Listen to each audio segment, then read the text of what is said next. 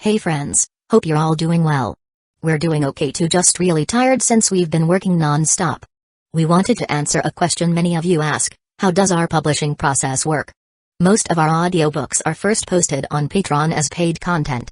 They stay behind a paywall for a few months. After that, they become free to access on Patreon forever.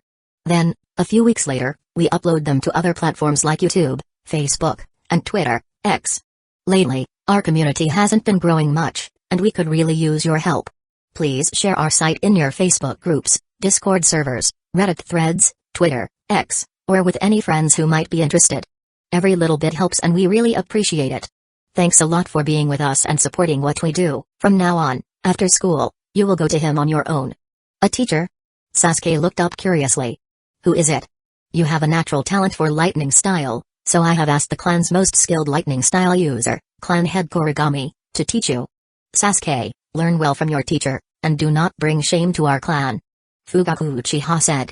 Clan head Kuragami? Sasuke was momentarily stunned.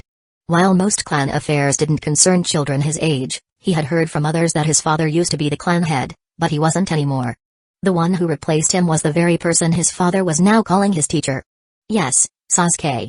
Your teacher, though only a little older than you, is a very wise person and the strongest ninja in our clan. Fugaku Uchiha explained patiently. I understand, father. I will study hard with my teacher. Sasuke nodded. At the Ninja Academy, Naruto sat on the swing, watching his classmates leave one by one. The sun was setting, casting an orange glow over the village. The once bustling schoolyard was now empty. Just as Naruto finished suppressing his sadness and was about to head home, a long shadow appeared in front of him. Naruto looked up and saw a white-haired man with a mask covering his face and his forehead protector covering one eye. His visible eye carried a complicated expression. Hey, old man, who are you looking for? Naruto asked. I'm looking for you. Kakashi replied. Me? Naruto was stunned. If your name is Naruto Uzumaki, then I'm not mistaken. Because Kuragami Uchiha had already informed his housekeeper in advance, when Fugaku brought Sasuke to his home, the housekeeper, Keiko, was already waiting at the entrance to welcome them inside.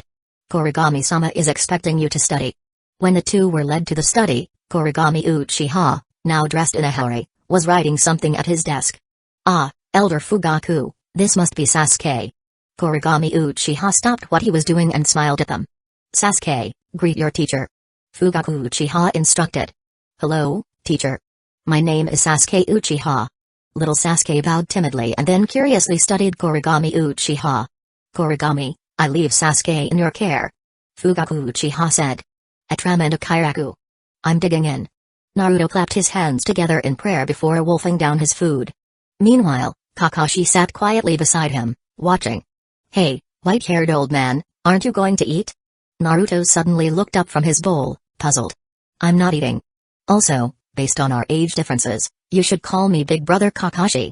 At that moment, Taki, the owner of Ramen Kairaku, poked his head out from behind the counter. Kakashi, you haven't been here in ages. But what's your connection to Naruto? Why are you suddenly treating him to ramen? This kid's father and I have a certain connection. Kakashi replied. Hearing this, Naruto suddenly stopped eating. Naruto's father, huh? Having run his shop for over a decade, Tuki was quite familiar with Kakashi. Upon hearing those words, a thought flashed through his mind. Then he glanced at Naruto's bright yellow hair, and some long-held suspicions began to resurface. Could it be? But at that moment, Tuki noticed Kakashi's gaze and the subtle shake of his head. Chapter 37, Sasuke and Naruto, Part 2, Tuki, the owner of Ramen Kairaku, understood Kakashi's glance and wisely kept his mouth shut, though his heart remained unsettled for a long time. He had witnessed Naruto's struggles in the village since childhood. If this boy was truly the fourth Hokage's son, then his life has been truly like hell.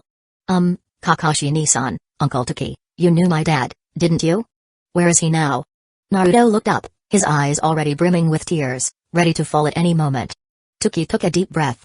It seemed he had gotten himself into big trouble. No matter what the truth was behind Naruto's situation, this was not something a mere ramen shop owner in a Hidden Lee village could involve himself in. Naruto, I can't tell you who your father is just yet. Kakashi said. But I can tell you this, your father was a great ninja. Naruto stared blankly at the two of them. Kakashi gently patted Naruto's head. I'm not telling you anything because I want to protect you. Your father had many powerful and dangerous enemies. Right now, you haven't even graduated from the academy. We can't let you get caught up in the conflicts of the past. So, if I become strong, you'll tell me who he is, right? Naruto quickly toughened up and wiped away his tears. Yes. Kakashi nodded. You can't lie to me. Naruto looked up at Kakashi seriously. Kakashi looked at the face in front of him, which, although immature, was very similar to that of his teacher, and felt a little dazed for a moment. Hey. Kakashi Naizen. Naruto grumbled, dissatisfied with the silence. Alright, I promise. Now finish eating, then go home and pack your things. From now on, you'll be living with me. Okay. Naruto responded cheerfully, then quickly finished his ramen. I'm done. Thanks for the meal. Meanwhile, in the Hokage's office, Hiruzen Sarutobi watched the scene through his crystal ball and let out a small sigh of relief. Thankfully, Kakashi still had some sense and knew that now was not the right time to reveal Naruto's identity. On the other side of the village, inside Kuragami Uchiha's study, Fugaku had just dropped off Sasuke before leaving. The room was now quiet, with only Sasuke and Kuragami remaining. After sending Fugaku off, Kuragami continued writing while Sasuke sat in the study, looking slightly uneasy. Find a place to sit and wait until I finish this, Kuragami said without looking up. It was clear that Fugaku had emphasized proper etiquette in Sasuke's upbringing. Even though Kuragami gave him permission to sit, Sasuke chose a proper cushion and knelt formally. After some time, Kuragami wrote the final word and finally looked up. How many characters do you know? My brother and mother have taught me to read. I recognize most words. Sasuke replied. Good. That saves me from having to start with the basics. Kuragami handed Sasuke a small booklet he had just written. Your task today is to memorize the first 3 pages. Once you've done that, I'll explain their meaning. Sasuke lowered his head and looked at the text given by his new teacher. At birth, people are inherently good? Sasuke read aloud from the first page. That's right, Kuragami had transcribed parts of classic Confucian teachings from his past life, removing elements that didn't fit the shinobi world. For a boy Sasuke's age, learning powerful jutsu was pointless since his chakra reserves were still too small to utilize them. It was more important to shape his worldview properly while he was still young. This way, he could avoid being corrupted by the brutal, war-focused education of the ninja academy and learn to think rationally about the world around him. At the very least, he wouldn't turn out like his older brother. Confucian teachings, while debatable in some areas, were undeniably effective in shaping a strong moral foundation. Sasuke didn't understand why his teacher was making him memorize books instead of teaching him jutsu, but he still obeyed and began reciting. After finishing their meal, Kakashi followed Naruto back to his tiny apartment, which was barely 30 square meters.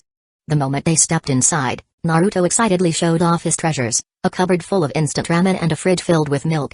Kakashi casually picked up a carton of milk and frowned deeply when he checked the expiration date. It was 3 months overdue. Naruto, when you drink this, don't you notice anything strange about the taste? Kakashi asked. Huh? No, it always tastes the same to me. Naruto answered in confusion. At this, Kakashi sighed, finally understanding the situation. He walked over to the wardrobe and pulled it open, only to find it filled with old, worn-out clothes. Seeing this, he felt a sudden urge to smack himself. I really have been a terrible person all these years. Forget packing. Tomorrow, I'll take you to buy new things, Kakashi said as he watched Naruto stuffing instant ramen into his bag. At least let me bring my ramen. I've saved for these for so long. Naruto protested. At that moment, Kakashi noticed a red scarf in the corner of the wardrobe. He remembered his sensei's wife knitting something just like it when she was pregnant. After taking the scarf, he shut the wardrobe and picked Naruto up by the collar. Kids shouldn't eat so much ramen, you'll never grow tall. Kakashi knocked Naruto's head and said. Naruto flailed his small limbs helplessly, watching his precious ramen stash fade into the distance. Back in Kuragami's study, Sasuke's sharp mind was evident, and he memorized the assigned text in less than an hour. After testing Sasuke on a few passages, Kuragami confirmed that Sasuke had learned them properly and began explaining their meanings. At the same time, Sasuke listened attentively throughout the entire time. Alright, that's enough for today, Kuragami finally said after finishing his explanation. It's getting late, you can go home. Sensei, aren't you going to teach me ninjutsu? Sasuke asked hesitantly. Ninjutsu, huh? Kuragami nodded. Alright, follow me.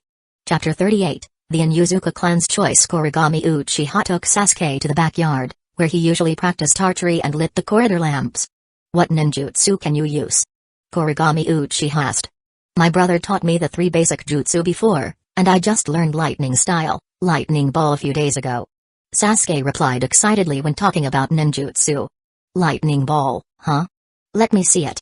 Kuragami Uchiha said. Yes. Sasuke responded eagerly. His small hands quickly formed seals, and soon, a lightning sphere, over a meter in diameter, appeared in front of them. It flew forward for about 7 or 8 meters before exploding, momentarily lighting up the dim backyard with a dazzling white light.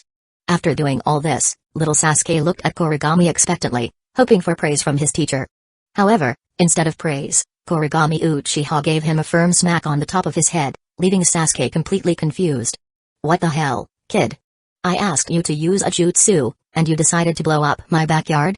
I'm sorry. Sasuke muttered weakly. Watch closely, this is how you use a lightning ball. After Kuragami finished speaking, he snapped his fingers, and a small, deep blue lightning sphere, only about 10 centimeters in diameter, appeared out of thin air. Although this lightning ball was much smaller than the one Sasuke had created, Sasuke could clearly sense that its chakra was far more concentrated. Then, with just a movement of Kuragami Uchiha's fingers, the small sphere began to orbit around them in a controlled path, leaving Sasuke stunned for a while. After circling them a few times, Kuragami Uchiha snapped his fingers again, and the blue sphere shot into the sky and exploded like fireworks. Amazing! Sasuke exclaimed in awe. You saw that? Practice until you can do the same. Once you can, I'll teach you something new. Kuragami Uchiha instructed. Yes. Sasuke replied confidently. Seeing Sasuke's eager smile, Kuragami Uchiha also smiled. This should keep the kid busy for quite a while. After all, what he just demonstrated required precise chakra control, something even many Chunin skilled in lightning style struggled with. For a beginner like Sasuke, it would take a lot of effort to reach that level. However, this process of refining his chakra control would be invaluable. Once Sasuke mastered it, learning other ninjutsu would become much easier. Moreover, training in precise chakra control would help temper the boy's personality. After all, Kuragami Uchiha had no patience for the reckless, headstrong version of Sasuke, who constantly ran off to get beaten up in fights. After Sasuke left, Kuragami Uchiha changed clothes, preparing to head to the training ground for his daily routine. Before leaving, he instructed, Keiko, send invitation letters to the Inuzuka and Ibarame clans for me. Right now? Keiko Uchiha asked. It's quite late. It's fine. I don't think they'll mind. Kuragami Uchiha replied. What name should I use to send them? Keiko asked. Send the one to the Inuzuka clan under the name of the Hidden Leaf Village Military Police Force. As for the Ibarame clan, just use my personal name. Understood. Keiko nodded. That night, the two clans who received the invitations were not at peace. The Inuzuka clan immediately convened a clan meeting upon receiving the letter. Unlike Uchiha clan meetings, which barely lasted 5 minutes before turning into shouting matches and sometimes even physical brawls, the Inuzuka clan conducted their meetings efficiently. In a modest room inside their clan's shrine, 4 people sat around a table: the current clan head, Kenshiro Inuzuka, along with 3 others, a veteran elder and 2 jonin, who are the highest-ranked ninjas in the clan. At the center of the table lay the invitation Keiko Uchiha had just delivered. Kenshiro Inuzuka scanned the room and spoke first. What do you all think about this invitation? A gesture of goodwill from the Uchiha. That's rare. The eldest member present, the 75-year-old Sire Inuzuka, said. This new clan head of the Uchiha seems very different from their past clan heads. Kenshiro Inuzuka noted. Kaze, you worked with him on a mission before. Can you tell us your impression of him? The youngest of the 4, Kaze Inuzuka, stroked his chin thoughtfully before speaking. To be honest, I can't read him at all. This response made the others frown. But, Kaze continued, I don't think we would lose out by working with him. He then summarized the events that had transpired at Orochimaru's base during their previous mission. I see. This clan head, Kuragami, is quite the figure. Sire Inuzuka mused. So, should we fully align ourselves with the Uchiha? Tatsuo Inuzuka, the last jonin present, asked. Not necessarily. Kenshiro Inuzuka said, picking up the invitation. Since clan head Kuragami sent this under the name of the Hidden Leaf Village Military Police Force, he's leaving us some room to maneuver. Tatsuo, select the 20 most promising newly matured ninja hounds and present them as a gift to the Hidden Leaf Village Military Police Force from our clan. That's not enough. Sire Inuzuka suddenly interjected. In addition to that, choose a few talented trainers and ninja hound handlers from within our clan and have them officially join the Hidden Leaf Village Military Police Force. If possible, negotiate to secure a few permanent positions in the force for our clan members each year. Kenshiro and Yuzuka was surprised. Elder, wouldn't that make it obvious that we're siding with the Uchiha? If clan head Kuragami is showing such sincerity, it wouldn't hurt to show some sincerity in return. Sire, when Yuzuka replied. This. Elder, isn't this a bit too hasty? Kenshiro and Yuzuka hesitated. Normally, the elder was always urging him to be cautious, so why was he suddenly taking such an aggressive stance? Kenshiro, do you know why I've always emphasized caution when making decisions? Sire, when Yuzuka asked, looking directly at him. It's because, while our clan has a long history dating back to the Warring States period, we are ultimately just a small clan with a hidden jutsu for training ninja hounds. Unlike clans with Genkai, they have inherent combat power while we have survived by being careful, accumulating enough wealth and influence so that when an opportunity arises, we have something to bet on. 381 years ago, our ancestors took a chance by siding with the Senju clan, which led to the prosperity of the Yuzuka today. Now, another opportunity stands before us. Sire, when Yuzuka continued. Do you have that much confidence in this new clan head?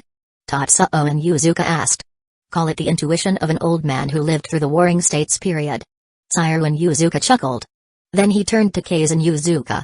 What do you think? Following clan head Kuragami, huh? Doesn't sound like a bad idea. Kazekage grinned. We've been stuck on the outskirts of village politics for too long. If the Nara, Yamanaka, and Akimaki clans could rise to power, why can't we? Chapter 39, The Yuzuka Clan. The next day, Kuragami Uchiha went to the Hidden Lee Village military police force to arrange some work. As the agreed time on the invitation approached, he took his prepared gifts and set off toward the Yuzuka clan's territory. Inside the Yuzuka clan's compound, preparations had already been completed. One had to admit that the cohesion of the Yuzuka clan was remarkably strong.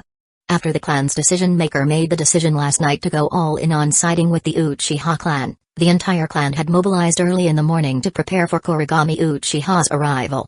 At the entrance of the Yuzuka clan's compound, the road was paved with yellow soil and clean water was splashed on the streets, which was a grand gesture of welcome. When Kuragami Uchiha arrived, he saw that the Yuzuka clan's head, along with 3 jonin and their grand elder, were all waiting for him at the entrance.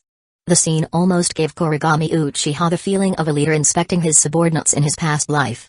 All that was missing were banners hanging over the Yuzuka gates. Seeing this level of reception, Kuragami Uchiha immediately understood the Yuzuka clan's stance. They had had enough of their marginal position in the village and were now looking to rise in influence. As soon as Kuragami Uchiha arrived, Kenshiro and Yuzuka took the lead, along with the others, to greet him. Kuragami Uchiha smiled and said, I apologize for coming unannounced and troubling you all. Clan head, Kuragami, not at all. Your visit brings great honor to our Yuzuka clan. Kenshiro and Yuzuka responded with a smile. After shaking hands with the clan heads, when it was Kazekage and Yuzuka's turn, he laughed heartily and said, Clan head Kuragami, I still remember how well you hosted me when we were on the mission before. Now that you've came to the Yuzuka clan, you must allow me the chance to return the favor. Clan head Kuragami, please. They escorted Kuragami Uchiha into the clan's reception hall. Not long after they sat down, servants came in and served tea.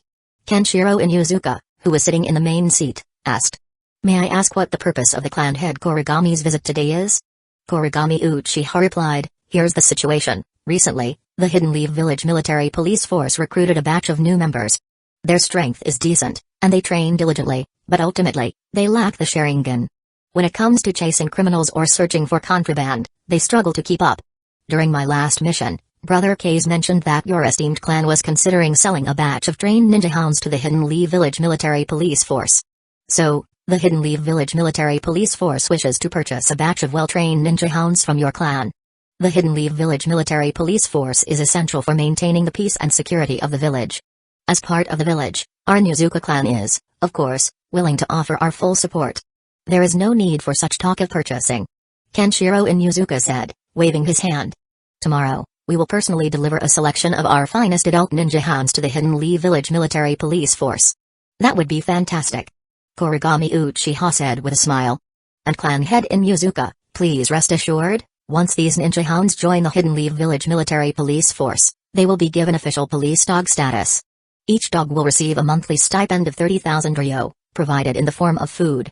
The Hidden Lee Village military police force will ensure that every single coin of that budget is used for the dogs. 30,000 ryo. Kenshiro and Yuzuka, standing nearby, was stunned. In the Yuzuka clan, only the most elite ninja hounds, Those that formed lifelong contracts with their human partners and mastered the clan's hidden jutsus, received this level of treatment. Now, would even ordinary ninja hounds get the same treatment? To be honest, with a guaranteed 30,000 ryo monthly allowance, even some of their mid-ranking ninjas and special jonin might be tempted to become police dogs themselves. It seems that clan head Kuragami is a true dog lover. Kenshiro Inuzuka chuckled. I was initially worried that our ninja hounds wouldn't receive proper care at the Hidden Leaf Village Military Police Force, but I see now that my concerns were unnecessary. But, Kazan Yuzuka interjected, does the Hidden Leaf Village Military Police Force have people who can properly care for these ninja hounds? Clan head Kuragami, looking after ninja hounds isn't as easy as taking care of some noble's pet dog. That's true. Kuragami Uchiha admitted. Most of my clan members might be fine looking after cats, but when it comes to dogs, especially elite ninja hounds, they would probably struggle. Kuragami then turned to Kenshiro Inuzuka. I wonder if clan head Inuzuka would be willing to help us a little further? What do you mean, clan head Kuragami?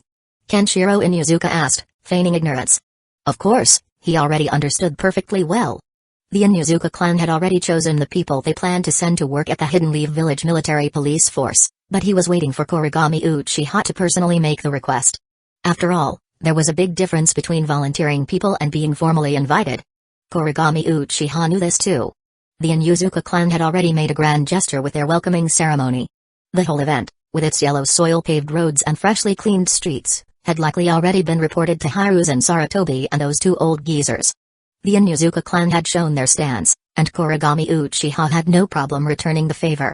After all, the Inuzuka clan was the first to stand with them. Even if this was just a symbolic gesture, Kuragami Uchiha was willing to pay a hefty price for it. Besides, they were providing much-needed specialists for the Hidden Leaf Village Military Police Force. The Hidden Leaf Village Military Police Force would like to formally hire professional dog trainers, veterinarians, and ninja hound handlers from your esteemed clan. After all, specialized tasks should be handled by professionals. And in the entire shinobi world, I can't think of anyone better suited to the job than the Inuzuka clan. Kuragami Uchiha said with a smile. As for compensation, trainers and veterinarians are considered technical specialists. The Hidden Leaf Village Military Police Force is offering them a salary equivalent to a team leader, 180,000 ryo per month. Ninja hound handlers will be assigned to combat roles and will receive salaries based on their rank. Currently, within the Hidden Leaf Village Military Police Force, Chunin earns 180,000 ryo per month, while Special Jonin earns 300,000 ryo. Before Kenshiro Inuzuka could respond, Kazan Yuzuka eagerly leaned forward. What about Jonin? He asked. The pay Kuragami Uchiha was offering was tempting. Even though he's a Jonin, he rarely earned 300,000 ryo a month. Kaz. Don't just blurt things out. Kenshiro Inuzuka scolded. Haha, brother Kaz is as straightforward as ever. Kuragami Uchiha chuckled. For Jonin, the base salary is 400,000 ryo. With mission bonuses and other allowances, it's not hard to earn around 600,000 ryo a month. I trust brother Kaz's skills completely. Ahem. Kenshiro Inuzuka suddenly coughed. Clan head Kuragami, let's return to the main topic. The Inuzuka clan is willing to cooperate with the Hidden Leaf Village Military Police Force. We will deliver the ninja hounds this afternoon, and our clan members assigned to the Hidden Leaf Village Military Police Force will report for duty tomorrow. There's no rush. Kuragami Uchiha said. Since the Inuzuka clan is willing to contribute to Hidden Leaf Village's security, the Hidden Leaf Village Military Police Force should express our gratitude properly. As for what form that gratitude will take, you'll find out when the ninja hounds arrive at the Hidden Leaf Village Military Police Force tomorrow. Then, we leave it in your hands, clan head Uchiha. Kenshiro Inuzuka said. Haha, there's no need for such formality. We're all doing this for Hidden Leaf Village, for the will of fire. Kuragami Uchiha laughed. Chapter 40. The Aburame clan is stunned the next day, when Kazan Yuzuka arrived at the Hidden Leaf Village Military Police Force headquarters with 7 clan members and 20 ninja hounds. He was completely taken aback by the scene in front of him. The usually intimidating and unwelcoming Hidden Leaf Village Military Police Force was now brightly decorated with banners and ornaments. Hanging above the main entrance was a massive red banner with golden lettering that read, Hidden Leaf Village Military Police Force Canine Donation and Establishment of the Inuzuka Clan Special Police Dog Training Base. At the entrance, Kuragami Uchiha and Fugaku Uchiha stood formally dressed beneath the banner. Alongside them, dozens of off-duty Hidden Leaf Village Military Police Force members stood in perfect formation. This overwhelming display left Kazan Yuzuka bewildered. He had originally planned to simply deliver the specially trained police dogs and a few promising young clan members while also securing a position for himself in the Hidden Leaf Village military police force. However, the grand ceremony being held in their honor made him suddenly feel not formal enough in his standard Hidden Leaf Village flak jacket. His fellow Inuzuka clan members also started feeling as though their attire was far too casual for the occasion. Just as they were processing the situation, Kuragami Uchiha and Fugaku Uchiha led a group forward to greet them. "Brother Kase, we've been eagerly waiting for you all." Kuragami Uchiha warmly grasped Kase Inuzuka's hand before turning to greet the other Inuzuka members and shake hands with them one by one before speaking. "Welcome, friends from the Inuzuka clan to the Hidden Leaf Village military police force." After the greetings, Kuragami turned to a subordinate. "Saito, take our new comrades to get changed." "Understood." Saito Uchiha responded, then turned to the Inuzuka group. "Please follow me." Under Saito's guidance, the 8 Inuzuka clan members and their 20 dogs entered the Hidden Leaf Village military police force. When they re-emerged shortly after, they were clad in official Hidden Leaf Village military police force uniforms. Kase Inuzuka had even donned a leader-level police vest, while the 20 ninja hounds were outfitted with specialized gear. Once properly attired, Saito Uchiha led them to stand under the banner, where Kuragami Uchiha awaited. Kuragami personally pinned police badges onto the 8 new officers, then affixed custom identification tags onto the 20 police dogs. Among them, Kase Inuzuka's personal partner, Sumimaru, was honored with the special ID number 00001. Standing before the gathered audience, Kuragami Uchiha proudly declared, "On behalf of the entire Hidden Leaf Village military police force, I officially welcome the Inuzuka clan and their loyal canine partners." The moment was immortalized as cameras captured a handshake between Kuragami Uchiha and Kase Inuzuka, cementing this historic alliance. The news of the ceremony quickly reached the Hokage's office and the major ninja clans of Hidden Leaf Village. Among them, the Aburame clan's head was completely stunned. Just like the Inuzuka, they, too, had received a personal invitation from Kuragami Uchiha that night. However, unlike the Inuzuka, who swiftly decided to fully align with the Uchiha, the Aburame clan had hesitated, unsure of how to respond. Their fear was understandable. After all, not long ago, the Hidden Leaf Village military police force had delivered Trunaburame's corpse to their doorstep. Now, Kuragami Uchiha had personally reached out to them, and the intent behind it was impossible to decipher. Strictly speaking, the Aburame clan was also a victim in this matter. Years ago, Danzo had forcibly taken Trunaburame when he was a child to serve in the route, essentially blackmailing the clan into submission. Since then, Trun had rarely interacted with them. However, Trun had used their clan's hidden jutsus to carry out Danzo's dirty work, making countless enemies along the way. Unlike Fu Yamanaka, another of Danzo's top operatives, Aburame's insect-based jutsu was instantly recognizable. Any clan that had suffered at Danzo's hands but dared not confront him directly would inevitably hold a grudge against the Aburame clan. Because of this, the Aburame clan had spent years keeping a low profile in Hidden Leaf Village.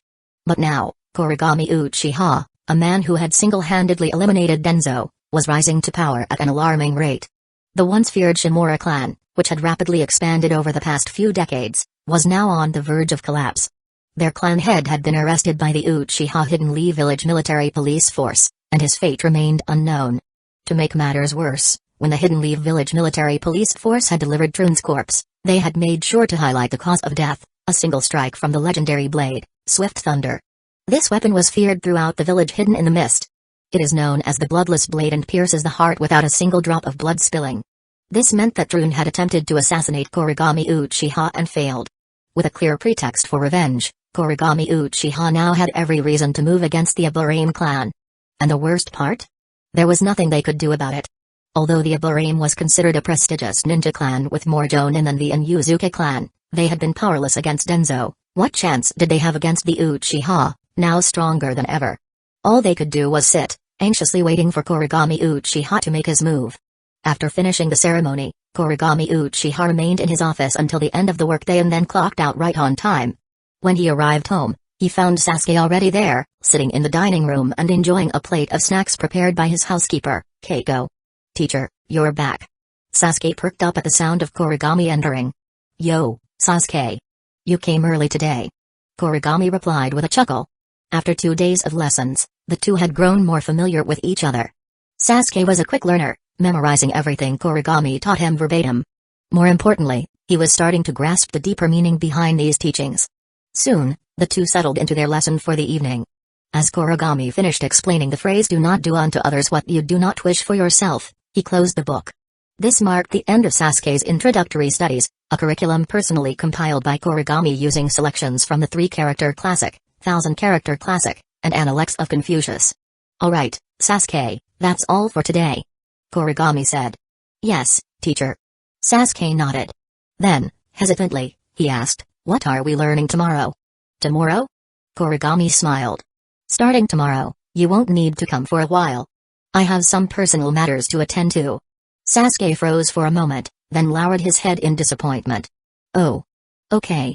Despite only a few days together, Sasuke had come to really enjoy Kuragami's lessons, especially the fascinating stories Kuragami weave. Now that their lessons were paused, he can only reluctantly accept it. Seeing this, Kuragami patted Sasuke's head and said with a grin, "I have an assignment for you, Sasuke." "What is it, teacher?" Sasuke asked, looking up. "During this time, I want you to reflect on everything I've taught you. Then, use those lessons to observe the world around you," Kuragami explained. "When you start realizing that these teachings alone cannot fully explain the things happening in the world, that's when you should come back to me. When that time comes," he added with a knowing smile, "I'll teach you something new."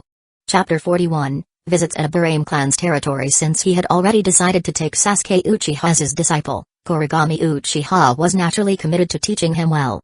Choosing Confucian classics as Sasuke's introductory readings was a carefully considered decision. First, Sasuke was not yet 7 years old, and given his older brother's history of overthinking things from a young age, it was crucial to establish a simple and solid moral foundation for him. Therefore, it is particularly important to establish a relatively simple moral concept first and let the child know which characters are good and bad. In other words, it was important to first establish his outward moral framework. When Sasuke eventually realized that this framework alone could not fully explain the world he perceived, he would naturally experience confusion. That would be the right moment to teach him deeper truths, filling in the substance behind the outward structure. In this era, the relationship between a master and a disciple was no less significant than that between a biological father and son. Since he had accepted Sasuke as a disciple, Sasuke would also be qualified to inherit his political resources in the future. Naturally, Kuragami would not raise Sasuke into a mere scholar full of Confucian rhetoric but lacking real insight. After Sasuke left, Kuragami Uchiha also took his sword, Swift Thunder, and headed out. Shortly after, in the Aburame clan's territory, the clan head, Shibuya Aburame, received reports from the scouting insects stationed around their territory. Learning that Kuragami Uchiha was heading their way, he immediately became alert and swiftly gathered the elite jonin of the clan. The Aburame clan's territory was even more remote than the area the Uchiha clan had relocated to after the Nine Tails Rebellion. Walking down the dimly lit path, where only the moonlight provided some visibility, Kuragami Uchiha moved at a steady pace, his sword Swift Thunder hanging at his waist. The faint chakra fluctuations from the surrounding bushes did not escape his keen eyes, but he paid them no mind. Soon, he arrived at the entrance of the Aburame clan's territory. At the gate, a ninja wearing the clan's signature dark sunglasses stood guard. Kuragami greeted him with a warm tone, "Please inform your clan head that Kuragami Uchiha has come for a visit." "Understood, please wait a moment." The gatekeeper responded before heading inside. Kuragami waited patiently, and before long, Shibuya Aburame himself arrived, accompanied by 2 jonin. "Apologies for keeping the clan head Kuragami waiting," Shibuya said while bowing respectfully. "There's no need for such formality, clan head Shibuya. In fact, I should be the one apologizing for visiting at such a late hour," Kuragami replied with a smile. "Besides, you don't have to be so formal. Today, I am here in a personal capacity." "Then please, come inside," Shibuya invited, gesturing toward the estate. After following them inside, Kuragami took a moment to observe the surroundings. It was evident that the Aburame clan's situation had been difficult in recent years. Even their guest hall, which should serve as the face of the clan, appeared somewhat modest and underwhelming. "Our clan's accommodations are humble compared to the Uchiha, I hope you won't mind," Shibuya remarked. After they were seated, he signaled for a servant to bring tea. Following some small talk, he finally asked, "May I ask what brings you here at this late hour, clan head Kuragami?" "Our Hidden Leaf Village Military Police Force, under orders from the 3rd Hokage, is conducting a thorough investigation into the traitor Danzō Shimura and his criminal gang," Kuragami explained. "Recently, we have made significant progress. However, as you know, Danzo's influence has been deeply rooted for many years, entangling various factions within the village. The third Hokage has repeatedly emphasized the importance of handling this matter with extreme caution to maintain the village's stability. That is the reason for my visit tonight. Upon hearing this, Shibi's expression grew serious. He sighed deeply before responding, is this about Rune? He was taken to Root at a very young age, and since then, our clan has had no contact with him. I understand. Kuragami nodded. Back then, we were aware of Danzo's coercion tactics, forcibly recruiting talented ninjas from various clans. I'm relieved that you understand. Shibi said with some relief.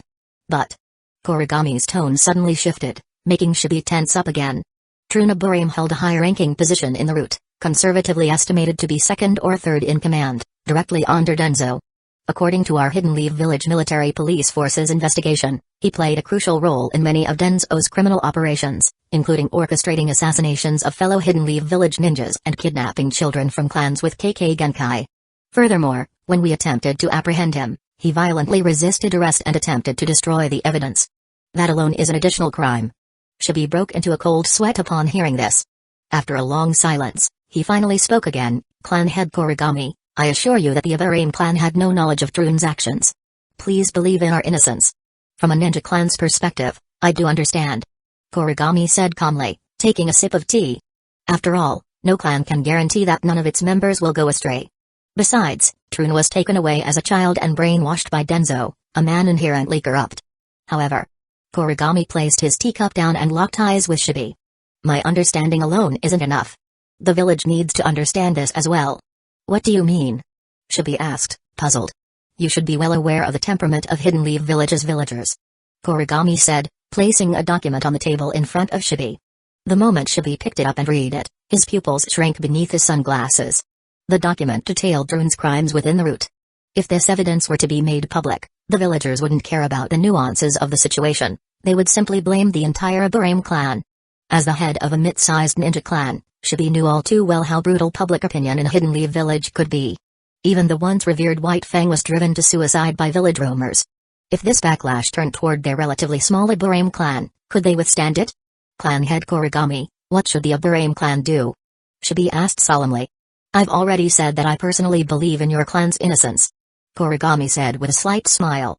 But if you want the village to believe it too, the Aburame clan must show its stance clearly.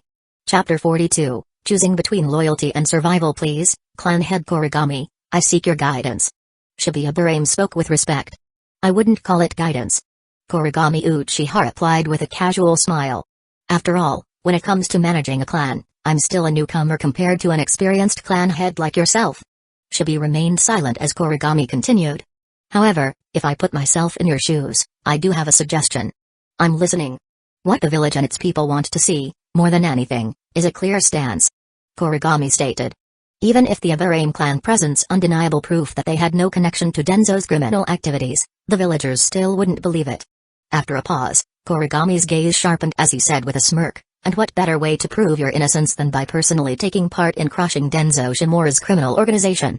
Silence filled the room. Shibi fell in deep thought for a long moment before finally exhaling a weary sigh. I understand. Turning to a nearby Shino Aburame, he instructed, bring Torjin here. Inside, Shibi felt helpless. The Aburame clan's insect-controlling hidden jutsus had always made them highly valuable for reconnaissance and assassinations. Since the Warring States period, they had been hounded by the ambitions of power-hungry men. If not for their unique Genkai, which allowed only those of their lineage to communicate with the insects, they might have been wiped out long ago.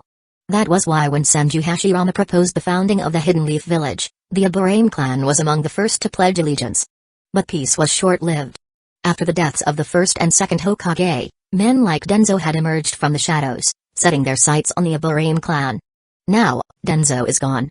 And yet, Kuragami Uchiha stood before him, and Shibi suspected he had the same intentions. Over the years, the Aburame clan had developed a survival tactic. Whenever they faced an offer they couldn't refuse, they would offer up a promising young clan member in exchange for a period of peace and protection. Soon, a young boy, no more than 8 or 9 years old, was led into the room. He wore dark sunglasses and a face covering, making his expression unreadable. Kuragami frowned. Clan head Shibi, what is the meaning of this? Torjin possesses a rare Genkai mutation, giving him an exceptional affinity with nano-sized venomous beetles. He will represent the Aburame by joining the Hidden Leaf Village Military Police Force. What do you think? Kuragami sighed, shaking his head. I believe there's been a misunderstanding. I invited your clan's ninja to serve in the Hidden Leaf Village Military Police Force, not a child who hasn't even finished the academy. The Hidden Leaf Village Military Police Force does not employ child labor. Shibi blinked in surprise. What? Weren't ambitious leaders like Danzō supposed to cultivate subordinates from childhood? Kuragami's expression darkened. Clan head Shibi. Do you take me for someone like Danzō? The air in the room grew heavy. Shibi immediately bowed his head. I overstepped. Please forgive me, clan head Kuragami. He gestured for the boy to leave. Kuragami exhaled. You know, the Hidden Leaf Village Military Police Force's role requires frequent direct interaction with the villagers. During law enforcement, misunderstandings are inevitable, and rumors will always exist. However, our guiding principle has always been to serve the village under the will of fire, and thus, we have never concerned ourselves with baseless gossip. I did not expect, however, that such rumors would cause you to misjudge my intentions. You are a model ninja of the Hidden Leaf Village, upholding the will of fire. Shibi quickly responded. I was too small-minded to think otherwise. Kuragami waved a hand dismissively. Forget it. It's not your fault.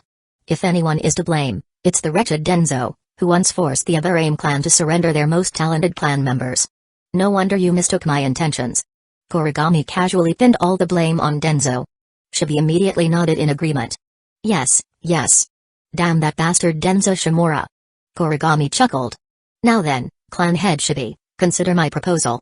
The Hidden Leaf Village Military Police Force offers generous benefits to talented ninjas. And in light of the current circumstances, what could be more effective in dispelling the villagers' doubts than a leader from the Aburame clan leading the charge to dismantle Danzō's criminal gang? Shibi hesitated but ultimately relented. I understand. I will assign a jonin from my clan, along with some skilled special jonin and chunin, to serve in the Hidden Leaf Village Military Police Force.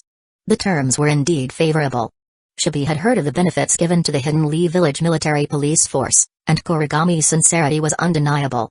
More importantly, at this moment, they had no other choice. Just as Shibi was about to close the discussion, Kuragami added with a smirk, however, appointing a leader outright, without any accomplishments to their name, may lead to some resistance from within the force. The Hidden Leaf Village Military Police Force isn't run by my orders alone, after all. Shibi understood immediately. The Aburame will ensure our clan members prove themselves worthy of the position. Kuragami waved off the suggestion. No need to go through all that trouble. In the interest of stability, and as fellow ninja clans, we Uchiha wouldn't want to see the Aburame suffer any unnecessary hardships. That's why I've already prepared a suitable accomplishment, one that will earn them the respect they need. It's also the reason I came here personally rather than through official channels. As he spoke, Kuragami placed a stack of documents before Shibi. Shibi's hand trembled as he flipped through them. His covered face revealed nothing, but the slight quiver in his hand betrayed his emotions. The evidence before him contained not only further damning crimes committed by Danzō but also implicating ties to the Midokado and Uchiha clans, making cold sweat drip down Shibi's back. If the evidence had only concerned the fallen Shimura clan, he wouldn't have hesitated. Danzō's faction had already been destroyed, reduced to nothing more than stray dogs. But with the involvement of the other two clans, Shibi realized that if the Aburame clan wanted to clear their name, they would have to offer something substantial in return. And this, he finally understood, was Kuragami Uchiha's true purpose. Chapter 43, Kakashi's Growth. Shibi Aburame took a deep breath. Kuragami Uchiha had essentially placed two choices before them. Either join the Uchiha faction now or side with the Hokage. The days of sending one or two talented clan members as a token gesture to stay uninvolved were over. Clan head Kuragami, I'd like to confirm one more thing. After a moment of silence, Shibi Aburame removed his sunglasses and looked directly at Kuragami Uchiha. The Hidden Leaf Village Military Police Force will not be recruiting children who haven't graduated from the academy, correct? Of course. Kuragami Uchiha immediately caught on to Shibi Aburame's concern and responded with a smile. As someone who was sent to the battlefield at the age of 9, while I have gained prestige from my achievements. However, I still think my experience was absolute bullshit. After speaking from the heart, Kuragami Uchiha, who had been formal and respectful since entering, even let out a curse, making it clear he wasn't putting on an act. Children should be in the academy at their age, learning. Wouldn't you agree, clan head Shibi? He continued, smiling as he met Shibi Aburame's gaze. I understand now. Shibi Aburame nodded solemnly. Although he had grown up under the remnants of the second Hokage's policies before figures like Danzō had fully risen, he had still witnessed firsthand how his own kin, True Aburame, was forcibly taken by Danzō from their previous clan head. On the very first day, Shibuya Burame became clan head. His predecessor took him to the clan shrine to show him the history of their clan. It was there that he saw the names of those who had been taken away as children and officially exiled from the clan. Truna Burame's name was the last on that list. Remember these names. His predecessor had told him sternly before the clan emblem, because it was only by their sacrifice, by willingly stepping into the darkness, that our clan was able to survive in the light. If you ever face the same choice, even if it's your own child, you must not hesitate. Those words had left a deep impact on Shibuya Burame. However, he had always doubted whether such sacrifices were truly necessary. After all, in the era of the first and second Hokage, the clan had thrived without resorting to such means. Now, hearing Kuragami Uchiha's promise, Shibuya Burame's heart was moved. During the Third Shinobi World War, he fought in the Land of Water, where the Uchiha clan was most active. Unlike others, he was well aware of Kuragami Uchiha's strength. This was a man who had single-handedly annihilated 15 elite Hidden Mist Village Jonin squads years ago, and on top of that, Shibuya had seen Kuragami's Mangekyō Sharingan at the village gates that day. To him, this was a ninja whose power was on par with the first Hokage himself. And now, this man was offering his clan a promise.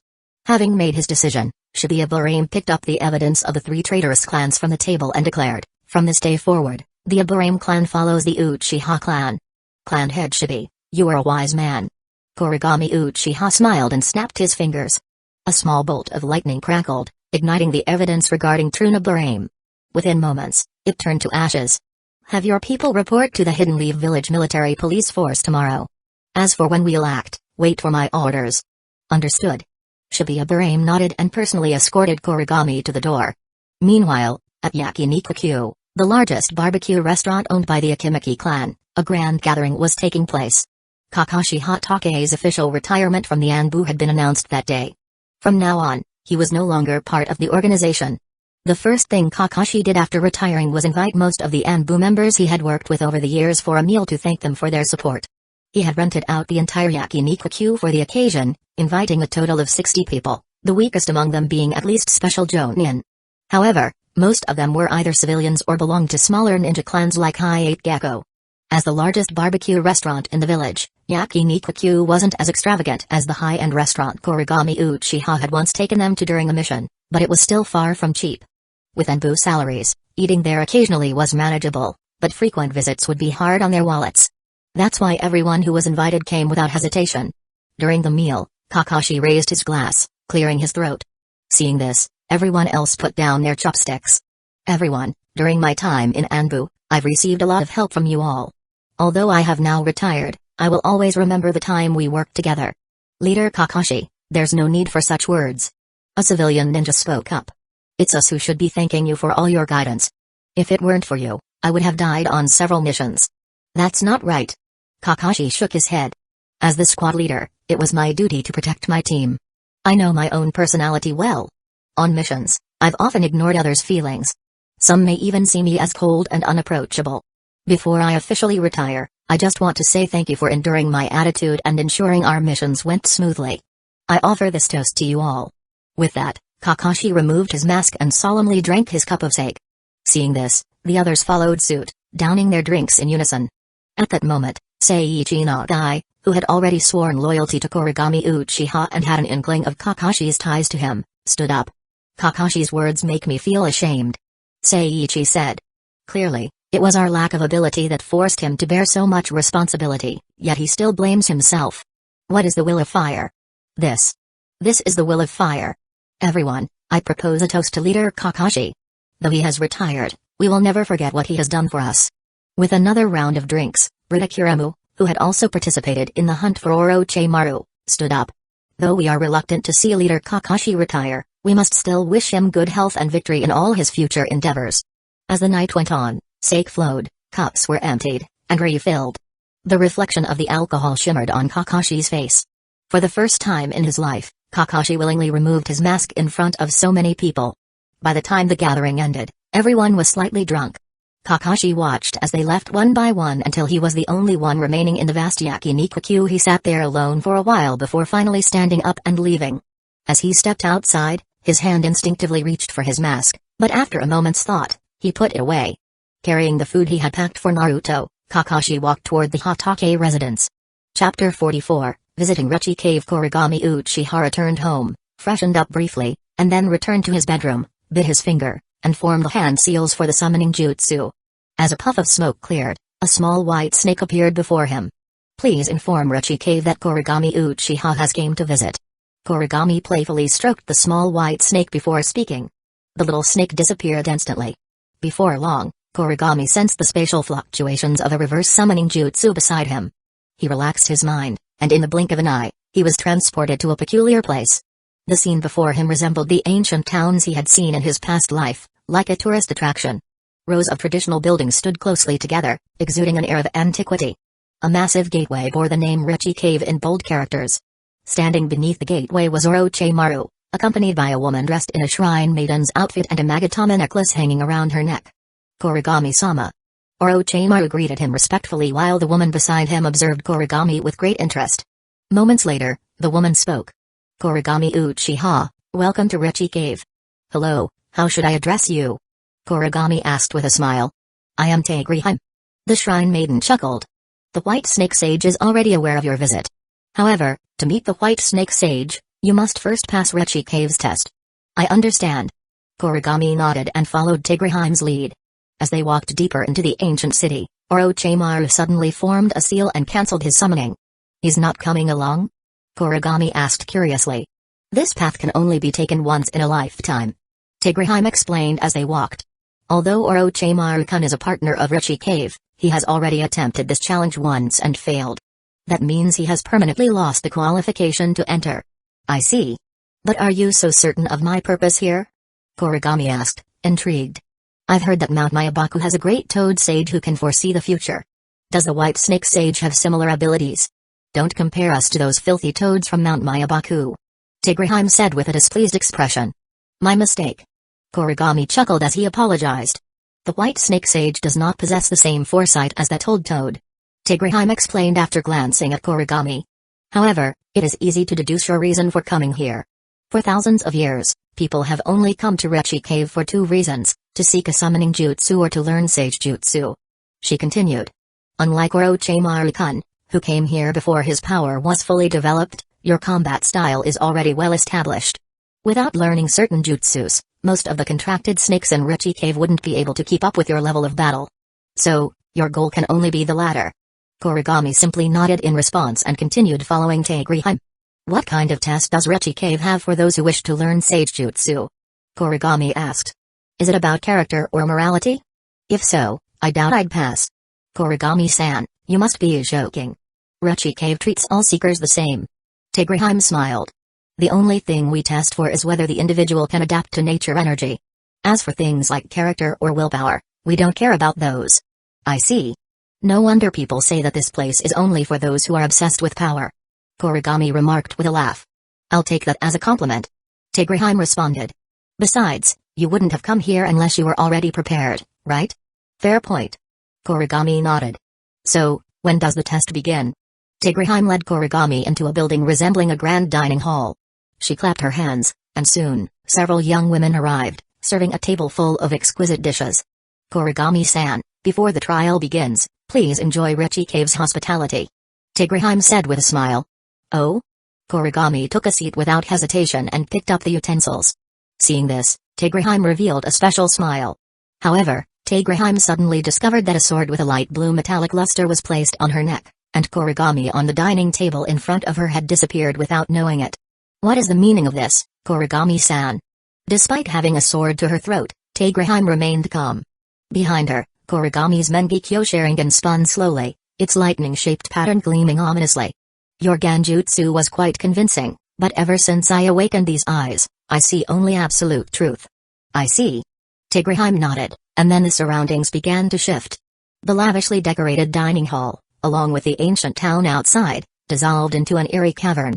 The so-called delicacies on the table faded away, revealing piles of bones. And Taegriheim's appearance changed as well. She reappeared a short distance away, her once serene and elegant demeanor replaced by a monstrous snake-like visage. Her vertical pupils radiated malice, and when she opened her mouth, sharp fangs and a long forked tongue were revealed, making Kuragami frown slightly. Chakra began to ripple around her, carrying a unique energy completely different from anyone Kuragami had encountered before. This is Sage Jutsu Chakra. Kuragami assumed a fighting posture and blue electric light began to gather around him, making a crackling sound. At that moment, a deep voice echoed from within the cave. Tashin, bring him directly to me. Against his visual jutsu, the rest of the test is meaningless. I understand, White Snake Sage. Tigreheim bowed toward the depths of the cave. Then, her face returned to its previous appearance, and she smiled apologetically at Kuragami. My apologies, Kuragami-san. This was merely part of the test. I understand. Kuragami nodded, sheathing his blade. So, that's the White Snake Sage? Yes. Please, follow me. Tigreheim gestured forward. Chapter 45, Snake Sage Mode. After Kuragami Uchiha saw through Richie Cave's Genjutsu, Tigreheim stopped maintaining it and simply walked deeper into the cave. Soon, two other girls dressed similarly to her arrived. The youngest-looking one, Akikishimaheim, one of Richie Cave's shrine maidens, glanced at Kuragami Uchiha with mild dissatisfaction and muttered, "It's so rare for someone to come for the trial, and this is what we get? How boring." Kuragami Uchiha wasn't bothered by her comment and simply continued following them. As they got closer to the White Snake Sage's dwelling, remnants of petrified human limbs began appearing along the cave walls. However, Kuragami Uchiha's expression remained unchanged. Akikishimaheim couldn't help but ask, "Aren't you curious about what these are?" "They're just the remains of those who failed the sage trial," Kuragami Uchiha said with a smile. "Anyone who seeks power must be prepared for failure." "You're quite clear-headed, Kuragami-san." Taijutsuime, the last of the three shrine maidens, said. "I hope you succeed in the final trial. Otherwise, we'll have no choice but to savor the taste of you." Before long, the three led Kuragami Uchiha to the deepest part of Richie Cave. Under the flickering, dim lights, a massive white snake was coiled on a throne. This white snake wore several golden rings inscribed with various symbols, and a large dragon horns atop its head signified that it was on the path to becoming a dragon. The three sages bowed in respect before the White Snake Sage. "All right, you three may leave. Let me have a good chat with Kuragami Uchiha," the White Snake Sage said, shifting its body slightly. The movement of its scales produced a soft rustling sound. "Yes." The three sages nodded and left. After a brief silence, the White Snake Sage spoke unhurriedly. "You are the first descendant of Indra to set foot here in many years." "Indra?" Kuragami Uchiha asked, pretending not to know. "Is that one of our Uchiha ancestors?" "That's correct. Indra is the very origin of your Uchiha Kekkei Genkai," the White Snake Sage explained. "So he's our first ancestor?" Kuragami Uchiha nodded. "That makes sense. No wonder they say the sages of the three great lands have incredibly long lifespans." "No, I did not interact much with Indra. I only know of his history," the White Snake Sage clarified. "After all, he was the founder of Ninja Creed and one of the Sage of Six Paths' two sons." "So we Uchiha are actually descendants of the legendary Sage of Six Paths?" Kuragami Uchiha mused. "That is correct," the White Snake Sage confirmed. "I never thought I'd one day be called the descendant of a sage." A playful expression appeared on Kuragami Uchiha's face. "But why tell me all these secrets? Has Richie Cave grown restless and decided to interfere with the human world like Mount Mayabaku? Let me be clear, I'm nothing like Jiraiya, the only ninja in history who was controlled by his summoning beast. I won't waste my life chasing after some vague prophecy. No, Richie Cave has never cared about the human world," the White Snake Sage replied. "I was merely reminiscing. However, are you not curious about your ancestors' story? What's there to be curious about? Human history is just the same old story repeated over and over. Do you really think people from 10,000 years ago were any different from people today?" Kuragami Uchiha said indifferently. "Ha ha ha." The White Snake Sage chuckled at his response. "In all my years, though I spend most of my time asleep, I have occasionally witnessed the endless battles between the descendants of Indra and Asura. Many of them were truly extraordinary individuals. But you are the most unique among them. Asura? The ancestor of the Senju clan?" Kuragami Uchiha raised an eyebrow. "Yes. And the Uzumaki clan as well, they are also his descendants," the White Snake Sage added. "So we've been mortal enemies since ancient times, huh?" Kuragami Uchiha chuckled. "Our ancestors must have spilled each other's brains out for generations."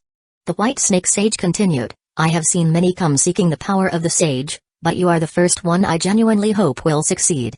You make me curious about what kind of future the shinobi world will have under your influence." The White Snake Sage fixed its gaze on him. "Stretch out your hand." Kuragami Uchiha extended his left hand and removed his wrist guard. The White Snake Sage slowly leaned forward and bit down on his wrist. A surge of violent nature energy poured from the White Snake Sage's fangs into Kuragami Uchiha's body.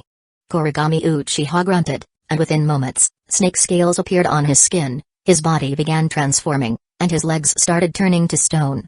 The White Snake Sage calmly watched.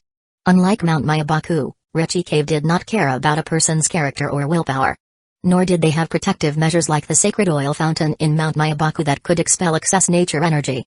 Every person who sought Sage Mode here had only one chance. Kuragami Uchiha was no exception, even if the White Snake Sage favored him.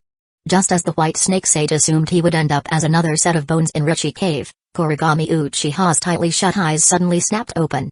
The tomoe in his left eye spun wildly, and tears of blood flowed. In an instant, the chaotic chakra within him stabilized. The nature energy blended perfectly with his physical and spiritual energies, forming a seamless balance. The petrification on his legs rapidly receded, the snake scales vanished, and the serpent-like markings on his face faded away. However, in the center of his Mangekyō Sharingan's three lightning-shaped tomoe, a thin vertical slit appeared, like a snake's pupil. Around his eyes, a ring of purple markings emerged. Kuragami Uchiha wiped the blood from the corner of his eye, feeling the immense power of Sage Jutsu chakra coursing through him. At the same time, nature energy also nourished his drained Mangekyō Sharingan power. Unable to contain himself, he threw his head back and laughed. Chapter 46, Sage Jutsu Kuragami Uchiha, surrounded by enemies outnumbering him dozens of times on the battlefield, awakened a unique visual jutsu called Deity Calamity's Amaterasu through sheer survival instinct.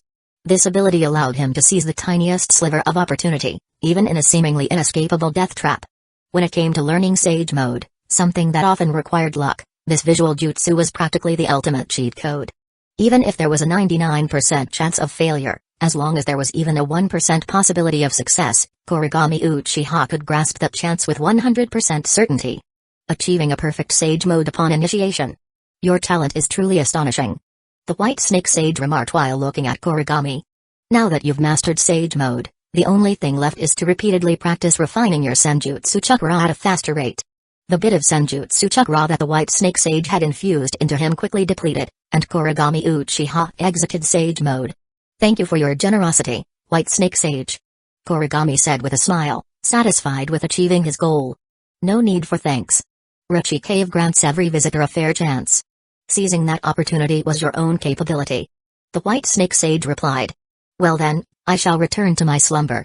If you need anything else, you can speak with Tigreheim and the others.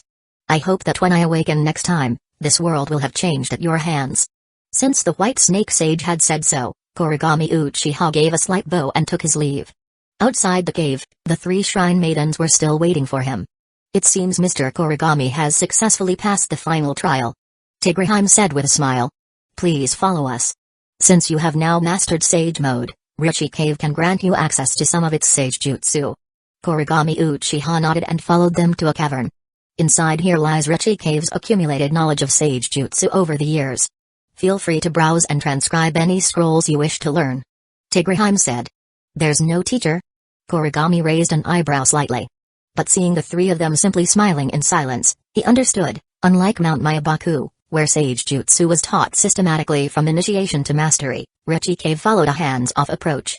The jutsus were there for the taking, but whether one could actually learn them was up to the individual. Kuragami Uchiha entered the archive alone and picked out a few scrolls to examine. The Sage Jutsu varied widely. After some careful selection, he chose two. One was an auxiliary jutsu that enhanced the perception of nature energy fluctuations during Sage Mode, improving his large-scale sensory abilities, an area where he was previously lacking. The second jutsu, unique to Richie Cave, allowed the user to harness and manipulate the nature energy for attacks. It was similar to Mount Myabaku's Frog Kata. As for the Sage Jutsu used by Kabuto Yakushi in the original timeline, as well as some other powerful jutsu, Kuragami ignored them. His combat system was already well established. Many of those jutsus either required collaboration with Richie Cave's snakes or involved bodily modifications, neither of which interested him. With Senjutsu chakra now enhancing his lightning-style jutsus, their power had already skyrocketed. Instead of pursuing more high-damage jutsus, it was more beneficial to shore up his weaknesses. After finalizing his selections, Kuragami Uchiha dispelled the reverse summoning and left Richie Cave. Meanwhile, at the Hatake clan's ancestral home, Naruto had been staying at Kakashi's house for 2 days, and the two had become more familiar with each other. When Naruto first moved in, He was somewhat reserved. But after 2 days, his mischievous nature resurfaced.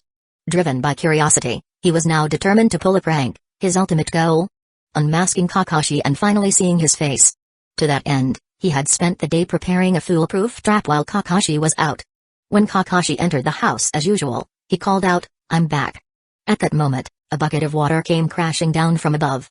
A simple prank like this wouldn't work on a battle-hardened Jonin. If Kakashi hadn't been holding takeout food, he might have humored Naruto. But given the circumstances, he wasn't about to let himself get drenched. He swiftly dodged the falling bucket and sighed, "Naruto, cut it out with these childish tricks." But then, Naruto suddenly burst out from a closet, brandishing a water gun. Just as he was about to pull the trigger, he froze. Because today, Kakashi wasn't wearing his mask. You. Who are you?" Naruto pointed at him in shock. "Who else would I be?" Kakashi rolled his eyes. "Also, after dinner, make sure to clean up this mess. Don't try to fool me." Kakashi wouldn't take off his mask, not even when bathing. Naruto shouted. Kakashi's face darkened. He walked over and delivered a swift chop to Naruto's forehead. After a while, Naruto, now sporting a large bump on his head, sat quietly at the dinner table, stealing glances at Kakashi, who was casually reading a book. "Hey, Kakashi, why did you take off your mask all of a sudden?" Naruto finally asked. "No particular reason. Just didn't feel like wearing it anymore." Kakashi replied, not looking up. "Finish eating and clean up the mess at the entrance. Tomorrow's a holiday at the academy, right? I'll take you shopping." "Really? Awesome." Naruto cheered while eating. The next afternoon, after sleeping, the two finally headed out while teasing each other. However, as they entered the commercial district, Kakashi immediately sensed something was off. The atmosphere was strange. Everywhere they went, villagers cast sidelong glances at them. But rather than excitement or curiosity, it was avoidance. People were deliberately keeping their distance as if they were carrying some sort of plague. Chapter 47, The Troublesome Villagers. At first, Kakashi didn't pay much attention to the gazes he received, assuming it was just the villagers' fear of the Jinchuriki. Naruto, on the other hand, had long since grown accustomed to such treatment. As they arrived at a dango stall, Kakashi decided to buy something to fill their stomachs. However, the moment the stall owner looked up and saw Naruto hesitating in front of the stall, his expression immediately twisted with disgust. "You little demon fox brat, what are you doing here? You bring nothing but bad luck, no wonder business has been bad today." The stall owner shouted while waving his hand as if shooing away a fly. "Get lost already." Then, the stall owner turned and saw Kakashi standing beside Naruto, making his expression freeze instantly. Kakashi didn't say a word, but there was a fleeting glint of killing intent in his eyes. Over the years, he had heard rumors about how Naruto was treated, but he had always assumed it was just villagers keeping their distance out of fear of the Jinchuriki's power. However, now that he was witnessing it firsthand, he realized that what Naruto had been enduring was not just alienation but outright malice. Who are you?" The stall owner, an ordinary civilian, was completely overwhelmed by the mere hint of Kakashi's killing intent and stumbled backward in fear. However, when he noticed Kakashi's forehead protector, his confidence returned. After all, in this village, there was a strict rule that ninjas were not allowed to harm civilians. After regaining his courage, the stall owner loudly questioned, "Who are you to that demon fox brat? What do you want? Are you going to attack a civilian?" The commotion began to attract a crowd. Though most were wary of Kakashi's status as a ninja and didn't dare approach, they whispered among themselves, "Who was that guy? Never seen him around the demon fox brat before. Well, anyone who associates with that little monster can't be a good person. Shh, quiet down, he's a ninja." "So what if he's a ninja? What, is he going to beat us up in the middle of the village?" "Humphrey. Even if that cursed demon fox brat has a ninja backing him up, we shouldn't be afraid. Yeah. As long as we stand together, Hokage-sama will support us." Kakashi heard every word of the murmuring crowd, and his expression darkened further. This was the son of the fourth Hokage, the man who had sacrificed his life to protect them during the Nine Tails Rebellion, and yet they treated his child like this? Thinking back to his own negligence toward Naruto over the years, Kakashi wanted to slap himself. "Forget it, Kakashi-san, let's just go." Naruto tugged at Kakashi's sleeve and whispered. Kakashi looked down at him, then turned to glare at the stall owner. He didn't speak, but this time, he unleashed his killing intent without restraint. The stall owner, who had just been acting arrogantly, instantly turned pale and stumbled backward in terror. Then he lost his balance, tripped over a chair, and fell flat on his backside. After a few seconds, Kakashi withdrew his killing intent and turned to leave with Naruto. However, the stall owners suddenly started wailing loudly, "Help! I'm being attacked! The demon fox brat and his companion are attacking a helpless civilian." The loud commotion quickly drew even more people, and soon, the street was packed with onlookers. Kakashi's expression tightened as he saw the growing crowd and their hostile gazes. He instinctively pulled Naruto closer to him. Just then, a voice cut through the noise from the edge of the crowd. "What's going on here? Don't crowd together like this, you'll cause a stampede." The spectators turned to see a patrol squad from the Hidden Leaf Village military police arriving. Seeing them, the crowd quickly made a path for them. Kakashi exhaled in relief when he recognized the leader of the patrol, Saito Uchiha. The Hidden Leaf Village military police force members began dispersing the crowd with their usual professional smiles while Saito approached Kakashi and gave him a respectful nod before turning to the stall owner. "What happened here?" Saito asked seriously. "Officer, you came just in time." The stall owner scrambled to his feet and began his complaint. "You need to arrest this ninja. He attacked me. He's with that demon fox brat. You should arrest them both." "Kakashi Aizen didn't hit you," Naruto protested. Saito turned to Kakashi. "Did you hit him?" "No." Kakashi answered succinctly. Saito nodded and then addressed the stall owner. "You claim he attacked you. Do you have any proof?" I fell because of him." The stall owner stammered, his confidence wavering. "Go ask around. See if anyone witnessed this ninja attacking the civilian." Saito ordered his subordinates. The police officers, still wearing their polite but professional smiles, began questioning the bystanders. However, the outcome was obvious. While people might whisper their grievances in private, none of them dared to lie blatantly to the Hidden Leaf Village military police force. "Well?" Saito asked, turning back to the stall owner. It was all a misunderstanding. A big misunderstanding." The stall owner's confidence evaporated instantly, and he forced out an awkward laugh. "Since it's just a misunderstanding," Saito said with a smirk, "let's discuss your illegal street vending. How many times has the Hidden Leaf Village military police force warned you not to set up shop on the sidewalk? Men, confiscate his stall and bring him in for questioning." The stall owner panicked. "You're just bullying me because I'm a defenseless civilian. I'll report you to the Hokage's office." But his outburst meant nothing to the well-trained police officers. With their signature polite smiles, two uniformed officers calmly watched him until he ran out of breath from screaming. Then, without hesitation, they seized his stall and dragged him off to the police station. By now, the surrounding crowd had already dispersed, leaving the street relatively empty once more. Saito turned to Kakashi. "Kakashi-senpai, I'm still on duty, so I won't hold you up any longer. If you ever encounter something like this again, just come straight to the Hidden Leaf Village military police force." "I understand. Thank you." Kakashi nodded, expressing his gratitude. Chapter 48, Danzo is dead, but the process continues after Saito Uchiha escorted the troublemaker Dango stall owner back to the Hidden Leaf Village military police force headquarters. He continued patrolling with his team. "Hideaki, you handled today's situation well. Instead of acting rashly regarding that child, you reported to me first before taking action. I'll make sure to put in a good word for you with Vice Captain Kuragami," Saito Uchiha said while patting the shoulder of a young team member beside him. "This was all thanks to you, leader, for briefing us beforehand." Hideaki Sakurai exhaled in relief. "To be honest, I was scared stiff when I saw that kid being harassed. This civilian-born ninja had been working in the Hidden Leaf Village military police force for a while now and had occasionally encountered Naruto during their patrols. They are initially unaware of Naruto's true identity and are influenced by rumors, believing him to be the demon fox that brings disaster. Some of them or their families had even participated in bullying Naruto. However, the Uchiha leaders in the Hidden Leaf Village military police force, even if unaware of Naruto's parentage, understood the significance of a Jinchuriki. Provoking a Jinchuriki was dangerous. If the Jinchuriki lost control and killed someone, the Jinchuriki might face some punishment, but the victim would be truly dead.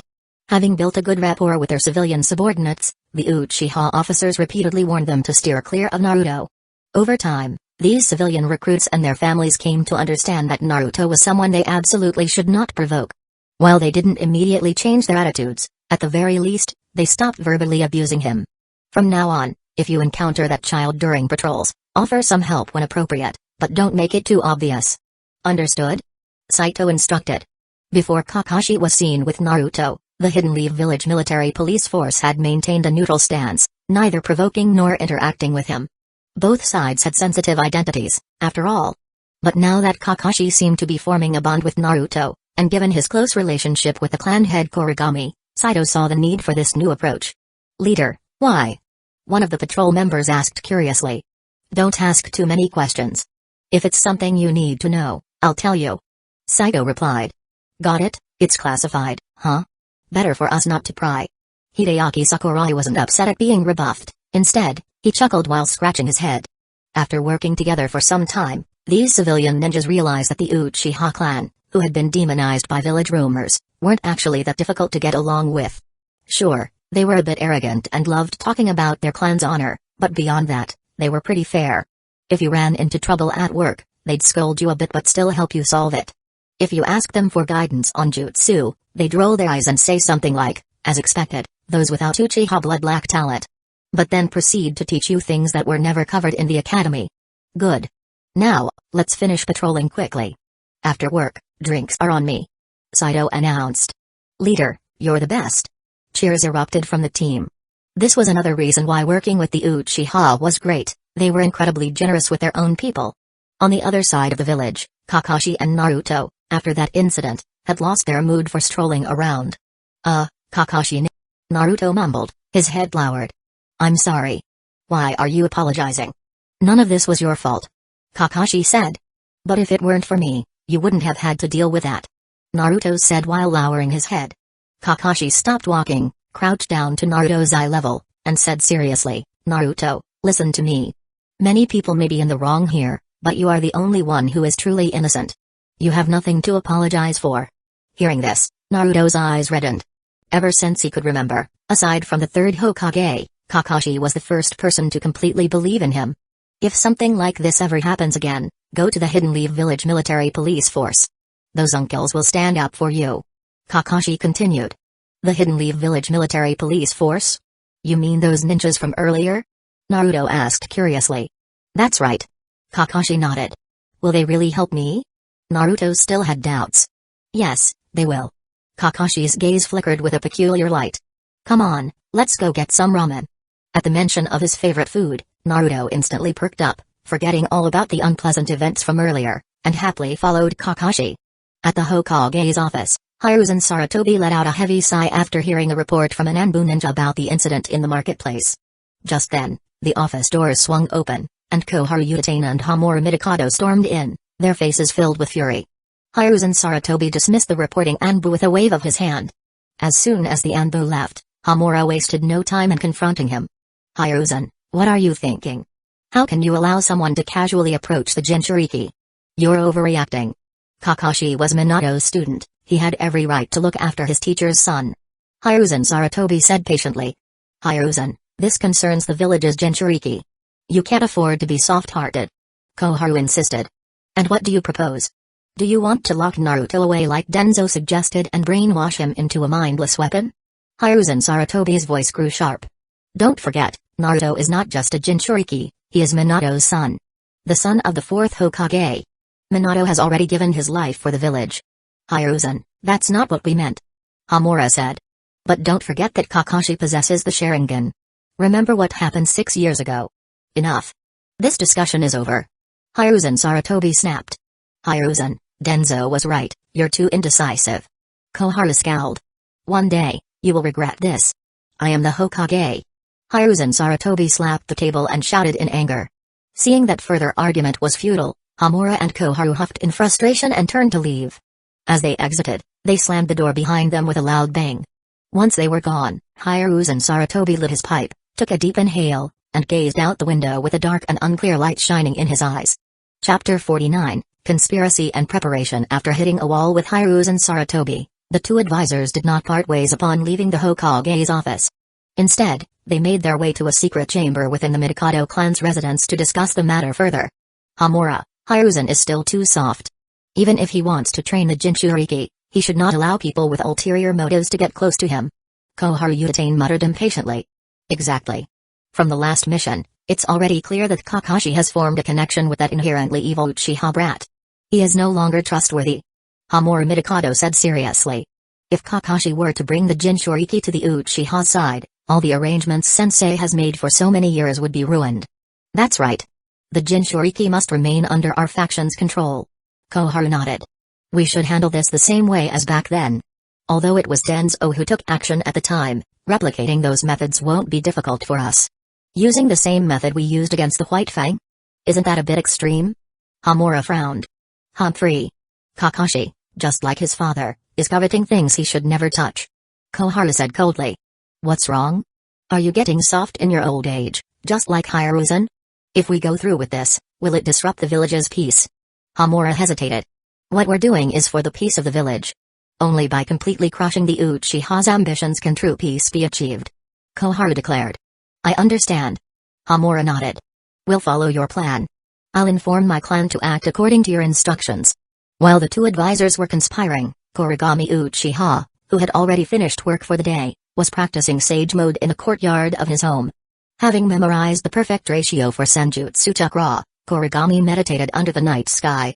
When his body was fully infused with Senjutsu Chakra, his eyes suddenly snapped open, revealing vertical pupils and the signature purple markings of sage mode at the corners of his eyes. Kuragami clenched his fists, feeling the full power in his body. The power in this state is indeed much stronger than before. However, the speed of refining the Senjutsu Chakra needs to be practiced. Otherwise, it may be difficult to use in battle. He closed his eyes again and relaxed his mind as he used Rechi Cave's hidden jutsus to sense the flow of nature's energy. At first, his perception expanded to cover the entire Uchiha district. Soon, he noticed lightning-style chakra fluctuations coming from Fugaku Uchiha's backyard.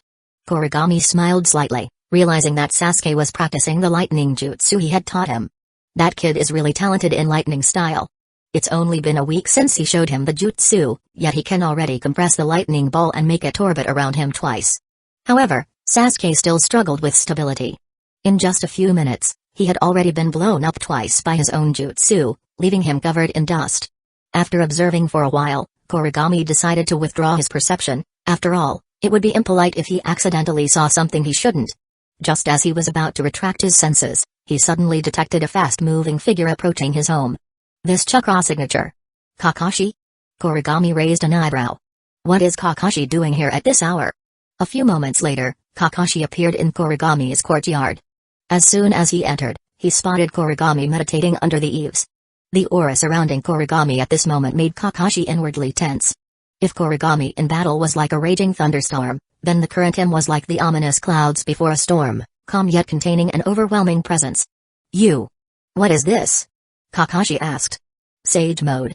Kuragami smiled, not bothering to hide it from him. Consider it a trophy from killing Orochimaru. Sage mode, huh? Kakashi sighed inwardly. As the student of the fourth Hokage, he was no stranger to this power. Minato had been able to enter Sage mode before his death, though he hadn't yet mastered sustaining it in battle. If Minato had been able to use this form that night, the outcome might have been different. Kakashi thought, feeling a pang of regret. It's late. What brings you here? Kuragami asked. There's something I need to ask you. Kakashi replied. How about a round of archery while we talk? Kuragami grinned, glancing at a target 50 meters away. Sounds good. Kakashi nodded. At Kuragami's request, a servant soon brought 2 longbows and 2 quivers of arrows. After warming up, Kuragami knocked an arrow and loosed it. The arrow cut through the air and struck the bullseye. After firing his shot, he turned to Kakashi and said, I assume this is about Naruto? I already heard from Saito earlier today. That's right. Kakashi confirmed. I'd like to ask the Uchiha Hidden Leaf Village Military Police Force to look after Naruto, at least a little. No problem. The Uchiha hold great respect for the 4th Hokage as well. However, you know how sensitive Naruto's situation is. If the Hidden Leaf Village Military Police Force gets too close, certain people won't sit still. Hearing this, Kakashi fell silent. They continued shooting arrow after arrow until all the targets in the courtyard were filled with arrows. Finally, after firing his last shot, Kuragami set down his bow and spoke. I'll give the necessary orders tomorrow at work. The village might not be very peaceful in the near future. Then, looking at Kakashi, who had taken off his mask, Kuragami smirked. But it seems like you're already prepared for that. Chapter 50, The rumors begin the next day at work. Kuragami Uchiha called the leaders of the Hidden Leaf Village Military Police Force into his office one by one and instructed them to keep an eye on Naruto and offer him some protection. The Jonin leaders, including the recently recruited Kazan Yuzuka and Shihei Aburame, who had been sent by the Aburame clan, passed the orders down the chain privately. As a result, over the following days, members of the Hidden Leaf Village Military Police Force subtly looked out for Naruto during their patrols. A few ignorant villagers who hurled verbal abuse at Naruto happened to do so right in front of the patrol teams and were immediately arrested under various pretexts. Naruto quickly noticed the reduction in hostility around him. Being naturally cheerful, he became even more upbeat. However, at the same time, some unsettling whispers began circulating throughout the village. Have you heard? That demon fox brat has found himself a backer. Really? No wonder he's been acting cockier lately. Turns out he got a ninja supporting him. Any idea who this guy is? I think his name is Kakashi Hatake. I heard he used to be in Anbu. Humphrey, anyone who hangs around that demon fox brat can't be a good person. Yeah, I heard he got kicked out of the Anbu by the Hokage himself. And that's not all. Rumor has it he's a bloodthirsty killer. Back in the Third Shinobi World War, he even killed his own comrades. What? If that's true, why hasn't the Hokage done anything? Why hasn't he driven both him and that demon fox out of the village? I heard he's got ties to the Hidden Leaf Village military police force. That's terrifying. We should just avoid that damn fox brat from now on. Humphrey. What's there to be afraid of? What's he gonna do, attack us in the village? The Hokage is on our side. If he dares lay a hand on us, we'll petition the Hokage to kick them out. Yeah. If we all sign a petition together, the Hokage will definitely make them leave. Their conversation caught the attention of a certain green jumpsuit-clad, bowl-cut ninja who was training nearby. Upon overhearing their words, he stepped forward indignantly. How can you say that? Kakashi is a hero of the village. As soon as they saw a ninja approaching, the villagers who had just been talking big scattered like frightened birds. Hey! Don't run! Say that to my face. Might Guy shouted loudly. Forget it, Guy. At this time, Kakashi appeared behind Might Guy and patted his old friend on the shoulder. Kakashi? Might Guy turned around and was momentarily stunned to see his friend without his usual mask. Wait. You. Kakashi nodded. Consider it a farewell to the past. Might Guy's eyes welled up with emotion. Even though I have no idea what you mean, this must be the feeling of youth. Kakashi, let's have a passionate showdown. Sorry, I don't have time for that right now. Kakashi declined. Might Guy blinked in surprise, then recalled the situation at hand. Is it because of those people just now? Let's go find them and set the record straight. How dare they say such things about you? Let it go. Kakashi shook his head. Even if we catch up to them, what can we do? A ninja can't lay hands on civilians. Similar conversations were occurring throughout the village over the next few days, and before long, Kakashi's name had become infamous. Kuragami Uchiha, stationed at the Hidden Leaf Village Military Police Force headquarters, naturally heard about these rumors as well.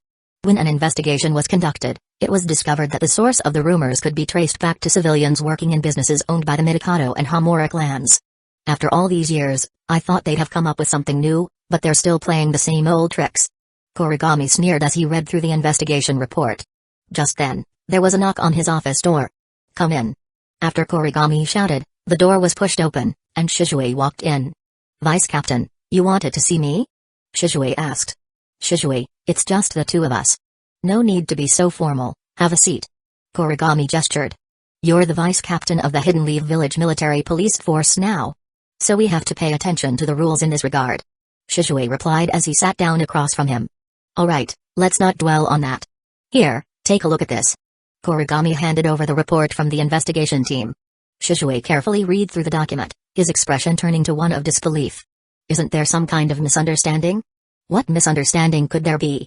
It's clear that someone is targeting Kakashi, just like how they've targeted our clan in the past. Kuragami said with a smirk. By the way, why don't you ask the third Hokage what he thinks about this? Shizue hesitated for a moment before replying. I trust that the third Hokage will step in and put a stop to this. The third Hokage is a busy man. Does he really have time for this? Kuragami chuckled. But we can't just ignore it either. Kakashi is a war hero who earned his merit at Kanabi Bridge. If we allow these slanders to continue, how can other ninjas continue to believe in the will of fire? We must put a stop to these rumors immediately. Seeing Kuragami's intensity, Shizue grew anxious. Kuragami, what are you planning? He was genuinely worried that Kuragami would act rashly and escalate the situation beyond his control. Don't worry, Shizue. I have no intention of using the Hidden Leaf Village Military Police Force's authority for violence. Kuragami reassured him, then continued, I intend to have the Hidden Leaf Village Military Police Force enact a new law to regulate this kind of behavior. I want you to take charge of drafting it. That's the best approach. Shizue sighed in relief. But Does the Hidden Leaf Village military police force even have the authority to enact laws? Of course. I went through the original documents from when the Hidden Leaf Village military police force was established and found that the second Hokage granted us legislative powers over village security matters. Kuragami explained. So, Shizui, we must draft a comprehensive set of legal provisions for this issue. We can't let the second Hokage's foresight go to waste. Chapter 51, Legislation. To be honest, Kuragami Uchiha was stunned when he learned that the Hidden Leaf Village military police force had the power to legislate. With both legislative and law enforcement powers in hand and with its own armed forces, the Uchiha clan in the original timeline still ended up with such a tragic fate. But then again, considering that most of the clan members either had muscles for brains or were obsessed with clan honor, while the few who had some intelligence were either easily manipulated or too timid to take decisive action, this outcome wasn't all that surprising. However, all this is different in Kuragami Uchiha's hands. He knows how to make good use of the existing power in his hands. Shizui's efficiency is still quite high. Kuragami Uchiha issued his order, and 2 days later, a document called Village Public Security and Administration Punishment Law was placed on Kuragami Uchiha's desk. Kuragami Uchiha, who was sitting at the desk, flipped through the draft submitted by Shizui, nodded with satisfaction, looked up at Shizui, who was looking forward to it, and said, "Well done, Shizui, you've put in a lot of effort. It's all for the will of fire." Shizui saw that Kuragami Uchiha seemed very satisfied with his efforts over the past 2 days, so he smiled and said, "But don't you think the punishment is a bit too light?" Kuragami Uchiha pointed to the fine and verbal education on the table and said, "Kuragami, they are just ordinary villagers, and this punishment is already very strict." Shizui was a little puzzled. "Shizui, it seems that you still don't understand what I mean." Kuragami Uchiha said, before explaining, "Take a look at this." Kuragami Uchiha stood up, took out a document with the word Confidentiality Level A written on the cover from the filing cabinet behind him, and handed it to Shizui. "This is not good." Looking at the words Confidentiality Level A on the file bag, Shizui hesitated. "You can read it if I ask you to. I believe that you, who also possess the will of fire, will not disclose these secrets at will." Kuragami Uchiha said. "Okay." Shizui nodded reluctantly and opened the file bag. What was inside was the truth about the White Fang incident dug out from the mouths of the senior members of the Shimura clan. The bloody truth shocked Shizui Uchiha beyond words. He had also studied the Will of Fire some time ago and learned about White Fang, the hero of the village, but what he didn't expect was that behind the death of this hero, there were so many dirty things hidden. Is the point of our enactment of this set of laws to punish those villagers? No. What we have to do is to protect the reputation of the heroes. Just imagine, if the heroes who have made great contributions to the village can be slandered, then who will believe in the glory of the Will of Fire? Kuragami Uchiha looked into Shizui's eyes and said seriously, "The tragedy of White Fang must never be repeated. That is my Will of Fire." "I understand." Shizui sighed and said that after putting down the document, "You have done a good job, leave the rest to me." At this time, Kuragami Uchiha spoke. After spending some time together, Kuragami Uchiha also understood Shizui's personality. This guy was still as naive and idealistic as ever. But more importantly, Kuragami Uchiha realized that Shizui wasn't so much brainwashed by Hyuga and Sarutobi by the concept of the Will of Fire itself. That, in turn, made things easier for Kuragami Uchiha because who's to say the Will of Fire couldn't be used by the Uchiha? As long as the Uchiha could present themselves as embodying the true Will of Fire better than Hyuga, Shizui would naturally side with the clan. Shizui left somewhat lost, while Kuragami Uchiha picked up the draft on the table and revised it. After the revision was completed, Kuragami Uchiha called Saito Uchiha and asked him to prepare to take people to post this notice in the village. In the latest version of the bill, Kuragami Uchiha made detailed provisions for punishment measures. Those who spread rumors would be fined and given a verbal warning, while those who spread rumors that defamed village heroes, with serious consequences, would face prison detention ranging from 7 days to a month. Those found to be the source of false rumors would be sentenced to up to 6 months in prison. Kuragami Uchiha took this legal provision and went to the Hokage's office. After all, Hyuga and Sarutobi is still the highest leader of the village. Even if Tobirama Senju gave Uchiha the power to legislate, Kuragami Uchiha had to let Hyuga and Sarutobi know about it. After Kuragami Uchiha arrived at the Hokage building and reported his purpose, Hyuga and Sarutobi asked Kuragami Uchiha to wait for a while before calling him into the Hokage's office.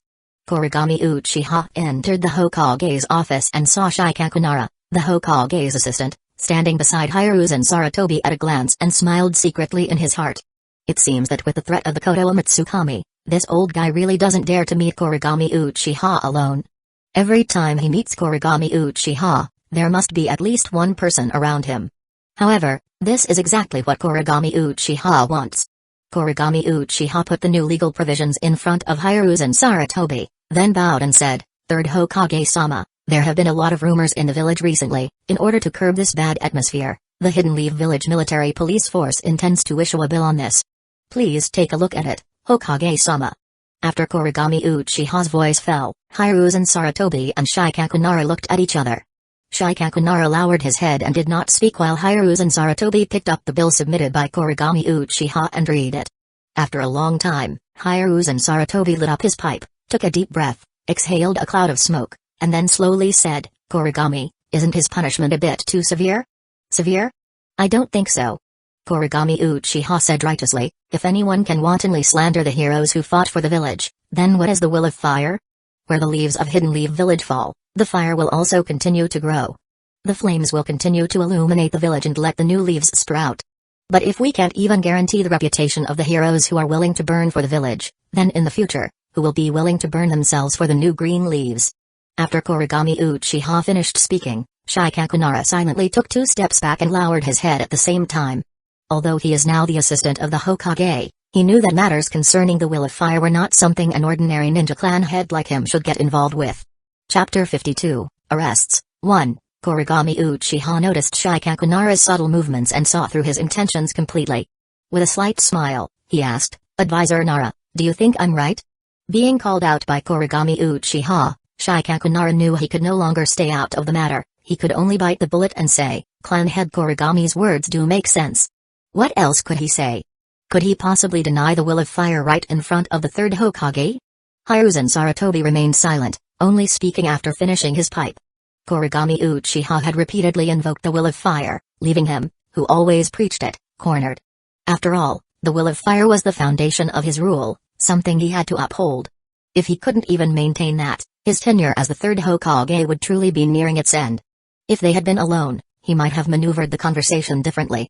However, due to the threat of Koto Umatsukami, he always needed others present when speaking with Kuragami Uchiha. After a long pause, Harut and Sarutobi finally set down his pipe and relented. "Then let's proceed according to this. However, Kuragami, be mindful when enforcing the law. After all, these are still villagers of our own village." "Understood." Kuragami Uchiha nodded. The Hidden Leaf Village Military Police Force will strictly regulate itself and follow the principle of enforcing the law with a smile. That afternoon, the Hidden Leaf Village Military Police Force posted notices about the new law in every prominent spot in the village. This naturally sparked heated discussions. Some villagers restrained themselves a little, but most still dismissed it. After all, the last time the Hidden Leaf Village Military Police Force officially issued a law was back when the second Hokage first established it, and even then, it was about trivial matters. Coupled with the Hidden Leaf Village Military Police Force's declining reputation in recent years, most villagers didn't take their authority seriously. Instead, rumors now even included the Hidden Leaf Village Military Police Force in their gossip. So even the Hidden Leaf Village Military Police Force is standing behind that murderous maniac who hangs around with the demon fox brat? Humphrey, what's there to be afraid of? We still have Hokage-sama backing us. I don't believe they actually dare to arrest people. As the days passed, Kakashi finally experienced firsthand what his father had gone through. Every time he stepped out, he felt the stares of the villagers. Some bolder troublemakers even vandalized the Hatake clan's ancestral home, painting graffiti and throwing trash, just like in the past. Naruto, who had been living with him, was furious at all this. Every time he heard villagers badmouthing Kakashi, he wanted to confront them. But whenever he tried, all he got in return were disgusted and fearful looks. At this moment, Kakashi finally understood why his father had never reacted to those attacks. When rumors grow large enough, any attempt to refute them becomes utterly meaningless. However, his passive response frustrated Naruto, who was far more hot-headed. Unlike the White Fang incident back then, this time, the Hidden Leaf Village Military Police Force took action just 3 days after issuing the new law. That morning, Kuragami Uchiha personally convened a full meeting in the Hidden Leaf Village Military Police Force. In recent days, there have been numerous rumors in the village regarding former Anbu leader Kakashi Hatake. "I'm sure you're all aware of the situation," Kuragami said sternly from the podium. "Kakashi is a hero of this village. He played a decisive role in the Kanabi Bridge battle during the Third Shinobi World War, ensuring our victory over the village hidden in the stones. And yet, he is now being slandered with baseless rumors. Even after we issued the relevant laws, these rumors have not only persisted but have even intensified. Kuragami slammed the podium. I now suspect this is no longer just idle gossip, it's an orchestrated effort by foreign forces to incite the villagers and tarnish our will of fire. Faced with this situation, can we, who were entrusted with this duty by the second Hokage, just sit back and do nothing? No.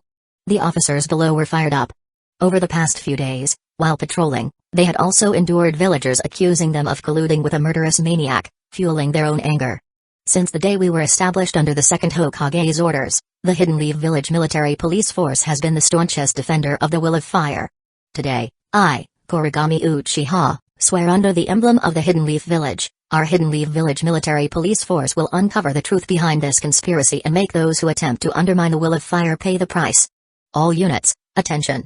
With a sharp command, every officer in the room stood at attention. Salute to the village emblem. Loyalty. The entire Hidden Leaf Village Military Police Force saluted in unison, shouting the word loyalty loudly. Loyalty. Kuragami returned the salute before continuing. Today, everyone will drop their current assignments and fully investigate this matter. Every individual involved must be punished according to the law. Soon, nearly 600 officers were deployed, including Fugaku Uchiha, who usually only managed the department's finances, was counted in and personally led a law enforcement team out. The villagers, still indulging in their usual gossip about the demon fox brat and the murderous maniac, had no idea what was coming. But as soon as they started spreading rumors, Hidden Leaf Village Military Police Force officers seemed to appear out of nowhere, arresting them and taking them away. By noon, over 2,000 people had been arrested. Most were released after a fine and a stern warning once they disclosed the sources of their rumors. However, several dozen individuals whose involvement was more severe were immediately imprisoned. Only then did the villagers realize the Hidden Leaf Village Military Police Force was serious this time. Soon, the officers began noticing that all the evidence they had gathered pointed toward businesses owned by the Mikado and Uchiha clans. Those two areas were the true origin of the rumors. Chapter 53, Arrests, 2. After concluding that the rumors were likely spread under the influence of the Mikado and Uchiha clans, the civilian-born ninjas within the Hidden Leaf Village Military Police Force were quite anxious. After all, these two clans were among the largest in the village, apart from the Uchiha and Hyuga. Getting involved with them left these civilian ninjas unsure of what to do. However, the Uchiha ninjas quickly bolstered the determination of the civilian ninjas. What are you hesitating for? Don't forget that wearing this uniform means you represent the Hidden Leaf Village Military Police Force. Behind you stands the Uchiha clan. Uchiha declared before leading a team to arrest people in the two clans. After his speech, he was the first to grab a police baton and march out. The civilian ninjas behind him were so moved they had tears in their eyes. The Uchiha clan is truly amazing. When something happens, they are really the first ones to step up. So, they grabbed their batons and followed Inika. Upon arriving at the business districts controlled by the two clans, the Hidden Leaf Village Military Police Force wasted no time. They immediately sealed off the entire street and began calling out names based on confessions they had obtained. What do you think you're doing? This is the Uchiha clan property. A lower-ranked member of the Uchiha clan, responsible for managing the businesses, was visibly agitated upon seeing their business being sealed and a large number of people taken away. But as soon as he spoke, Uchiha locked eyes on him and demanded, "What's your name?" At that moment, a merchant, who had already been identified by over 20 people as a key suspect in spreading the rumors and had been resisting arrest, was crying while dodging the baton strikes. "Officer, stop hitting me. Stop." It was him. He told us to do it. Hearing this, Uchiha tightened his grip on his baton and growled, "Oh? You're the person I was looking for, and you even dared to jump out on your own." Without hesitation, Uchiha used teleportation jutsu and appeared in front of the man in an instant, then he knocked him to the ground with a single strike. This Uchiha clan member, being of mediocre strength, had been assigned to business management rather than combat. Meanwhile, Uchiha was at Jonin level but remained a Chunin in official rank due to the Uchiha clan's rule requiring 3 Tomoe Sharingan for promotion. Against him, this person from the Uchiha clan stood no chance. After taking 2 more baton strikes, his eyes suddenly became much clearer. Damn it, the Hidden Leaf Village Military Police Force issued an official decree, and you still didn't know when to back off? Did you really think we're just for show? Uchiha scolded while continuing to strike him. "Captain, pay attention, enforce the law with a smile." A civilian ninja reminded him. "Good point. Uchiha said with a forced smile, his Sharingan glinting as he struck the man again. Polite enforcement was an initiative pushed by their esteemed clan head, after all. But that didn't mean he had to hold back. On the Mikado side, the situation wasn't much better. Unlike the manager of the Uchiha clan, the Mikado clan business manager was slightly more cautious and didn't openly confront the police. This made things a bit more difficult for Saito Uchiha, who was leading that operation. Luckily, police dog number 4, Retsumaru, proved its worth by jumping out and biting Shota Mikado on the rear just as he was trying to slip away in the crowd.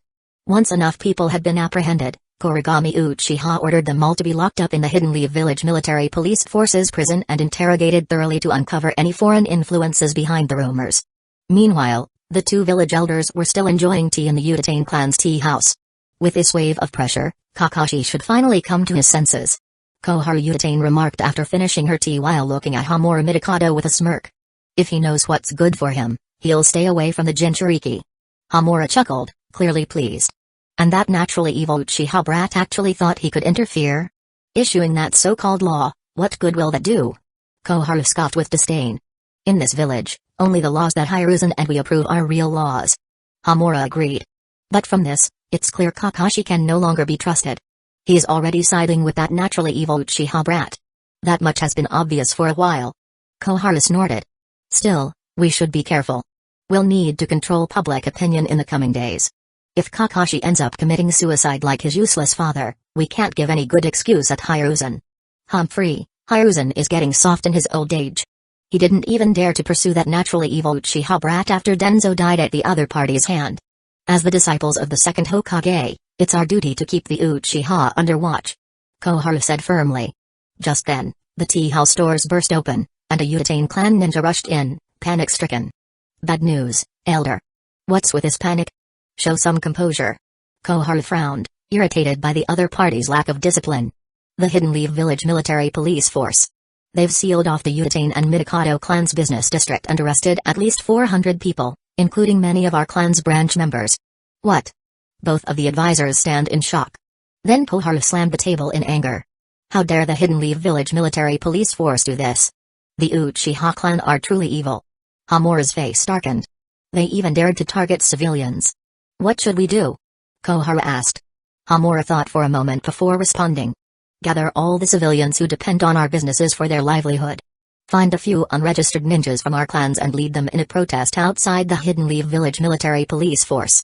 We'll pressure them into releasing our people. I refuse to believe they dare to act recklessly in front of everyone. As for us, we'll go straight to Hiruzen. This time, the Uchiha must pay the price. At the same time, the Hidden Leaf Village Military Police Force prison was brightly lit. Because they had arrested so many people at once, even the interrogation rooms weren't enough, forcing them to repurpose a section of the prison for questioning. Every available officer was working overtime to interrogate the detainees. In the temporary office inside the prison, Kuragami Uchiha, Fugaku Uchiha, and 4 veteran Uchiha Jonin, along with the recently recruited Shihei Aburame and Kaizen Yuzuka, were reviewing the interrogation reports. Damn, there's so many people. How long will this take? Kaizen Yuzuka muttered while looking at the mountain of reports piling up on the table. Kais, we might not even get anything useful out of them. Uchiha on the side said. Seriously. The third Hokage even promised to assign us to Anbu interrogation specialists, and we're still waiting. Our interrogation skills are far from professional, we need to bring this up with him soon. Kuragami Uchiha remarked. Chapter 54, Coup Report. At this moment, Uchiha suddenly knocked on the office door and walked in. A large number of villagers have suddenly gathered at the entrance of the Hidden Leaf Village Military Police Force headquarters. They're blocking the gate and demanding that we release the captured villagers. Uchiha reported. What? An elder jonin of the clan, Tetsu Uchiha, known for his hot temper and as a core member of the radical faction in clan meetings, slammed the table in anger. How dare they? Do they think our Hidden Leaf Village Military Police Force is made of sand? Leader Tetsu, calm down. Kuragami Uchiha said before turning to Inuka. What's the situation now? Saito has already taken 2 squads of ninja to maintain order at the entrance. Inuka replied. Good. Keep the villagers calm for now. I'll be there shortly. Kuragami instructed. Tell Saito to avoid using force unless absolutely necessary. After Inuka left, Kuragami turned to the other leaders in the office. You all stay here and continue reviewing the interrogation records. I'll go check on the situation with Captain Fugaku. Understood. The 6 leaders in the office nodded in unison. Then, Kuragami Uchiha and Fugaku Uchiha headed toward the Hidden Leaf Village Military Police Force headquarters entrance. Before they arrived, Shizue hurried over and stopped them. "Captain, Vice Captain." Shizue greeted them with a bow. "Shizue, step aside if you have nothing urgent to report. Can't you see that the situation is critical?" Fugaku frowned and reprimanded him. "Captain, Vice Captain, please let me negotiate with the villagers," Shizue said earnestly. "If the conflict escalates any further, the entire situation will spiral out of control. This is not your place to intervene," Fugaku said coldly. "It's fine, Captain Fugaku." Kuragami suddenly chuckled. "I think letting Shizue handle this might not be a bad idea." "Kuragami?" Fugaku looked puzzled. Shizue has not only served in the Hidden Leaf Village Military Police Force but also worked in the Anbu under Hokage-sama. If he steps forward, he could somewhat represent the Hokage's stance. Besides, I trust that Shizue can handle this without resorting to conflict. Kuragami smiled and patted Shizue on the shoulder. "Shizue, I leave this to you." "Don't worry, Kuragami. I'll take care of it," Shizue replied, touched by the trust placed in him. Seeing that Shizue had accepted the task, Kuragami and Fugaku decided to return to the office. As soon as they arrived, Fugaku couldn't help but ask, "Do you really believe Shizue can handle this?" Having dealt with the village's troublesome commoners for years, Fugaku knew how difficult they could be. Shizue, on the other hand, had grown up during wartime and joined the Anbu straight away, with no experience handling civilian disputes. How could he possibly manage this? "Elder Fugaku, I understand your concerns," Kuragami said with a smile. "But since Shizue is now part of the Hidden Leaf Village Military Police Force, he needs to learn how to interact with the villagers sooner or later." Kuragami pulled out a thick stack of documents from the cabinet, spread them on the table, and looked up at Fugaku. "By the way, Elder Fugaku, everyone has been working overtime today. Give them 2 months' salary as a bonus. Also, for the civilian-born ninja, let each of them pick a suitable jutsu from the clan's jutsu library." 2 months? Isn't that a bit too much? Fugaku hesitated. Even though Kuragami had secured 1.5 billion ryo last time, they couldn't just spend recklessly. "Our people follow us because they want a full meal, but I intend to stuff them to the brim," Kuragami declared. "Besides, money isn't an issue. If I can get it once, I can get it again anytime." "All right." Fugaku nodded. "Release them. Release them."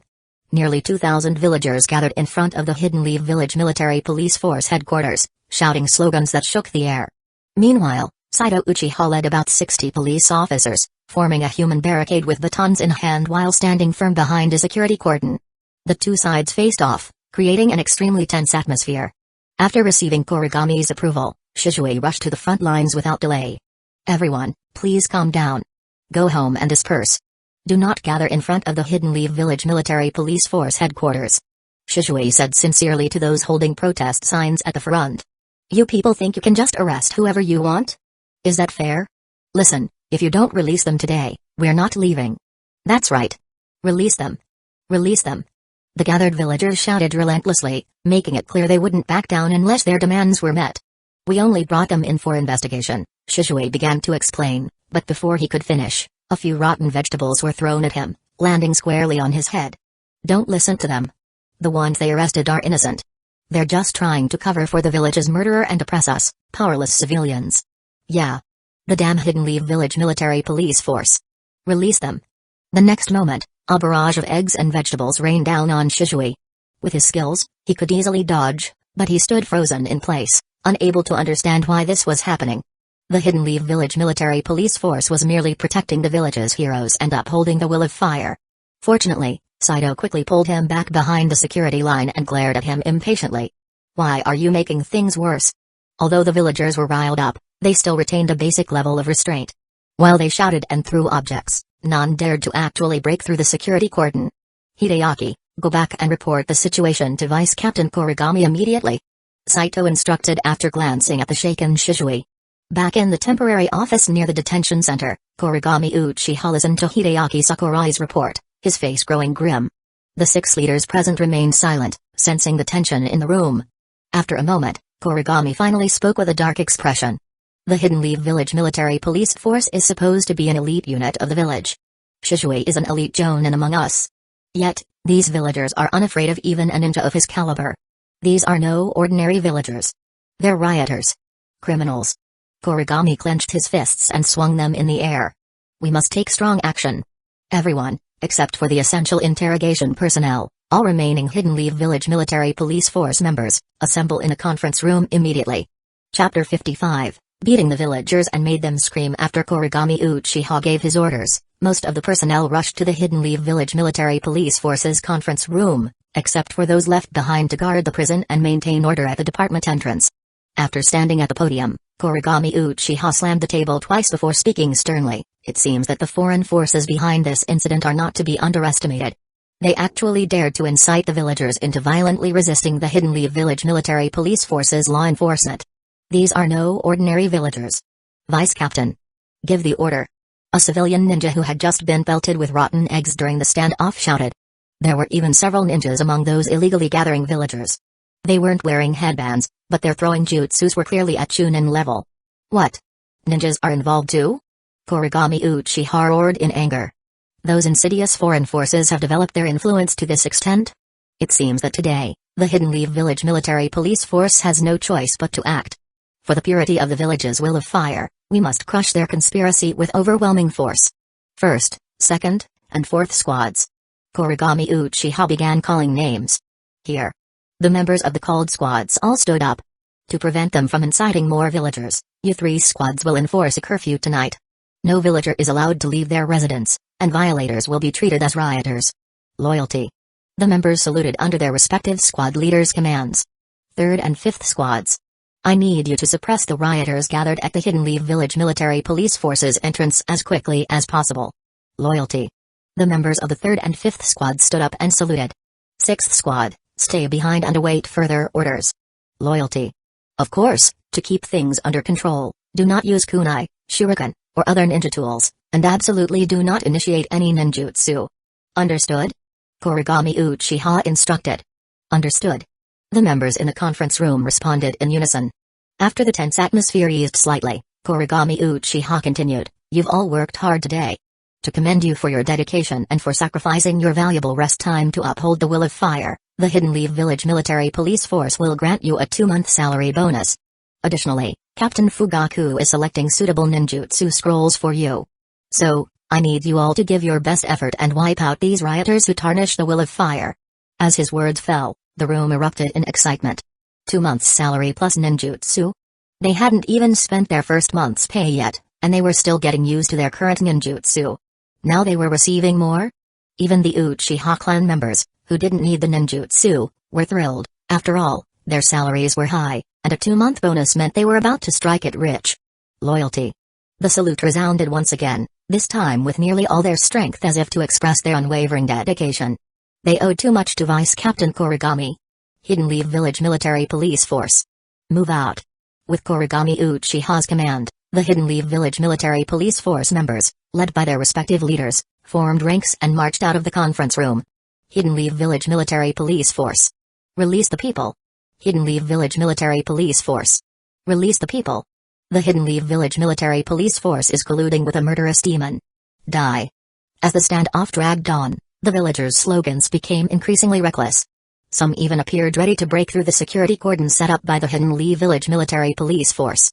At that moment, nearly 100 Hidden Leaf Village Military Police Force members, clad in uniforms, wearing headbands, and wielding batons, poured out of the building. Seeing this, the gathered villagers grew uneasy.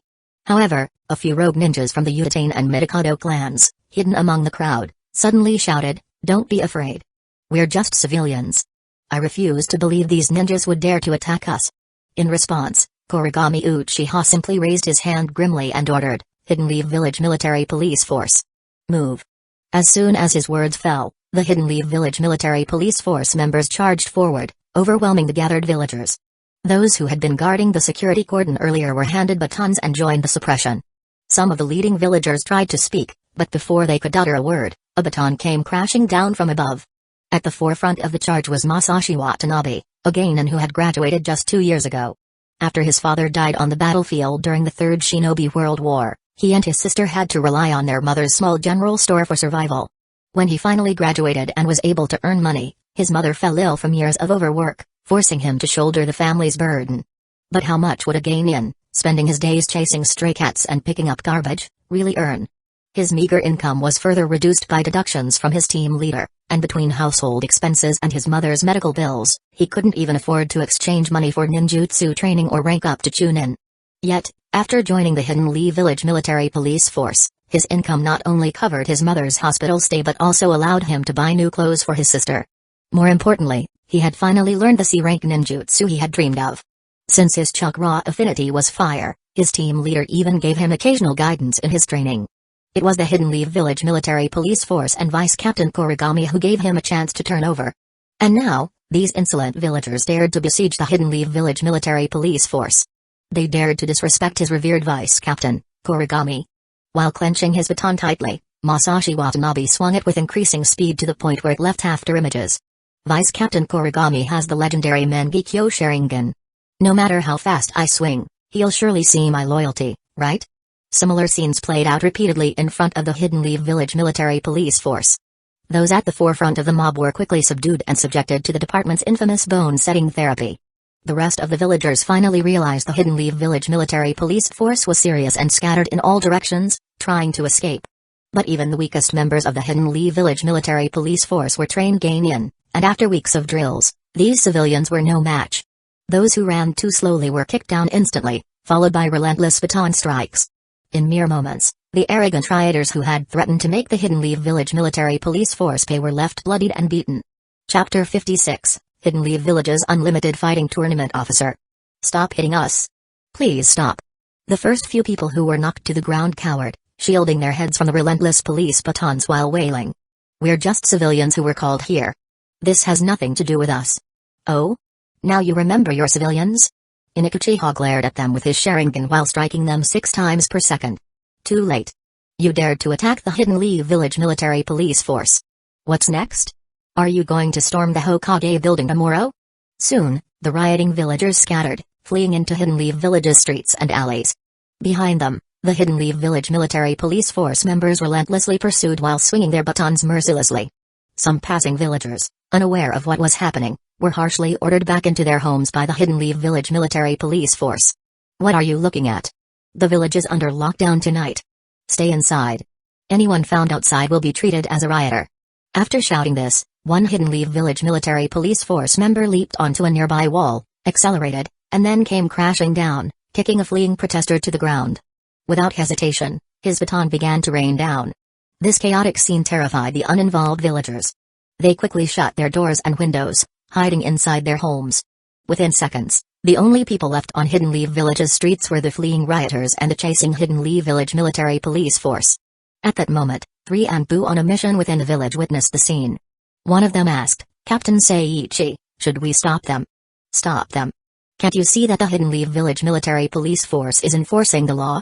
Seiichi Nagai glared at his 2 special Jonin teammates. Let's just report back to the Hokage. No need to get ourselves into trouble. Although the Hidden Lee Village Military Police Force was outnumbered by the rioters, their members were highly trained and disciplined. They operated in an orderly fashion, efficiently subduing villagers one by one. After apprehending a few rioters, they delivered a swift and brutal bone-setting package before dragging the battered individuals back to the Hidden Lee Village Military Police Force headquarters. The streets and alleys of Hidden Lee Village echoed with screams and cries of pain. Hideaki Sakurai and his teammate, Yoki Fujiwara, chased a fleeing troublemaker through the narrow alleys of Hidden Lee Village. This person was clearly not an ordinary villager. If he were, there was no way he could evade 2 ninjas for this long. The 4 fleeing individuals turned a corner, and the 2 Hidden Lee Village Military Police Force members instinctively pursued. However, upon entering the alley, they found several more people hidden there. The one they had been chasing grabbed a wooden chair and smashed it against the wall, breaking it apart and distributing the makeshift weapons to the others. Feeling emboldened by their numbers and their newfound weapons, one of the men stepped forward and accused Hideaki Sakurai and Yoki Fujiwara, ninjas are supposed to protect the village. How can you raise your hands against the villagers? You people, who so blatantly disregard the will of fire, dare call yourselves villagers? Hideaki Sakurai retorted angrily. Hideaki, what do we do? They outnumber us. Yoki Fujiwara hesitated. As a recent graduate from the academy, he had yet to master the jutsu issued by the Hidden Lee Village Military Police Force. Among the squad, he was one of the weakest in combat. Facing an overwhelming crowd, he was understandably nervous. What are you afraid of? Hideaki Sakurai snorted and removed his forehead protector. Did you forget what Vice Captain Kuragami just said? Don't disgrace the Hidden Leaf Village military police force. After taking a deep breath, Hideaki Sakurai gripped his baton and stepped forward. Seeing this, Yoki Fujiwara gritted his teeth and followed suit. The fight broke out instantly. Hideaki Sakurai fared well. He was a top-performing civilian student in the academy and received training from Saito Uchiha after joining the Hidden Leaf Village military police force. Having mastered the Hidden Leaf Village military police force's issued jutsu and even learned Uchiha-style swordsmanship, he held his ground despite being outnumbered by 4-1. Yoki Fujiwara, however, struggled. As a bottom-tier graduate with little combat experience, he relied solely on his chakra-enhanced physical strength to endure the attacker's blows while swinging his baton wildly. Suddenly, one of the rioters Hideaki Sakurai was suppressing pulled out several shuriken and hurled them at the two of them. Hideaki Sakurai barely managed to dodge, but Yoki Fujiwara wasn't as lucky. He reacted too late. He could only avoid a fatal hit, making the shuriken slashed open his thigh, and blood immediately gushed out. "You're a ninja!" Hideaki Sakurai roared in anger upon seeing the attack. He reached into his tool pouch, ready to retaliate with his own shuriken. Realizing his cover was blown, the rogue ninja from the Mikado clan no longer pretended to be a civilian. Without hesitation, he formed hand seals. Fire style, flame bombs. A fireball shot toward the injured Yoki Fujiwara. Seeing this, Hideaki Sakurai immediately rushed to help, but they had spread out too much during the fight, and he wouldn't make it in time. In desperation, he could only shout, "Dodge!" Yoki Fujiwara wanted to move, but his wounded leg slowed him down. Just as he was about to be engulfed in flames, a figure suddenly appeared in front of him. With a swift slash, the fireball was cleaved apart. Leader Saito. Both Hideaki Sakurai and Yoki Fujiwara called out in surprise and relief. The newcomer was none other than Saito Uchiha. TCH. Useless. Once this mission is over and your wounds are healed, prepare for hellish training. Saito Uchiha coldly remarked while shooting Yoki Fujiwara an icy glare. As for you. Saito Uchiha turns his head to the rogue ninja. You dared to try and kill a Hidden Leaf Village military police force officer? You must have a death wish. Since the enemy had already resorted to shuriken and jutsu, Saito Uchiha no longer held back. With his ninja sword in hand, he charged forward at lightning speed. The rogue ninja, only at chunin level at best, was utterly outclassed. He was subdued in less than 3 moves. The other villagers who had initially joined the fight had already fled the moment jutsu was involved. What are you standing around for? Chase them.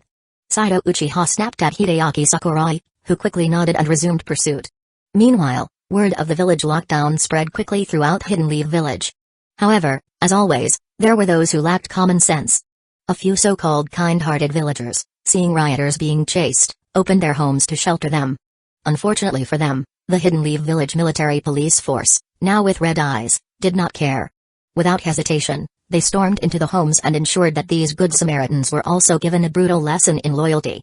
Chapter 57, The Anbu's Reaction After 3 Strikes. The villagers who had sheltered the fleeing rioters immediately regretted their decision from just minutes ago. Officer. Stop. Please stop. I have nothing to do with this. You have nothing to do with this. Then why are these rioters hiding in your house? The Hidden Leaf Village military police force member responded without hesitation, striking the villager's waist with his baton. I think you're one of them. Take him away. While the chaos unfolded, Naruto was at ramen Kairaku, buying ramen for himself and picking up a portion for Kakashi. However, just as he stepped out with his takeout box, he was met with the sight of what looked like an all-out street brawl. What? What the heck is happening here? The scene before him left Naruto completely dumbfounded. Even though he recognized the person being beaten to the ground and was receiving 6 hits per second, as someone who often insulted him in the past, his kind heart made him want to speak up on the person's behalf. But before he could say anything, his collar was yanked up. After turning around, he found himself face to face with Uchiha team leader and his blood-red Sharingan staring him down. Where did this kid come from? Haven't you heard the village is under lockdown? Toya Uchiha's actions immediately put the Anbu, responsible for protecting Naruto, on high alert, and they quickly revealed themselves. Before they could even speak, Toyan tossed Naruto to them and said, "You guys showed up at the right time. Get this kid out of here and make sure he stays home. No loitering outside." Understood. The masked Anbu nodded, taking Naruto from Toyan's hands. After all, Naruto was a Jinchuriki. When Toyan had grabbed Naruto earlier, they had been scared out of their wits. While the full-scale street brawl continued in the village, Kuragami Uchiha, Fugaku Uchiha, and 6th Division leader Shihei Aburame, who had been assigned to stay at the Hidden Leaf Village military police force, We're sitting all in Fugaku's office, leisurely brewing tea. Kuragami, aren't you going to go out and check the situation? Fugaku asked in confusion. After issuing his orders, Kuragami had simply pulled him aside for tea. I can't go out yet. Kuragami chuckled. Otherwise, the third Hokage really won't be able to sit still. Come, drink some tea. Kuragami personally served them. I've often heard in the Hidden Leaf Village military police force that Kuragami-sama is a master of tea making. I didn't expect to get the chance to taste it today. Hyuga smiled as he took the cup. Meanwhile, back in the Hokage's office, Hiruzen Sarutobe had already been informed of the street chaos. You see, Hiruzen? Koharu Udatane, who had came to complain, immediately spoke up after hearing the Anbu's report. The Uchiha are actually attacking villagers. This is outright rebellion. Hiruzen, you can't hesitate anymore. Listening to his old comrades nagging, Hiruzen felt a surge of irritation. He waved a weary hand before turning to the new Anbu captain. Where is Kuragami Uchiha right now? Hokage-sama, he is still at the Hidden Leaf Village military police force and has not taken any action. Is that so? Hiruzen nodded. That's good. He let out a sigh of relief. It seemed Kuragami had no intention of openly rebelling. Otherwise, as the strongest member of the Uchiha clan, he wouldn't remain idle while the entire Hidden Leaf Village military police force was deployed. Kami, go and invite Kuragami Uchiha to the Hokage building. Hiruzen sighed before instructing Anbu, who was Kakashi's replacement. Understood. Kami nodded and left. Hiruzen. You really can't hesitate anymore. The Uchiha's rebellion is clear as day. Hamura Mitakato added. Hiruzen ignored them and simply lit his pipe. Hiruzen. You'll regret this. Hamura stomped his foot in frustration, but Hiruzen didn't even bother reminding them that he was the Hokage. These two old fools had spent years nagging him, which he could tolerate, but they had gone behind his back and pulled off something this reckless. Even Danzo, when doing things in secret, would at least inform him in advance. Yet these two had acted without saying a word. When Hiruzen heard the rumors about Kakashi in the village, he was so furious that he nearly picked up his sword to deal with them himself. Hiruzen's original plan had been to have Kakashi adopt Naruto, which would have ensured Kakashi's loyalty. But thanks to these two idiots, Kakashi was now completely pushed toward the Uchiha. To make matters worse, not only had they gone ahead with their plan, but they had done it so sloppily that the Hidden Leaf Village military police force now had a legitimate excuse to act. Legally speaking, Hiruzen had no grounds to intervene. After dealing with the Uchiha for years, Hiruzen knew that Kuragami was different from the previous clan head. He wasn't an idiot who could be easily deceived. After a long silence, Hiruzen finally sighed and said, deploy the Anbu to slightly control the situation. Then summon the clan heads of the Inoshikacho clans and send Jonin squads for support. Understood. Another Anbu in the office took the order and left. Soon, an Anbu messenger arrived at the Anbu base, gathering all the stationed Anbu and sending them into the streets. However, as the Anbu stepped onto the streets and prepared to take action, they were met with the sight of a Hidden Leaf Village military police force member chasing down 3 rioters with batons in hand. What's going on here? One of the Anbu stepped forward, slightly blocking the officer's path to stop the aggressive beating. The 3 fleeing civilians, seeing this, immediately scrambled behind the Anbu for protection. The Hidden Leaf Village military police force is carrying out an operation to arrest those spreading rumors against Hidden Leaf Village hero Kakashi Hatake and those who violently resisted police authority. Are you Anbu planning to shelter these criminals? Despite being just a Geinin, the Hidden Leaf Village military police force officer remained fearless as he confronted the elite Anbu. So that's the situation? My mistake. The Anbu nodded in understanding, then stepped aside. Before leaving, he added, just don't take it too far. No unnecessary deaths. Under the disbelieving eyes of the hiding villagers, the Anbu leaped over the wall and disappeared. This scene repeated itself throughout the village. Most of the Anbu, after asking a few questions and understanding the Hidden Leaf Village military police force's purpose, chose to stand by and do nothing. Most of what they did was remind the officers not to go overboard or cause any deaths. Chapter 58, Flexing his muscles recently, rumors about Kakashi had been spreading within the village, making many uneasy. They worried that if Kakashi was targeted today, they might be next tomorrow. Moreover, many members of the Anbu had received favors from Kakashi in the past, and a large number of them attended his banquet. So, their choice to stand by and do nothing at this moment was not surprising. On the other hand, the Nara, Yamanaka, and Akimaki clans quickly mobilized their clan members upon receiving orders. However, before they could even step onto the streets of Hidden Leaf Village, a squad of ninjas and a pack of ninja hounds headed straight for their compounds.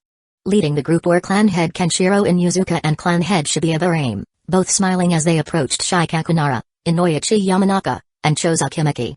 Seeing this, Shikaku Nara sighed slightly and asked, "I wonder what brings you two and your clansmen to our Inoshikacho compound?" Clan head Shikaku, "You make it sound so formal." Kenshiro Inuzuka chuckled. "We're just here for a visit, nothing more." "A visit?" Inoichi Yamanaka frowned, noticing the heavily armed ninja hounds. "Of course," Kenshiro Inuzuka replied. "Though it seems we've arrived at an inconvenient time. It's quite late. Where might the three of you be headed?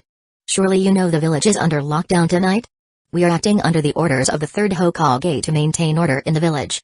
I ask that you let us pass," Shikaku Nara said firmly. "But we received orders that tonight is under strict lockdown," Shibuya Barame interjected. "Anyone moving about without authorization, aside from the Hidden Leaf Village military police force, will be treated as rioters." "Since when did the Barame and Inuzuka clans start following the Hidden Leaf Village military police force's orders?" Shikaku Nara narrowed his eyes. "We are not following the Hidden Leaf Village military police force's orders," Kenshiro Inuzuka explained. "But unlike your Inoshikacho clans, who have many members holding key positions in the village, our clans have only recently gained some representation in the Hidden Leaf Village military police force. Now that we finally choose to join a side, as clan heads, we must support them fully. If this offends you, clan head Shikaku, I ask for your understanding." At that moment, within their secret clan communication channel, Choza Akimaki asked, "What now, Shikaku? Do we fight?" Shikaku Nara pondered for a moment before replying, "No, they came at just the right time. Let's stay here and wait for this to blow over." "But if we don't act, how will we explain this to the third Hokage?" Inoichi Yamanaka asked. "With them standing here, we have all the explanations we need," Shikaku replied. Fighting was out of the question. While Inoshikacho clans had more Jonin in overall and could use their combined jutsus to overpower the Inuzuka and Barame, Shikaku had to consider the bigger picture. Behind the Inuzuka and Barame clans stood the Uchiha. If they clashed here, their enmity would be set in stone, and Inoshikacho would be forced to align themselves fully with Hiruzen Sarutobi. Even if the third Hokage won this political struggle, how long could he realistically remain in power given his age? And who would succeed him? From Shikaku's analysis, the only viable candidates to replace Hiruzen were Jiraiya and Tsunade. If Tsunade returned to the village and expressed interest in leading, he would immediately bet on her.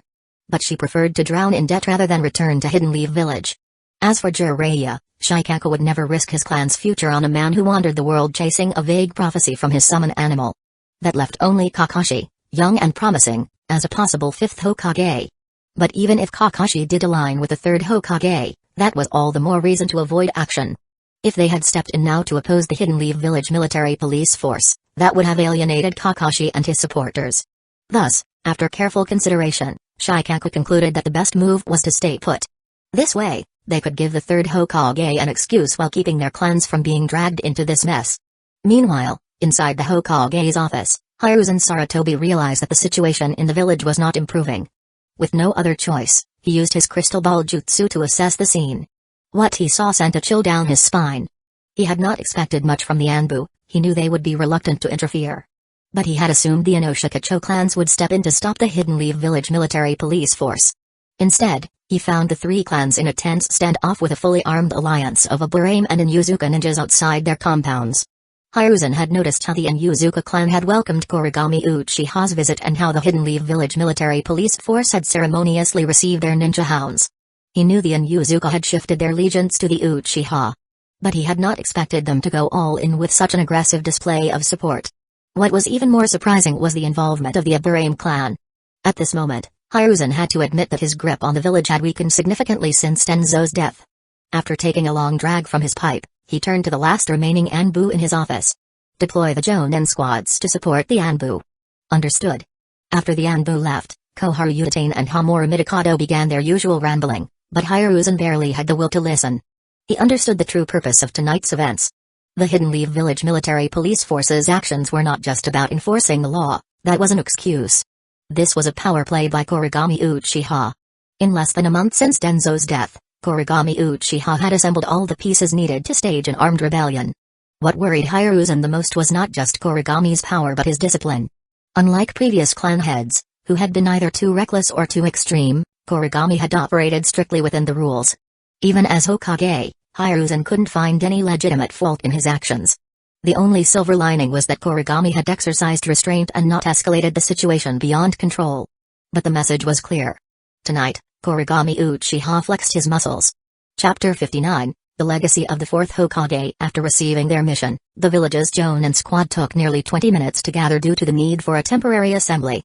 The Anbu messenger who delivered the order could only watch as fewer than 40 Jonin arrived.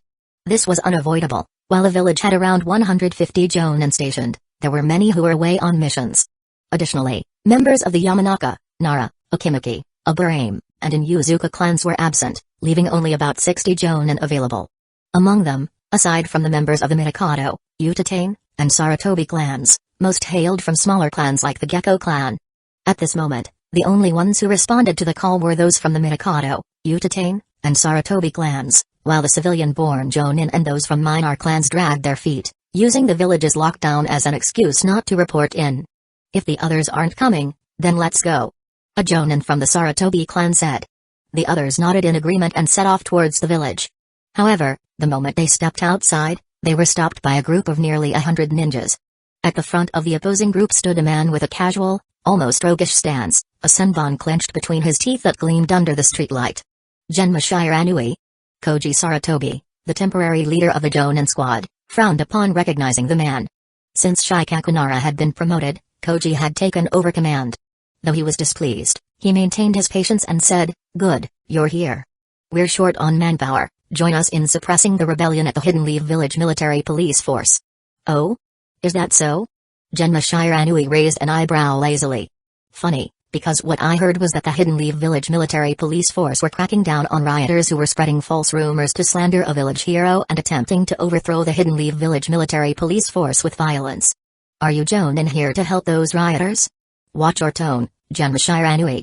You're just a special Jonin." Tsukiyo Mitokado from the Jonin squad shouted, clearly angered. Genma scoffed. "Oh, my apologies. Such an imposing presence for someone of your status." Suddenly, he spat out the senbon in his mouth like a bullet. It shot out in an instant, embedding itself deep into the ground just inches from the Jonin squad's feet. The needle quivered slightly, which made Tsukiyo Mitokado's expressions darken. A heavily scarred man beside Genma smirked. "Genma, if we'd known being a Jonin came with this much authority, we should have taken the promotion exams years ago. Are you siding with the Uchiha in their rebellion?" Maki Uchiha from the Jonin squad at the side roared. "Cut the nonsense." Genma replied coldly. "I only know that the village is under lockdown tonight. No one is allowed to wander around. This is the Hokage's order." Koji Sarutobi growled in anger. "The Hokage's order?" Genma's gaze turned icy. "If the fourth Hokage were still alive, do you think a worthless hack like you, who has never achieved anything, would dare throw around the Hokage's authority to pressure us?" At the mention of the fourth Hokage, Koji Sarutobi scrutinized the opposing group. He realized that nearly all of them had once been Minato no Mikage's direct subordinates or people who had benefited from his leadership during the Third Shinobi World War. "Genma, why waste your breath on them?" Raido Namayashi growled impatiently as he drew his weapon. "Even if it costs us our lives tonight, we won't let them pass. The fourth Hokage only had one student left, we won't let them keep pushing him around. You're asking for death." Maki Uchiha scowled and drew his weapon in preparation for battle. Genma took a deep breath. He knew a fight was inevitable. Despite their numbers, only a few of his comrades were at the Jonin level. If they were to hold the enemy here, it would come at a steep cost. The air was tense, moments away from an all-out clash, until a piercing sound, like 1,000 birds chirping, shattered the silence. A blinding flash of lightning streaked through the air, and a white-haired ninja, with his hand crackling with lightning, appeared between the two groups, halting the confrontation. Hot on his heels came a man in a green jumpsuit with a distinctive bowl-cut hairstyle. "Kakashi?" Koji Sarutobi's face twisted in frustration. If it had just been Genma's group, the 30-plus Jonin here could have subdued them. But with the arrival of Kakashi Hatake and Might Guy, the situation flipped completely. Both were considered elite Jonin, and with nearly 100 special Jonin supporting them, they had more than enough power to wipe out Koji's group. Genma, on the other hand, smiled upon seeing Kakashi, someone he hadn't properly spoken to in years. "Finally showing your face, huh?" Genma chuckled. "I thought you were planning to hide forever." "Thanks," Kakashi said, turning back to look at the former subordinates of his late sensei, feeling a wave of emotions. "How's the kid doing these days?" Raido Namayashi asked. "He's doing well." Kakashi replied with a small smile. A bit too mischievous for his own good now that he's older, but he's getting by. You should come visit sometime. Kakashi understood that his decision to take in Naruto had likely given these people the resolve to stand by him now. Enough talking, Kakashi. Now that you're here, we'll leave the rest to you. Just give the orders. Genma said. Kakashi nodded, then turned his gaze toward the assembled Jonin squad. After removing his mask, his sharp yet slightly androgynous features now carried the commanding presence of a true leader. Jonin of the village. Kakashi said firmly, this ends here. I will explain everything to Hokage-sama. Kakashi, you, Koji Sarutobi started to protest, but before he could finish, Kakashi's hand ignited with lightning once again. Koji's expression soured immediately.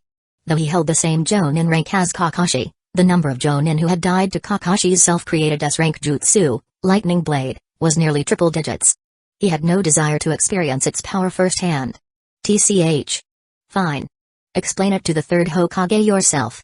Koji scoffed, turning to leave. The rest of the Jonin had no choice but to retreat alongside him. Guy, keep watch here. Kakashi said while deactivating his lightning blade, then he turned to Might Guy. I need to go to the third Hokage's office. Leave it to me. Might Guy gave a thumbs up, his grin shining even in the dim streetlight. While he still didn't fully understand what was going on, one thing was clear, if people were stepping up to clear Kakashi's name, then as Kakashi's lifelong rival, he had to help too. Chapter 60. The darkened Shishui. As Kakashi hurried toward the Hokage building, the village's combat tournament had already reached its climax. The rioters who had gathered outside the Hidden Leaf Village military police force earlier had mostly been captured, with only a few remaining ninjas disguised as rioters, secretly raised by two clans.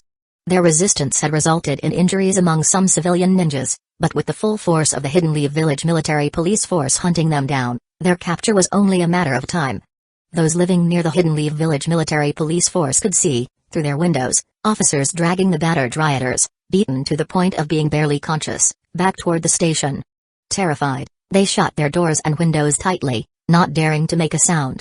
Meanwhile, Kuragami Uchiha was calmly drinking tea in Fugaku's office with Fugaku Uchiha and Aburame Shihai. Even when Anbu came to summon him to the Hokage building, he detained the other party at the Hidden Leaf Village military police force instead.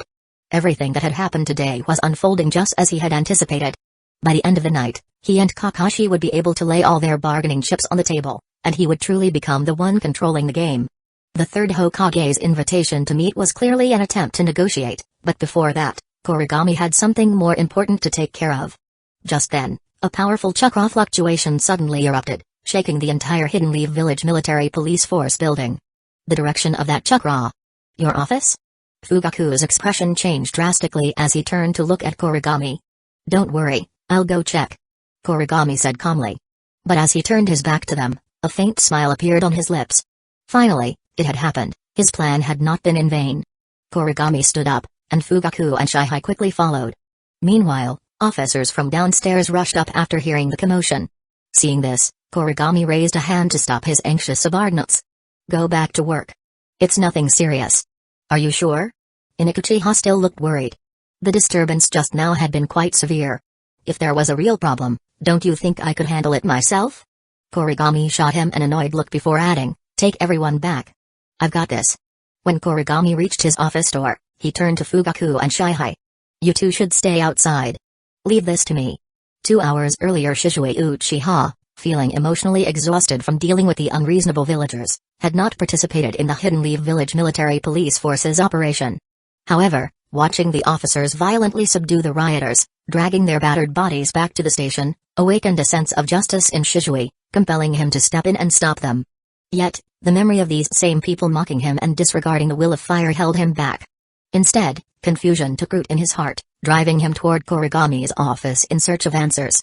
Upon reaching Kuragami's office, he found it empty. Kuragami was having tea with Fugaku elsewhere. Shisui intended to wait and reflect, but his eyes were soon drawn to the scattered documents on Kuragami's desk. When Kuragami pushed open the office door, the scene before him was striking. Papers were strewn across the room. At the desk, Shisui sat in shock, his once bright Sharingan spinning wildly, blood tears streaming down his face. A violent surge of chakra pulsed around him. If these eyes had been his originals, a Mangekyō Sharingan would likely have awakened at his very moment.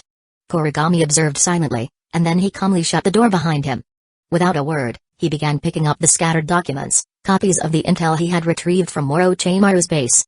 He had deliberately left them here, and their effect was proving to be exactly as he had intended. Kuragami. This isn't real, is it?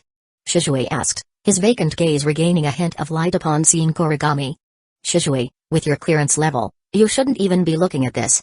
Kuragami replied softly. Kuragami. Shizue growled with desperation in his eyes. He desperately wanted to believe that what he had just read was fake because if it were true, it would shatter everything he had ever stood for. I retrieved these from Orochimaru's base. Do you think they could be fake? Kuragami said as he sat back down in his chair. Ah! Shizue screamed in agony while clutching his head.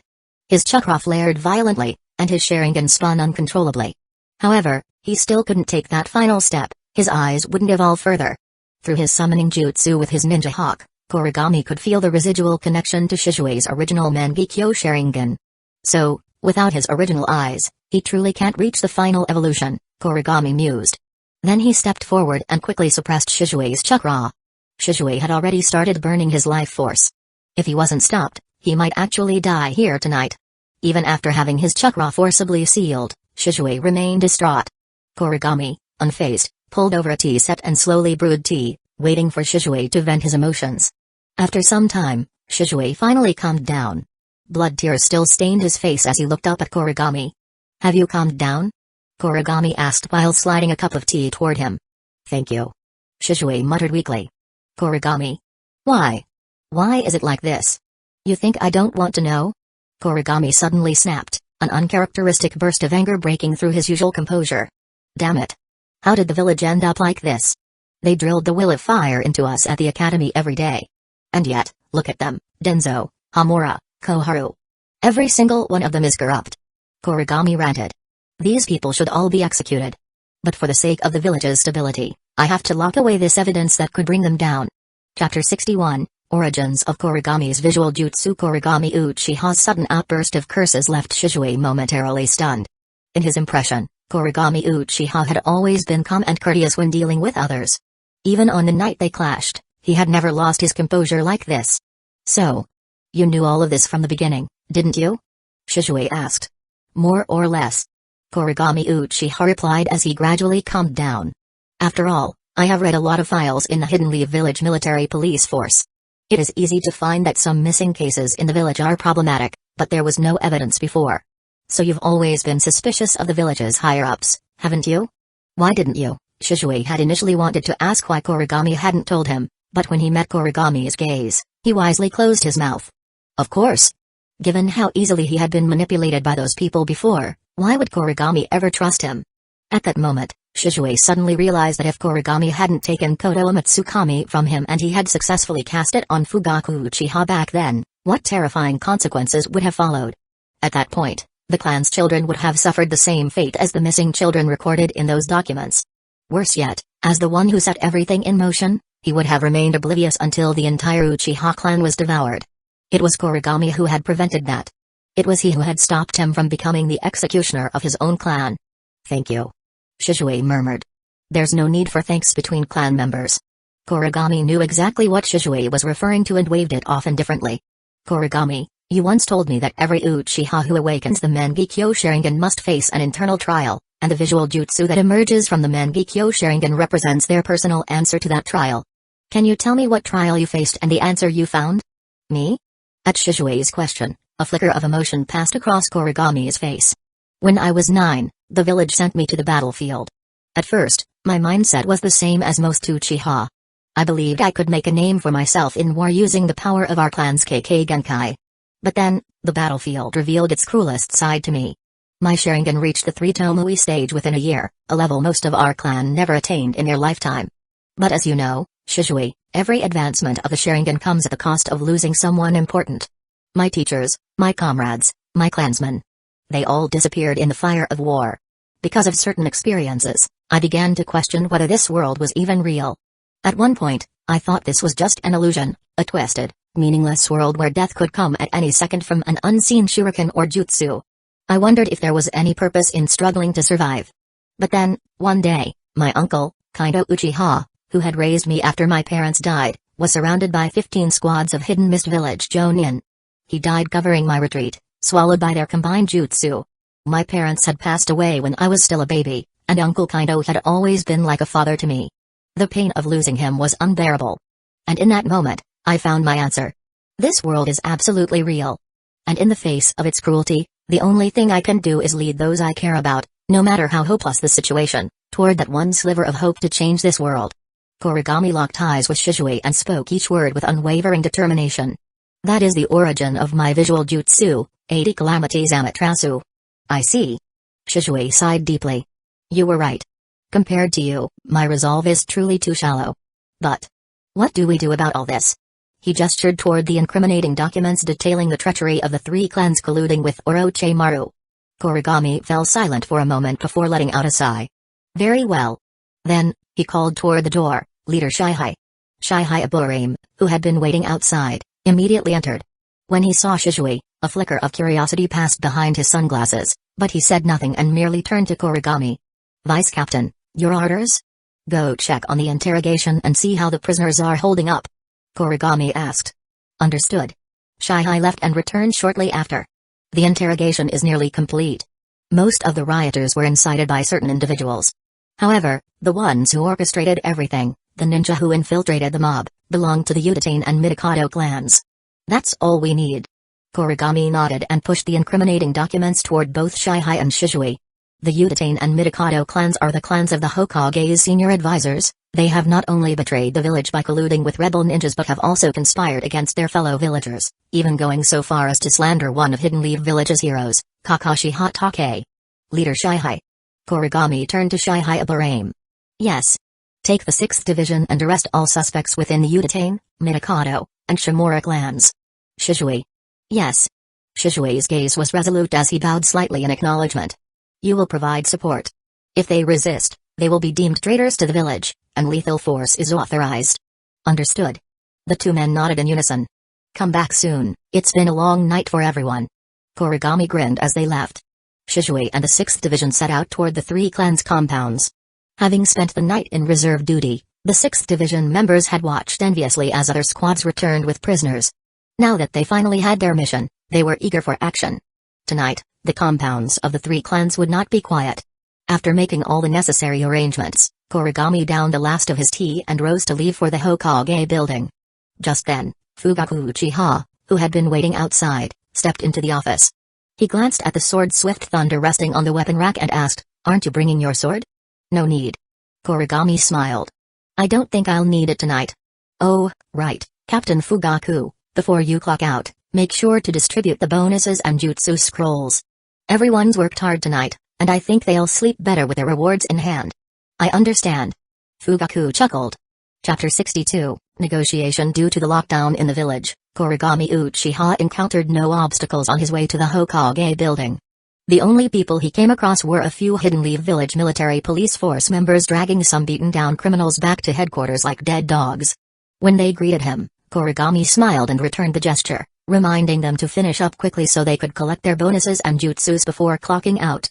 Hearing this, the Hidden Leaf Village military police force members cheered and, in their excitement, landed a few more kicks on the nearly unconscious criminals. By the time Kuragami arrived at the Hokage building, Kakashi had also just arrived. The two exchanged a knowing smile before walking in together. After a brief report, Kuragami and Kakashi swaggered straight into the Hokage's office.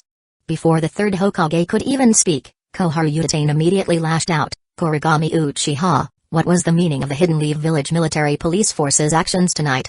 Is the Uchiha clan trying to? Before she could finish, Kuragami's Mangekyō Sharingan activated instantly, releasing a surge of chakra that flooded the Hokage's office. Hiruzen Sarutobi abruptly stood up and slammed his desk while roaring in rage. Enough.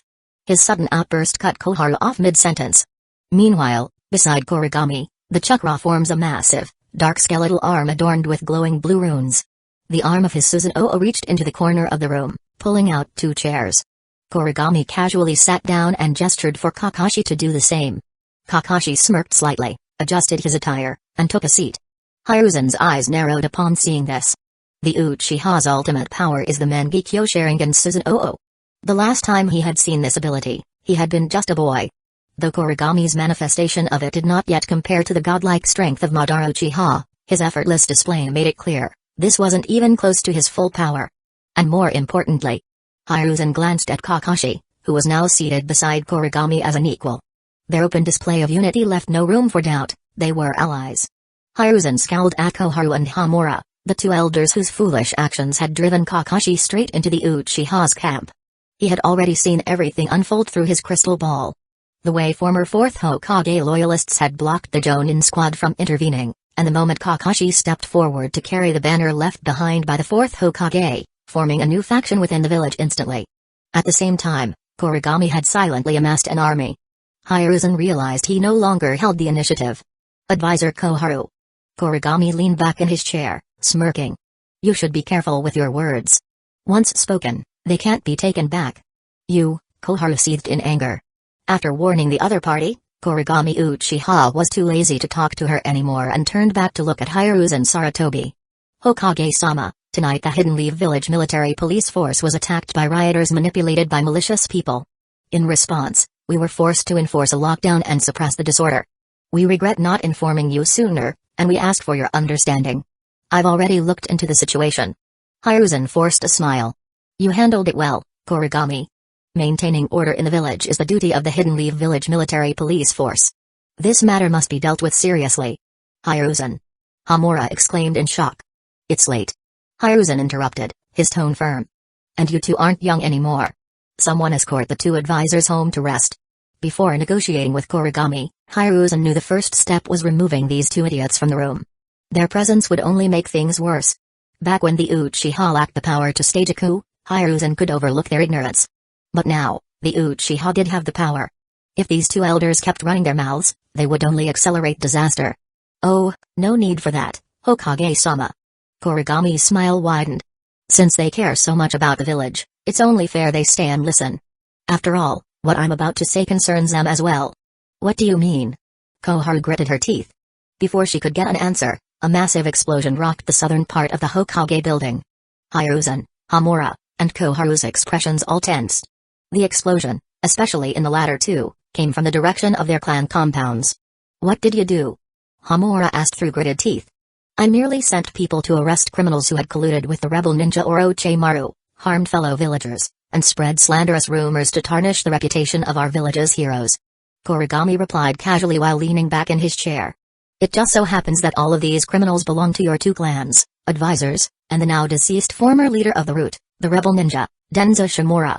Kuragami's words, though spoken with a smile, sent a chill down their spines. Just an arrest operation, correct? Hiruzen lit his pipe and exhaled a cloud of smoke while staring intently at Kuragami. Of course.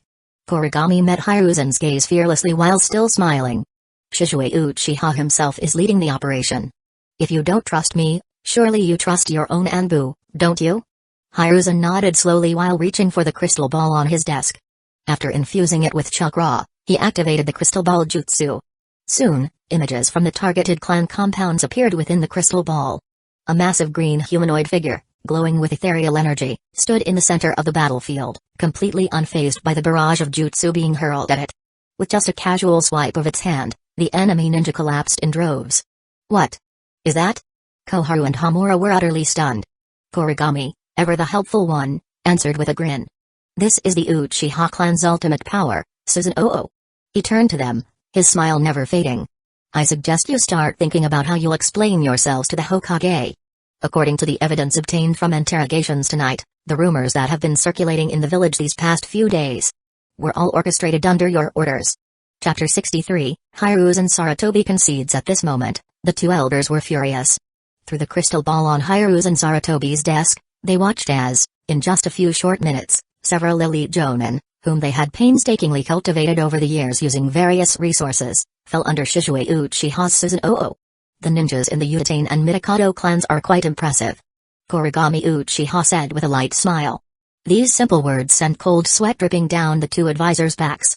They were well aware of their own situation. The ninjas attacking Shisui's Susanoo were not officially part of the village's ninja forces. In other words, they were private soldiers secretly raised by the two clans. While many of Hidden Leaf Village's clans engaged in such activities, it was one thing to keep such matters off the record and quite another to have them exposed. Hiruzen Sarutobi set down his pipe and severed the chakra flow to the crystal ball. What Kuragami Uchiha had just mentioned was indeed not something that should be openly discussed. Not only had the Sarutobi clan engaged in similar actions, but at this moment, even if Koharu and Hamura were foolish, he had to protect their clan's ninjas. Otherwise, the number of ninjas in the village who were still loyal to him would dwindle dangerously low. Hokage-sama, after interrogating the instigators of the coup attempt, the Hidden Leaf Village military police force has confirmed that the source of the rumors about Kakashi originated from the Uchiha and Mikado clans. I must ask the two advisors to accompany me back to the Hidden Leaf Village military police force for an investigation. Kuragami Uchiha stated. Kuragami Uchiha, we were personally appointed as advisors by the second Hokage. According to law, you and the Hidden Leaf Village military police force have no right to investigate us. Hamura Mikado said in a stern voice. Hokage-sama, is that your stance as well? Kuragami Uchiha turned to Hiruzen. This matter does not only concern Kakashi personally. Every ninja in the village deserves an explanation. For the sake of the Will of Fire, I ask you, Hokage-sama, to uphold justice, not just for Kakashi, but for every ninja who may one day sacrifice for this village. Hokage-sama, Kuragami is right. At this moment, Kakashi, who had been silent all this time, finally spoke. Personally, I don't mind a little grievance. But if this causes Hidden Leaf Village's ninjas to start doubting the Will of Fire, then things could get very bad. Hiruzen looked at Kakashi, feeling a headache coming on. Since when did everyone start preaching about the Will of Fire? Even Kakashi had adopted the rhetoric. Kakashi. Koharu Uchiha was about to reprimand him when Hiruzen suddenly roared in anger. Enough. Hiruzen glared hatefully at Hamura and Koharu. You two still have the audacity to bring up the second Hokage? As one of his disciples myself, I don't recall him ever teaching us such despicable tactics. Hiruzen, you, Koharu and Hamura were left speechless by his harsh words. But Hiruzen didn't intend to give them another chance to speak. Anbu. Take the two advisors into custody and escort them to the Hidden Leaf Village military police force for questioning. Yes, sir. The doors to the Hokage's office burst open, and several Anbu members entered. Having finished their patrol duties in the village, they had returned to report. Unlike their earlier nonchalant attitude on the streets, they moved swiftly this time, surrounding the two advisors in an instant with their hands resting on their weapons. Advisors, please cooperate. Don't make this difficult for us. One masked Anbu warned in a low voice. Koharu turned to Hiruzen in disbelief but saw only a warning look in his eyes. Hiruzen could only hope these two fools would be smart enough to go along with the investigation. If they complied, he might be able to pull some strings and get them out in a few days. But if they resisted now, things could spiral out of his control, even beyond his authority as Hokage. Humphrey, Hiruzen, you'll regret this. Hamura scoffed but ultimately chose not to resist. He and Koharu allowed themselves to be taken away by the Anbu. After they left, Hiruzen rubbed his temples wearily. Their foolishness made him suddenly nostalgic for Danzo. After a moment, he looked at Kakashi and Kuragami Uchiha. Kakashi, Kuragami, do you find this resolution acceptable? Hokage-sama has acted justly and impartially. I admire your integrity. Kuragami Uchiha replied. No need for such praise. Hiruzen sighed. This incident was ultimately my oversight. As Hokage, I bear responsibility. Hokage-sama, please don't blame yourself. The advisors were blinded by their lust for power and forgot the Will of Fire and the teachings of the second Hokage. Kuragami Uchiha said. They became this way under my watch, so I still share some responsibility. Hiruzen admitted. But Kuragami, Kakashi, as a personal request from me, let's end this matter here. I will personally issue a statement to clear up all the rumors. Thank you, Hokage-sama. Kakashi nodded. Also, Kuragami, although those two advisors made a mistake, they have still contributed to the village over the years. Please show some leniency in their treatment for my sake. Hiruzen requested. Understood. Kuragami Uchiha smiled. Given their status, they certainly shouldn't be detained with common prisoners. For that reason, Hokage-sama, the Hidden Leaf Village military police force, has decided to construct a special detention facility by the Naka River to hold them. That seems reasonable. Hiruzen nodded. By the way, Hokage-sama, about the things Kakashi and I found at Orochimaru's lab, have you made a decision? Kuragami Uchiha asked. Hearing this, Hiruzen's heart drops to the bottom. After thinking for a moment, he replied, let's delay that discussion. The village cannot afford further turmoil right now. Kuragami Uchiha furrowed his brow. That will be difficult, Hokage-sama. He sighed before continuing, this was my mistake. There was too much happening tonight, and I was so overwhelmed that I forgot to properly store the documents. As a result, Shisui accidentally saw them. With an apologetic expression, Kuragami Uchiha added, "Hokage-sama, you know my cousin's nature. He is pure-hearted and terrible at keeping secrets. If we delay too long, he will undoubtedly start overthinking things." Hiruzen was momentarily speechless. Kuragami Uchiha immediately bowed deeply. "This was ultimately my negligence. I ask for your forgiveness, Hokage-sama." Chapter 64, The dust settles. After hearing Kuragami Uchiha's words, Hiruzen Sarutobi finally understood why Shizue Uchiha, who had always been a pacifist, stood with the Hidden Leaf Village military police force tonight and even attacked his fellow villagers. At the same time, Hiruzen also realized that this matter could no longer be delayed. If he continued to cover it up, the will of fire, his core ideology used to win over young talents like Shizue from the Uchiha clan, would completely collapse, and he would lose Shizue's trust for good. Although Shizue's Mangekyō Sharingan was currently in Kuragami's possession, the Susanoo that Shizue had just displayed was not something an ordinary ninja could counter. If Shizue fully sided with his clan, the Uchiha would then have two Kage-level combatants. On the other hand, if Shizue still believed in the will of fire, then even though their relationship might already have cracks, Hiruzen was certain that if the Uchiha launched a rebellion, Shizue would step forward to stop it. That was likely why Kuragami had remained so restrained tonight. After sorting out his thoughts, Hiruzen spoke, "Kuragami, this isn't your fault. After all, no one could have predicted what happened tonight. Since things have came to this point, delaying any further will be meaningless. Let's officially start an investigation into this matter," Hiruzen declared. "However, given the seriousness of the issue, I intend to have both the Anbu and the Hidden Leaf Village military police force conduct the investigation together. Kuragami, what do you think?" Although the exposure of the three clans' collusion with Orochimaru had already reached the point of no return once Shizue learned about it, Hiruzen had learned from the previous investigation into Root. He understood that he could not let the Hidden Leaf Village military police force handle this case alone. The last time Kuragami was given power, it only took him a month to expand his influence significantly. If the Uchiha had been given complete control over this case, Hiruzen wouldn't have dared to imagine what could happen. As it should be. Kuragami nodded. If he were in Hiruzen's position, he wouldn't let the Hidden Leaf Village military police force handle such a critical matter alone either. He had expected this reaction and never intended to monopolize the investigation. His real goal was simply to force Hiruzen to open an inquiry. Besides, a joint investigation had its benefits. Even though Anbu's involvement meant he wouldn't be able to operate as freely as before, it also gave him a chance to infiltrate the Anbu. Naturally, Kuragami had no objections. With everything settled, Kuragami and Kakashi both took their leave. Watching them walk away, Hiruzen lit his pipe again and gazed out at the night sky. After a long sigh, he had to admit that ever since Danzo's death, his control over the village had weakened. Today's events, especially the reactions of the Inoshikacho clans, made him realize that he might truly be getting old. With another sigh, Hiruzen pulled out a letter, preparing to write to Jiraiya once more. But after just writing Jiraiya's name, he sighed deeply again. Among his three students, the only one he could still rely on now was the one who had once given him the most headaches. "I hope he comes back and changes all of this," Hiruzen murmured. As Kuragami and Kakashi left the Hokage's office, they went their separate ways at an intersection. "Where are you headed?" Kuragami asked. "I remember your house isn't in that direction. Some old friends are waiting for me. I need to go tell them how things turned out," Kakashi replied.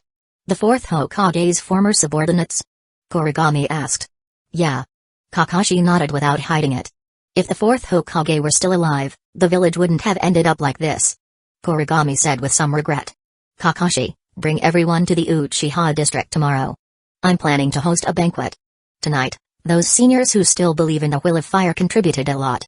Our Hidden Leaf Village military police force should properly show our gratitude." "I understand." Kakashi nodded. After saying goodbye, he headed toward the scene of the earlier conflict. "Oh, and bring that guy who uses wood style too." Kuragami suddenly remembered something and shouted toward Kakashi's departing figure. The Hidden Leaf Village military police force has some tasks for him. By the time Kuragami returned to the Hidden Leaf Village military police force, it was already late, but the entire building was still brightly lit. On his way back to his office, he ran into a few civilian officers carrying batons, heading toward the interrogation room. The moment they saw Kuragami, they immediately stood at attention and saluted loudly. "Vice Captain Kuragami." "Loyalty." After returning the salute, Kuragami patted one officer on the shoulder, glanced at his nameplate, and asked, "Still working this late?" Reporting to Vice Captain Kuragami. "We're not tired. The interrogation of the rioters isn't finished yet, so we plan to complete it tonight." Taro Hasegawa, who was full of energy, replied. Kuragami noticed the man's pockets bulging with bonus money and tools, smiled, and said, "It's good to have that kind of enthusiasm, but you need to balance work and rest. Go home." Vice Captain Kuragami. "We're really not tired." Taro Hasegawa protested. "No way, they are getting paid 2 months' salary bonus plus jutsu, then just going home? That would be disrespectful to both the Hidden Leaf Village Military Police Force and Vice Captain Kuragami." Kuragami shook his head with a chuckle. "Alright, I can't argue with you guys. Go ahead, but pass the message to everyone working late. Thank you all for your hard work. I'll find a way to get some late-night snacks for everyone. Long live Vice Captain Kuragami." The officers around him cheered at his words. After finally getting out of the encirclement of the enthusiastic crowd, Kuragami returned to his office, and Shizue Uchiha, who had completed his mission, was already there waiting for him. "How did it go? Was the mission successful?" Kuragami asked while walking to his chair. "Everyone on the list was captured without exception," Shizue reported. "Good." Kuragami nodded. "I'm putting you in charge of the follow-up investigation." "Me?" Shizue was taken aback. "That's right. I've reached an agreement with the third Hokage. Both the Hidden Leaf Village Military Police Force and the Anbu will investigate this case together. In a few days, once our new detention facility is set up, the Anbu will join in. Since you've worked in Anbu before, you're the best person to oversee this and ensure smooth cooperation." "Understood." Shizue nodded. "I'll take care of it." "Shizue, don't let the clan down again," Kuragami reminded him as he left. Chapter 65, The Fourth Hokage's Former Subordinates and First Meeting with Naruto. Kuragami Uchiha ultimately didn't make everyone work overtime all night. After spending 100,000 ryo to invite Toki from his home to the Hidden Leaf Village Military Police Force headquarters to personally prepare a luxurious bowl of ramen for each of the overtime workers, he let everyone go home and rest. The next day, on a large open space of about 1,000 square meters on the east side of the Uchiha clan's grounds, the non-ninja members of the Uchiha clan were busily setting up the venue. Normally, this area was used for hosting weddings of the clan's younger generation.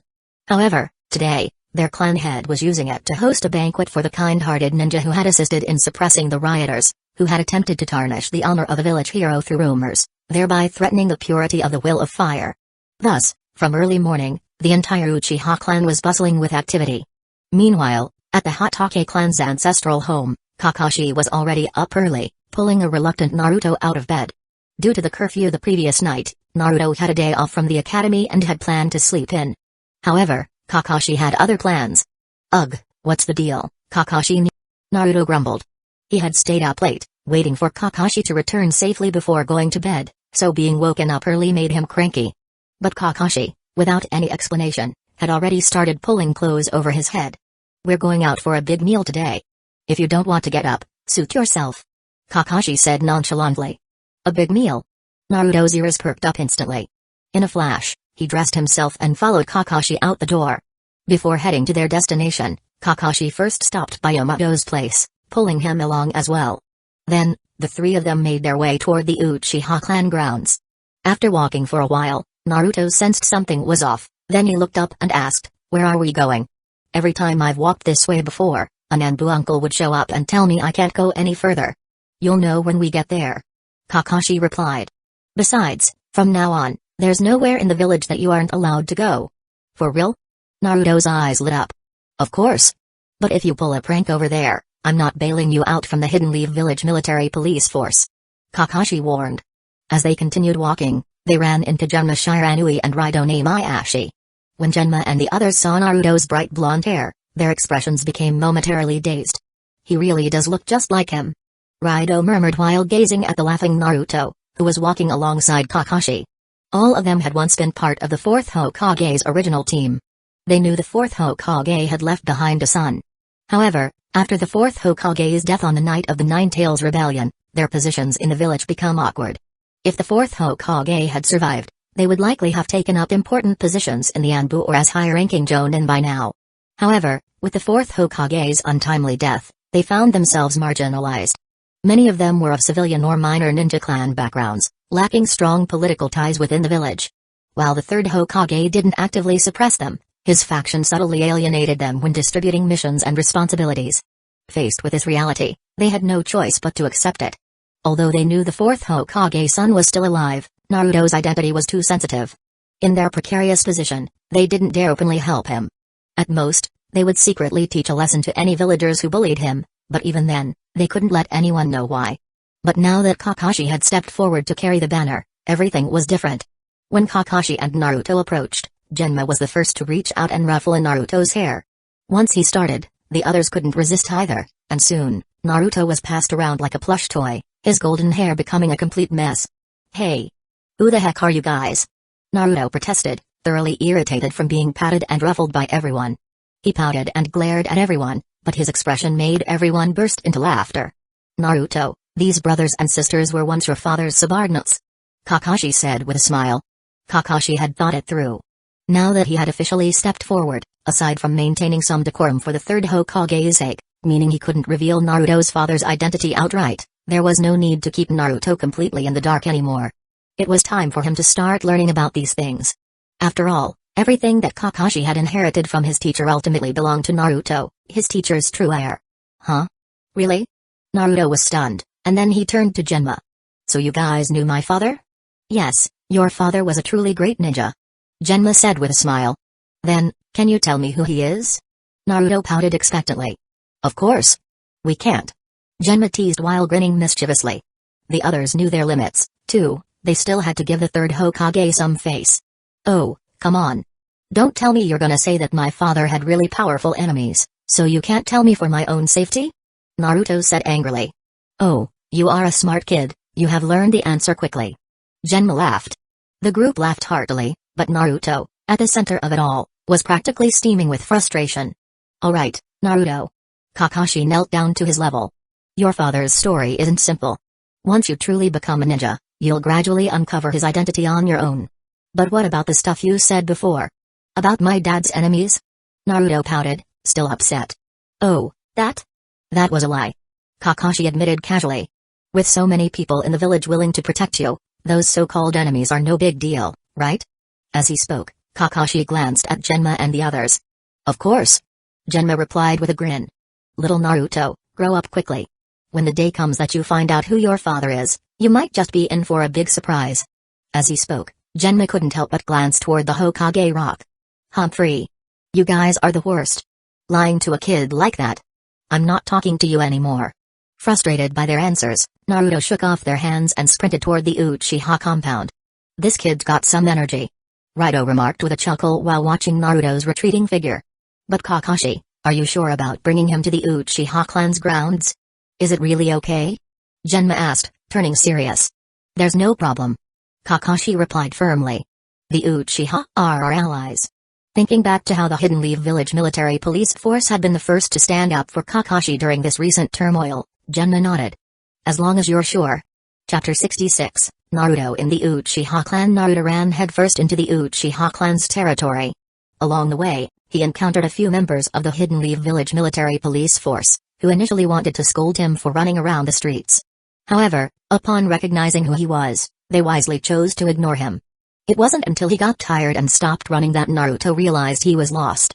After wandering aimlessly through the Uchiha district, Naruto soon noticed something different about this place compared to the rest of the village. Although the people here were busy, they treated him like any ordinary child rather than looking at him with hostility or cursing at him as they did elsewhere in the village. Some elderly women even stopped to ask if he was lost when they saw that he was alone. This was a completely new experience for Naruto. Ever since the Nine Tails Rebellion, the Uchiha clan had been forced to relocate to the outskirts of the village. As a result, the common folk of the Uchiha had little interaction with the rest of the villagers. Their district had its own market, fulfilling their daily needs, and because of the Uchiha's formidable reputation, few outsiders dared to venture into their territory. While the Uchiha ninja were well aware of Naruto's identity, the ordinary clan members only knew that such a person existed without knowing exactly who he was. Because of this, they naturally didn't associate the 7-year-old boy in front of them with the demon fox of the village roamers. As Naruto basked in this rare sense of peace, a cold voice suddenly called out to him. "Dead last, what are you doing here?" Naruto immediately recognized the voice and turned around excitedly, only to see a familiar figure standing in the corner. "Sasuke? What are you doing here?" Although the two didn't get along in school, in this unfamiliar environment, seeing someone he knew made Naruto genuinely happy. "My house is here. Why wouldn't I be here?" Sasuke tried to maintain his image as an aloof genius, But the slight joy in his eyes betrayed his true feelings. He was actually happy to run into Naruto here. "Oh, so your house is in this area." Naruto grinned as he walked up to Sasuke. But just as he reached him, he suddenly remembered how Sasuke had addressed him earlier. "I'm not the last anymore," he huffed in protest. Although Naruto hadn't been living with Kakashi for long and hadn't learned any powerful ninjutsu yet, even the basic taijutsu jutsus Kakashi had taught him were enough for him to handle the ordinary civilian-born students in class. His theory grades were still terrible due to his habit of skipping class, but he was no longer at the bottom. "You still can't beat me, so what does it matter?" Sasuke smirked before asking, "What are you doing here anyway?" "Ah. Kakashi-Nisan said he was bringing me here for a feast, but then I got lost." Naruto scratched his head.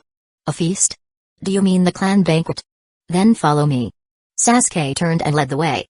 So Naruto follows Sasuke as they head toward the banquet.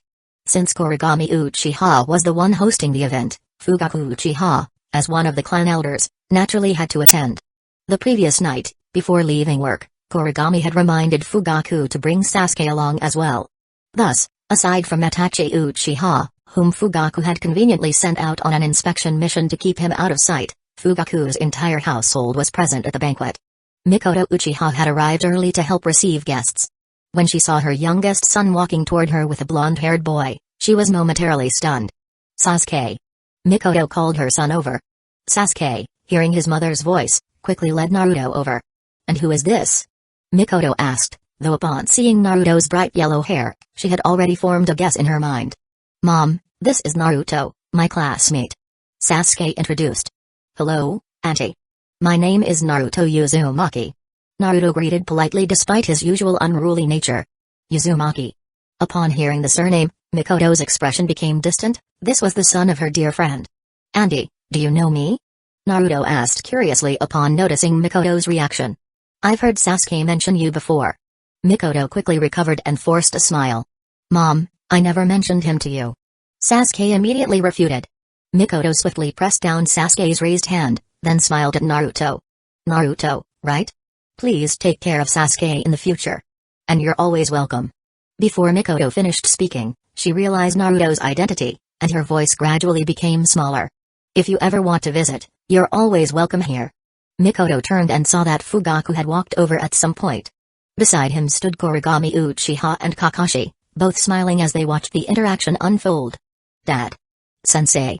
Kakashi. The two kids greeted the familiar figures enthusiastically. "Naruto, if I'm ever away on missions, you can come to find Uncle Fugaku, Aunt Mikoto, or your big brother Kuragami," Kakashi instructed Naruto.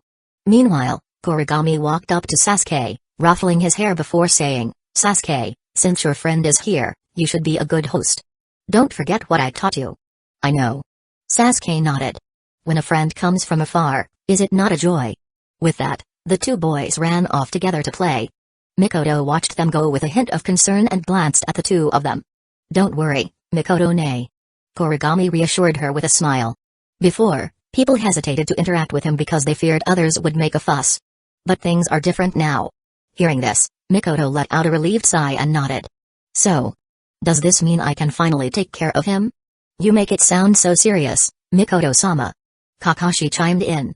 "You and Gushino were best friends. I'm just a single guy. There are a lot of things I can't handle properly. Naruto could really use your help now and then." "Mikoto, I know you've been worried about him all these years," Fugaku added. "From now on, if you want to look after him, just do it openly.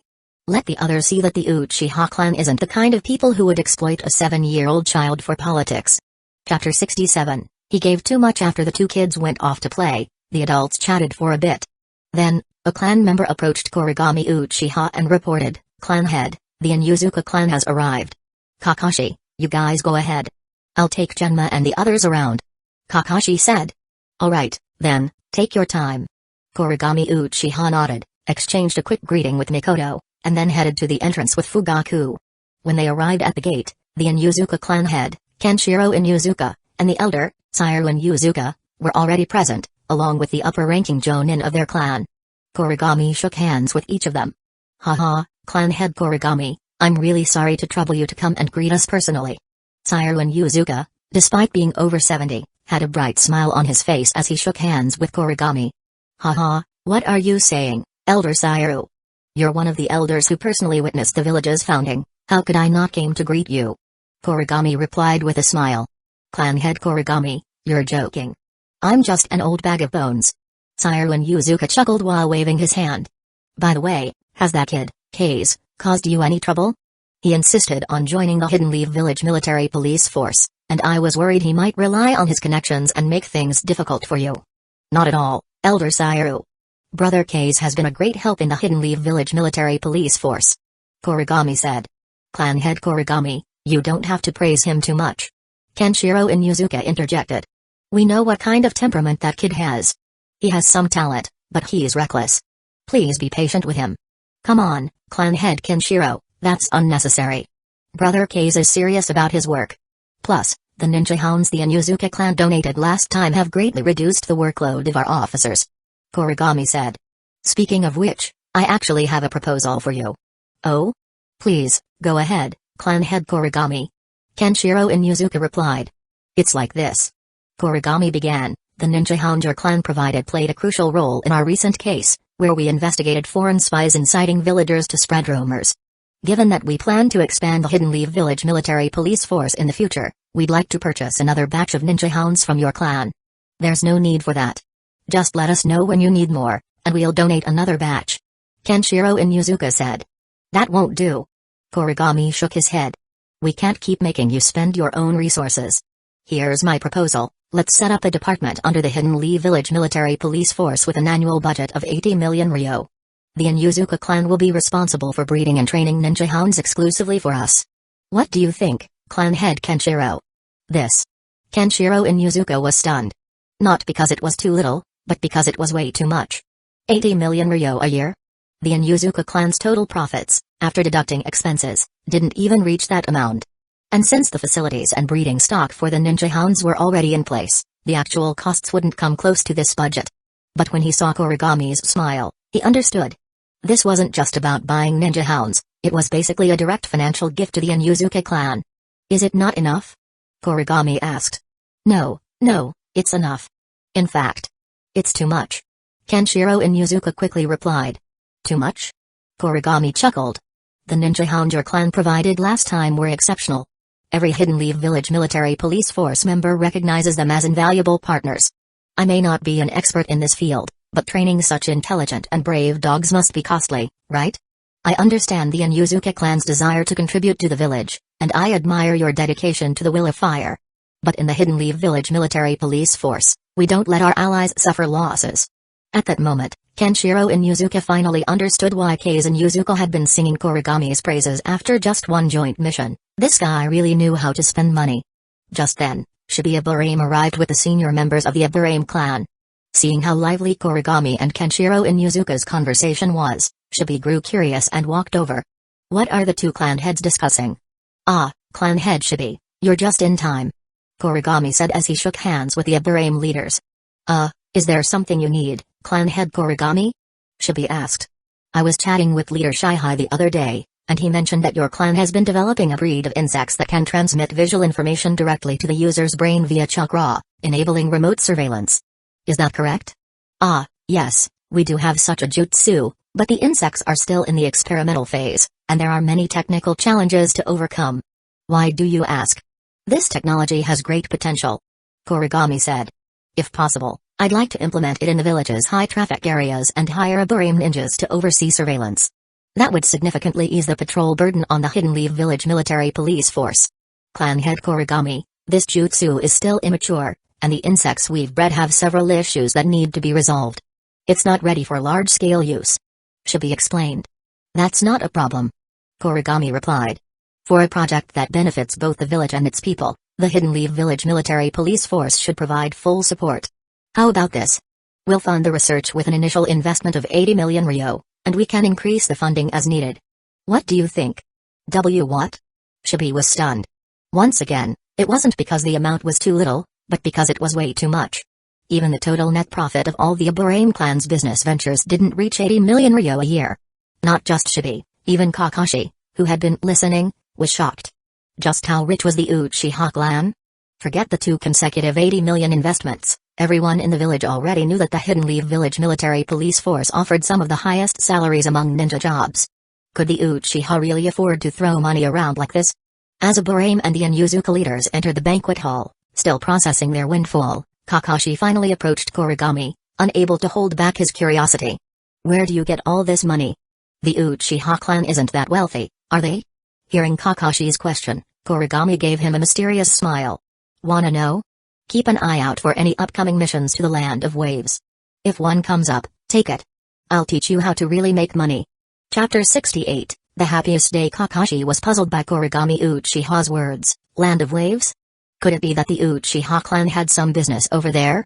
He wanted to ask for more details, but a loud and energetic voice calling his name from the entrance forced him to stop. Kakashi. A man in a green suit with a bowl-cut hairstyle was enthusiastically waving at him from the banquet entrance. Seeing this, Kakashi could only place a hand on his forehead, not knowing what to say. He had specifically reminded the guy yesterday to wear something formal today. And while Guy did take his advice, he still couldn't seem to part with that particular color.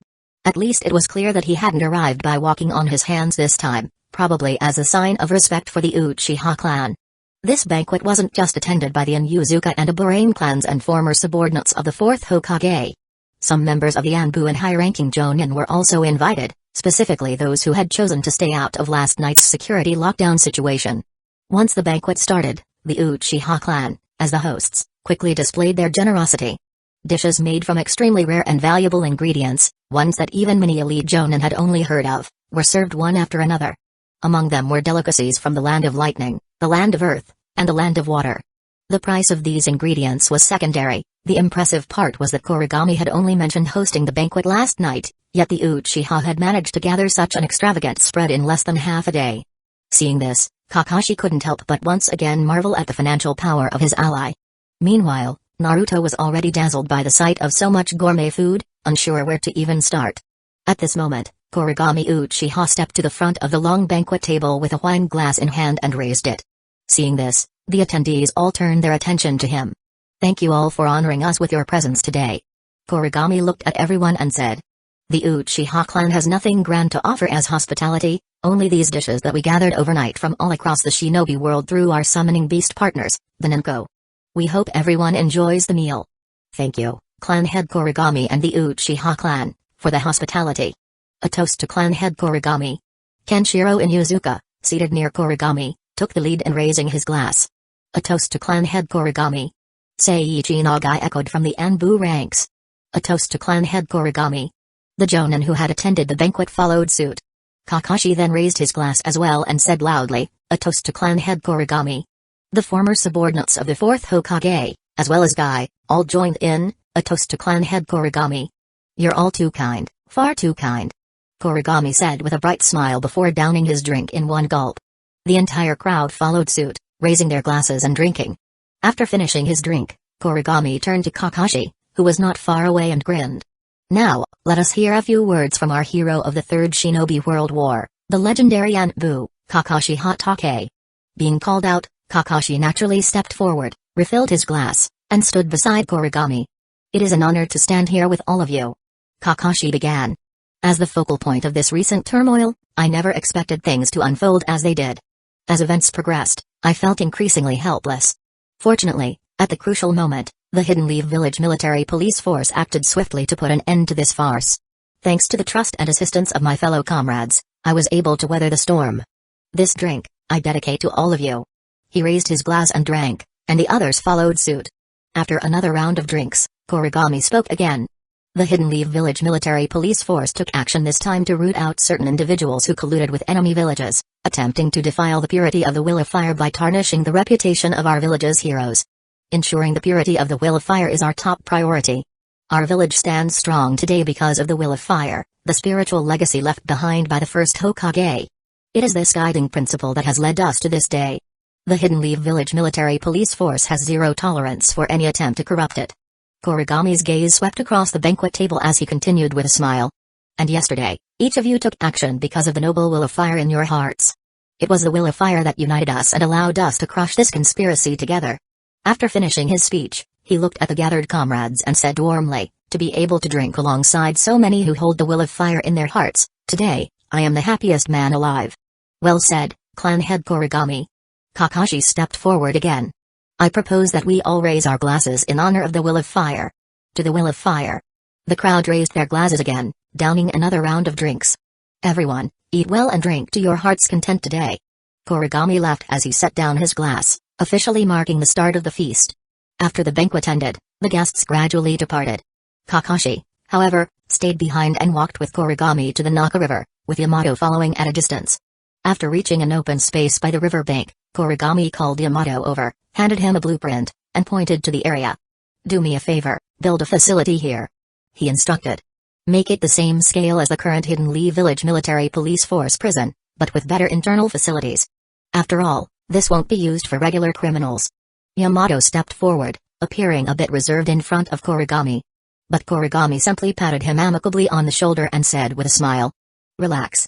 I know you didn't have much of a choice in the past, but the people who forced you are dead now. As long as you hold the will of fire in your heart, we are all comrades, aren't we? Yes, I understand.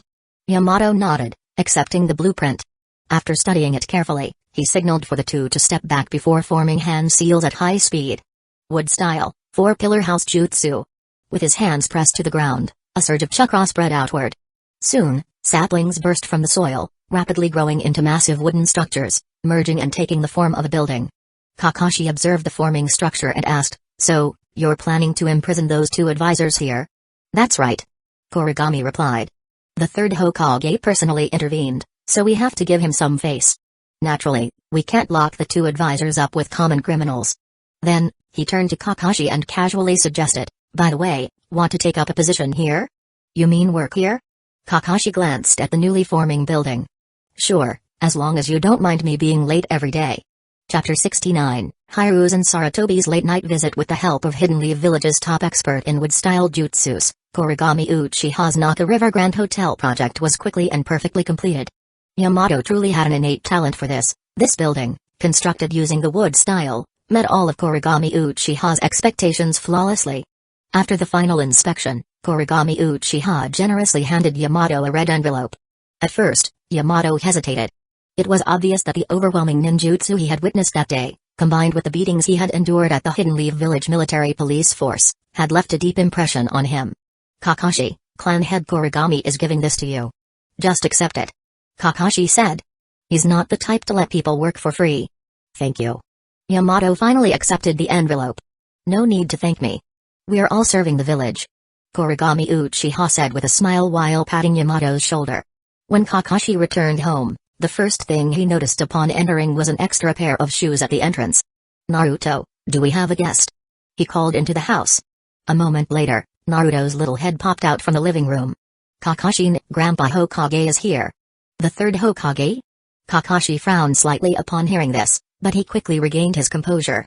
After changing his shoes, he walked inside and saw Naruto sitting across from the third Hokage, both enjoying a cup of instant ramen. A freshly boiled kettle of water sat on the table. Naruto, is this how you host the third Hokage when I'm not home? Kakashi sighed while rubbing his forehead. These are my rare limited edition ramen cups. They're really expensive. Naruto protested. In truth, he wouldn't have taken them out unless the third Hokage had came to visit. Naruto likes them, so it's fine. The third Hokage said with a chuckle. At my age, I should try to enjoy what the younger generation likes every now and then. Since Hiruzen himself had said so, Kakashi let it slide. Naruto even made him a cup of ramen as well. In this somewhat strange atmosphere, the three quietly ate their noodles. Before long, Naruto was the first to finish. I'm full. He announced energetically while setting his chopsticks down. Naruto, go take a bath and rest now. The third Hokage and I have some matters to discuss. Kakashi said. Huh? But it's still early. Naruto protested. You have school tomorrow. Naruto, be good. Go to bed. Hiruzen added. Fine. Naruto stood up, looking dejected. However, as he turned around, a sly smirk briefly flashed across his face. He left the living room and pulled the door shut behind him, but the next moment, he pressed his ear against the door, intending to eavesdrop. Of course, his little trick was completely transparent to the two seasoned ninjas. Kakashi simply turned his head and cast a basic Genjutsu, making Naruto instantly collapse into a deep sleep on the floor. After carrying Naruto back to his room, Kakashi returned to sit in front of the third Hokage. Hokage-sama, what brings you here so late at night? Kakashi, you've been retired from the Anbu for some time now. How have you been adjusting? Hiruzen asked with a kind smile. It's been fine. Since I can't leave the village right now, I've just treated it as a chance to rest. Kakashi replied. His words made Hiruzen fall silent. After a while, the elderly Hokage pulled out his pipe, intending to smoke, but as he reached for his tobacco, he suddenly remembered he was in someone else's house. Please, make yourself comfortable. Kakashi said considerately. Seeing this, Hiruzen did not act pretentiously. He packed his pipe, lit it, and took a deep inhale before slowly speaking. Kakashi, regarding what happened before, I must admit that I was negligent in my duties as Hokage. If I had noticed sooner and intervened immediately, things wouldn't have escalated as they did. Hokage-sama, you have many responsibilities. It's understandable that small matters might escape your attention. Kakashi replied indifferently. Besides, the situation was resolved in the end, wasn't it? Kakashi's tone made Hiruzen pause briefly. He knew that, deep down, Kakashi still held some resentment toward him regarding the matter. That's true. Hiruzen sighed. I'm getting old. Handling village affairs is becoming more and more difficult. Nonsense.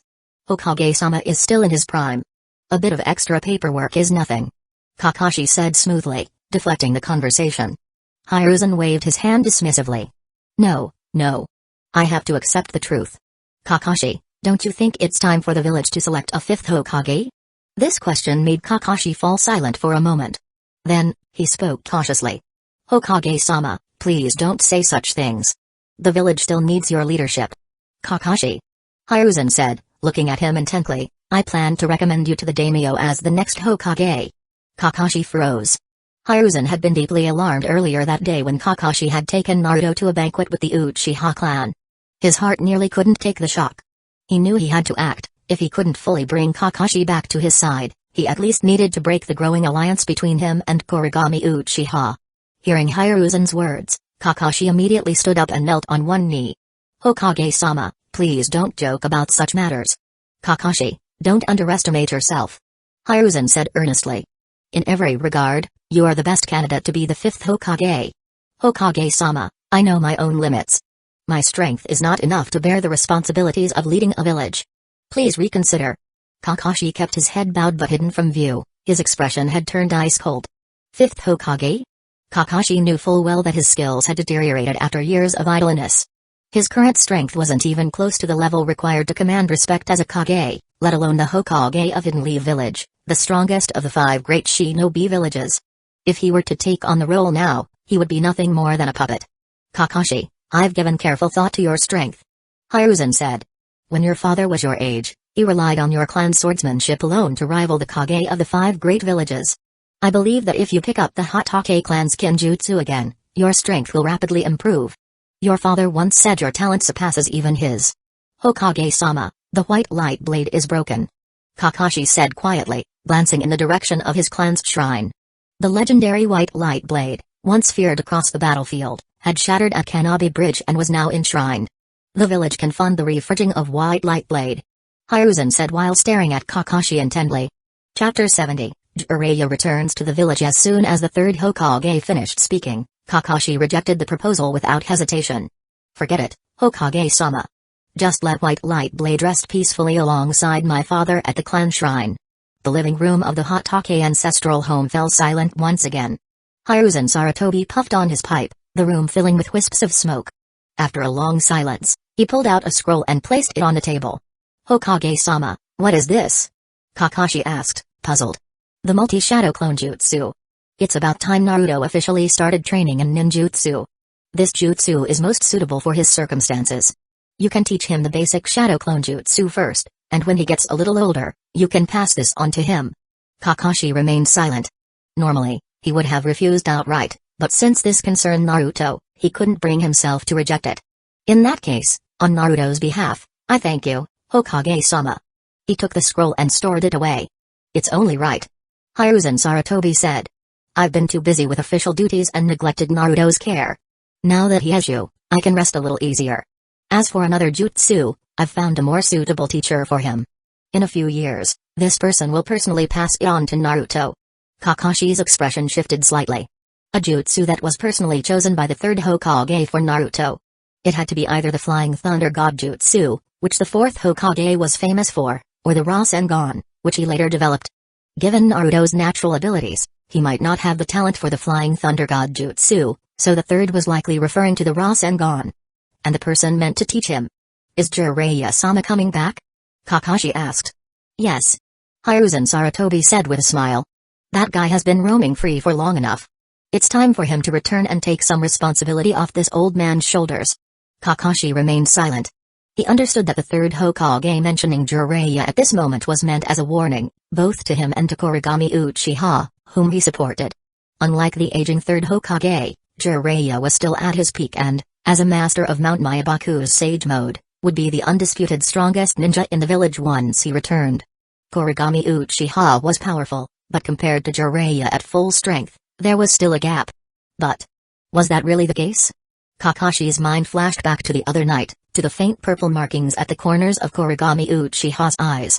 And more importantly, would Jiraiya really want to get involved in all of this? Seeing Kakashi lost in thought, Hiruzen Sarutobi spoke again. Kakashi, are you really not going to consider running for the position of 5th Hokage? I'll have Jiraiya assist you. Hokage-sama, please don't joke. Jiraiya-sama is far more qualified than I am to be Hokage. You can't say that. I've known that brat for a long time, there's no way he would willingly take on this burden. Hiruzen sighed. Jiraiya-sama will understand your intentions. Kakashi replied. Fine. Seeing that Kakashi's stance was firm, Hiruzen changed the topic. Kakashi, let's put aside the matter of the 5th Hokage for now. What are your plans?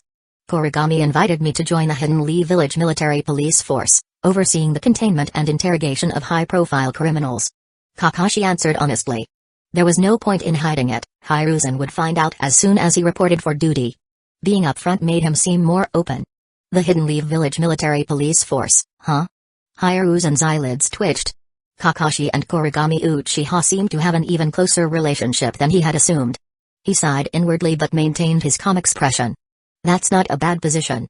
Kuragami is a fine young man who truly upholds the will of fire. Indeed. His understanding of the will of fire often makes me feel ashamed. Kakashi said flatly. With young people like you two in the village, I'm sure the 1st and 2nd Hokage would be very pleased, even in the afterlife. Hiruzen said, full of emotion. Well then, Kakashi, I won't keep you any longer. I'll walk you out. Kakashi offered, beginning to rise from his seat, but Hiruzen stopped him. I've already disturbed you late at night. I'll walk myself back, it'll help with digestion. That ramen was truly delicious. No wonder Naruto loves it so much. Despite Hiruzen's words, Kakashi still escorted him to the door. Kakashi. Before stepping outside, Hiruzen turned around and spoke with deep sincerity. Now that you've regained your motivation, you must keep up with your training. I may be an old man, but I still hope to personally place the Hokage's cloak on your shoulders one day. Kakashi didn't respond, but his silence was enough. Days passed quickly, and the lockdown in the village had already lasted 3 days. After the events of that night, the village's security had visibly improved. The workload of the Hidden Lee Village military police force had lightened significantly, and complaints against them had drastically decreased. Kakashi had officially started his duties in the new Hidden Lee Village military police force division by the Naka River. Meanwhile, the Anbu unit assigned by the 3rd Hokage had also arrived to investigate the case involving 3 clans colluding with Orochimaru to kidnap children from noble families. The Hidden Lee Village military police force had also unearthed some old case files. A joint investigation team, led by Kuragami Uchiha, was officially formed. Before launching the investigation, Kuragami Uchiha issued orders in the conference room that every member of the 3 clans involved would face severe punishment. Their assets would be seized and redistributed to compensate the victims' families. However, halfway through the meeting, Uchiha knocked on the conference room door.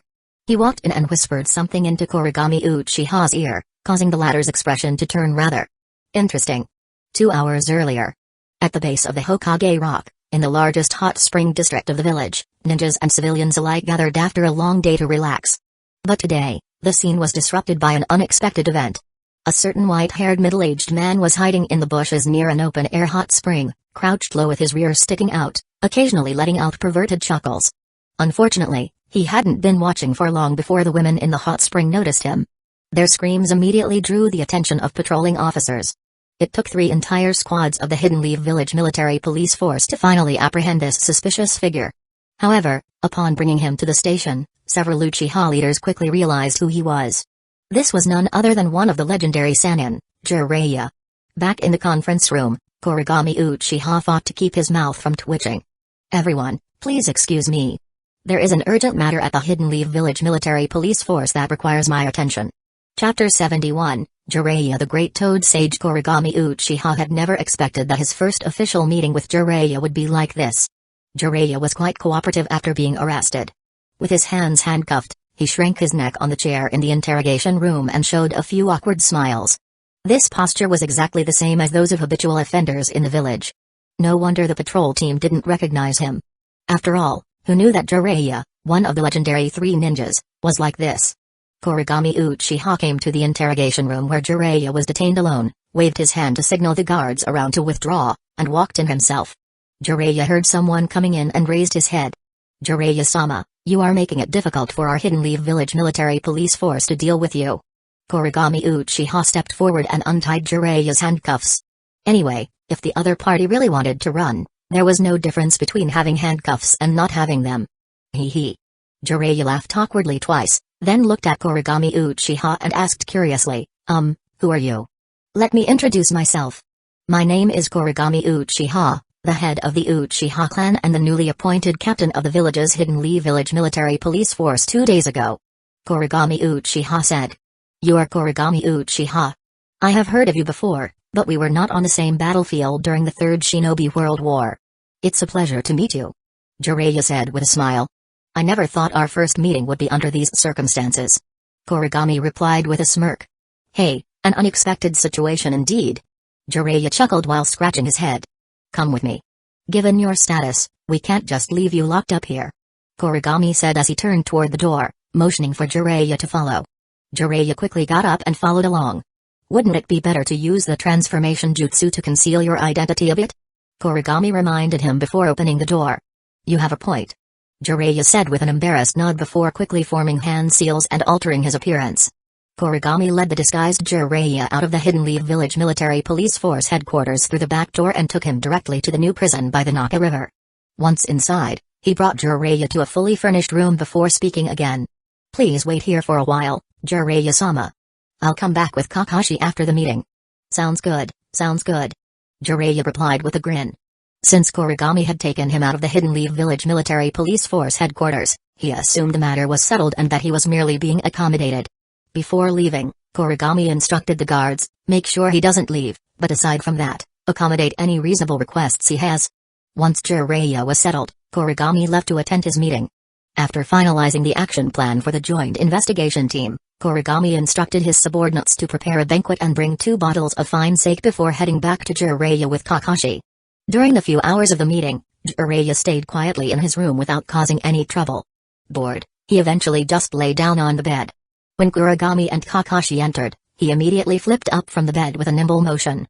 Clan head Kuragami, I must say, this place is quite nice. Is this where the Hidden Leaf Village Military Police Force entertains guests? Jiraiya asked cheerfully upon seeing them. In a way, yes. Kuragami replied with a smile as he moved a low table into the center of the room and began setting out the dishes. Seeing the beautifully arranged food and the 2 bottles of sake, Jiraiya's eyes lit up, then he rubbed his hands together and said, Oh, you really didn't have to, clan head Kuragami. This is too generous of you. Not at all. It's an honor to share a drink with one of the legendary Sannin, the Great Toad Sage Jiraiya. Kuragami responded. I've heard that Jiraiya-sama is quite the connoisseur of entertainment. I would have invited some geisha from the entertainment district to enhance the evening, but given that the Hidden Leaf Village Military Police Force is part of the village's law enforcement, that wouldn't be appropriate. I hope you understand. No worries, no worries. Jiraiya waved his hand dismissively. Next time, I'll treat you to a night out in the best entertainment district in the village. The 3 of them sat down and shared a drink before engaging in casual conversation. Jiraiya-sama, what brings you back to the village so suddenly? Is it to release a new book? Kakashi asked knowingly. The new book is in progress, and it'll take some time. Jiraiya said with an awkward laugh, clearly uncomfortable about being asked about his writing progress at the drinking table. As for why I came back, I have no idea what's gotten into the old man. He's been sending letters non-stop, practically 8 times a day, urging me to return. So I figured I might as well come back and see what's going on. But I must say, coming back has its perks. I got to meet a promising young talent like clan head Kuragami, And I also got to see Kakashi picking himself back up. That makes it worthwhile. Jiraiya said with a slight buzz after downing another cup of sake. I'm hardly a promising young talent compared to a legendary hero of the village like you. Kuragami said with a grin as he poured Jiraiya another drink. Nonsense. You're the famed Blue Thunder Kuragami. You'll surely surpass this old man one day. Jiraiya laughed. After drinking for a while, Jiraiya suddenly turned to Kakashi and asked, by the way, Kakashi, I heard you took Naruto in? Kakashi nodded. That's right. I've retired from the Anbu, so I have the time to look after him. Hearing this, Jiraiya sighed. That's good. With you taking care of him, I can rest easy. At that moment, Kuragami suddenly asked, Jiraiya-sama, you've been away from the village all these years. What exactly have you been doing? Surely it's not just because of some vague prophecy? Kuragami, this is no mere vague prophecy. Jiraiya said, his expression turning serious. The great toad sage of Mount Myabaku is an ancient and wise seer. He once told me that a child would be born who would determine the fate of the entire shinobi world, whether it would be peace or destruction. My mission is to guide that child onto the right path. So there's more to it than I thought. Kuragami remarked with a smirk. I didn't realize Jiraiya-sama carried such a heavy burden. That was my mistake. I'll drink a cup as punishment for my words. He poured himself a cup and downed it in one gulp. So then, Jiraiya-sama. Kakashi asked, have you found this child of prophecy yet? Chapter 72, Itachi Uchiha's return. Kakashi's words made Jiraiya freeze mid-motion, his hand holding the sake cup suspended in the air, and he was stunned on the spot. After a moment, Jiraiya slowly put down his cup. I thought I had already found it. The atmosphere of the gathering took an awkward turn. Kuragami Uchiha silently finished his drink and poured himself another. Let's not talk about that anymore. Come on, let's drink. Kuragami Uchiha took the initiative to break the awkwardness. The three of them, understanding the mood, tacitly avoided the topic for the rest of the evening. Once they had eaten and drunk their fill, Jiraiya stood up and adjusted his clothing, his face slightly flushed from the alcohol. Then he looked at Kuragami Uchiha and said, thank you for your hospitality, clan head Kuragami. I won't bother you any longer. I've been back for a while now, and I still need to check the situation with the old man. With that, Jiraiya walked towards the door. However, just as he opened it, two Uchiha guards standing outside reached out to block his way. Clan head Kuragami, what's this about? Jiraiya turned back to look at Kuragami Uchiha. Jiraiya-sama, according to the village's security regulations, acts of peeping are punishable by at least 7 days of detention. If you just leave like this, the Hidden Leave Village military police force won't be able to explain it to the villagers. Kuragami Uchiha said calmly. The Uchiha clan respects your contributions to the village, but could you also show us a little respect in return? Clan head Kuragami, you see, I only just got back, and I really need to report to the old man. Jiraiya said with a sheepish smile. He knew he was in the wrong, and given that Kuragami Uchiha had treated him with fine food and drink upon recognizing his identity, it was hard for him to take a firm stance now. Jiraiya-sama, we ask that you stay here for the next few days. If you have any requests, feel free to ask. The Hidden Leave Village military police force will do its best to accommodate you, just don't go wandering around, that way, we can give the village a proper explanation. Hearing this, Jiraiya looked to Kakashi for help, but Kakashi remained expressionless as he said, Jiraiya-sama, please understand. This village regulation has been in place for a long time. Jiraiya opened his mouth, wanting to protest that he had never been detained for this before. But after thinking it over, he decided against saying anything. Even a pervy old man had to maintain some dignity, this was already embarrassing enough. Alright, I'll stay here for a few days. Let's just call it a period of focused writing. Jiraiya sighed, retracting his hand. But please send word to the third Hokage that I've returned. Of course. Thank you for your cooperation, Jiraiya-sama. Kuragami Uchiha nodded, then turned to the two guards outside. Take good care of Jiraiya-sama. Understood. The two guards nodded. Well then, Jiraiya-sama, we'll be heading off now. If I don't get back soon, Naruto will probably sneak off to eat ramen again. Kakashi said, seeing that Jiraiya was willing to comply, nodded and left with Kuragami Uchiha. Kakashi. As Kakashi walked out the door, Jiraiya's voice suddenly called out from behind. Is there something else, Jiraiya-sama? Kuragami Uchiha turned back and asked. Forget it. Jiraiya withdrew his hand in frustration. He had originally wanted to ask Kakashi to say hello to Naruto for him, but when he thought about how he should even face Naruto, he abandoned the idea. After the two left, Jiraiya sighed and lay back down on the bed in his room.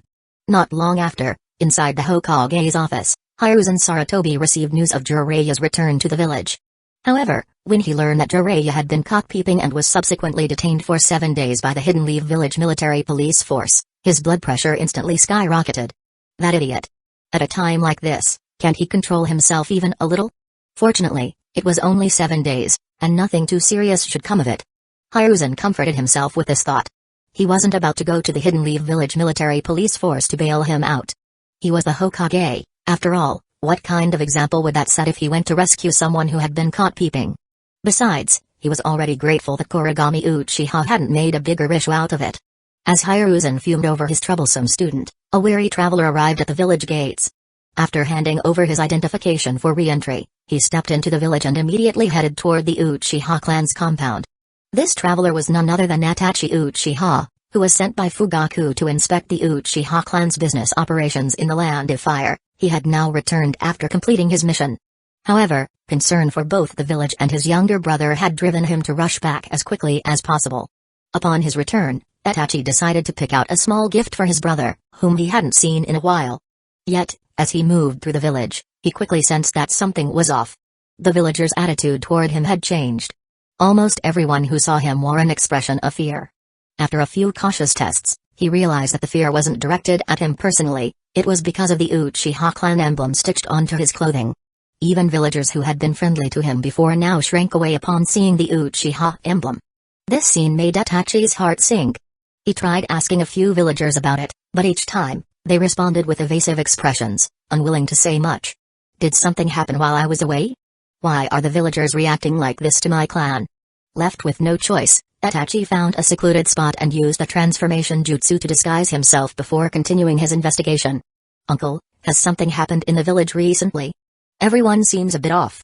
Itachi, in disguise, asked the stall owner after selecting a few items. You just arrived in the village? The stall owner glanced at him before asking. Yeah, I just moved here from the capital of the Land of Fire yesterday.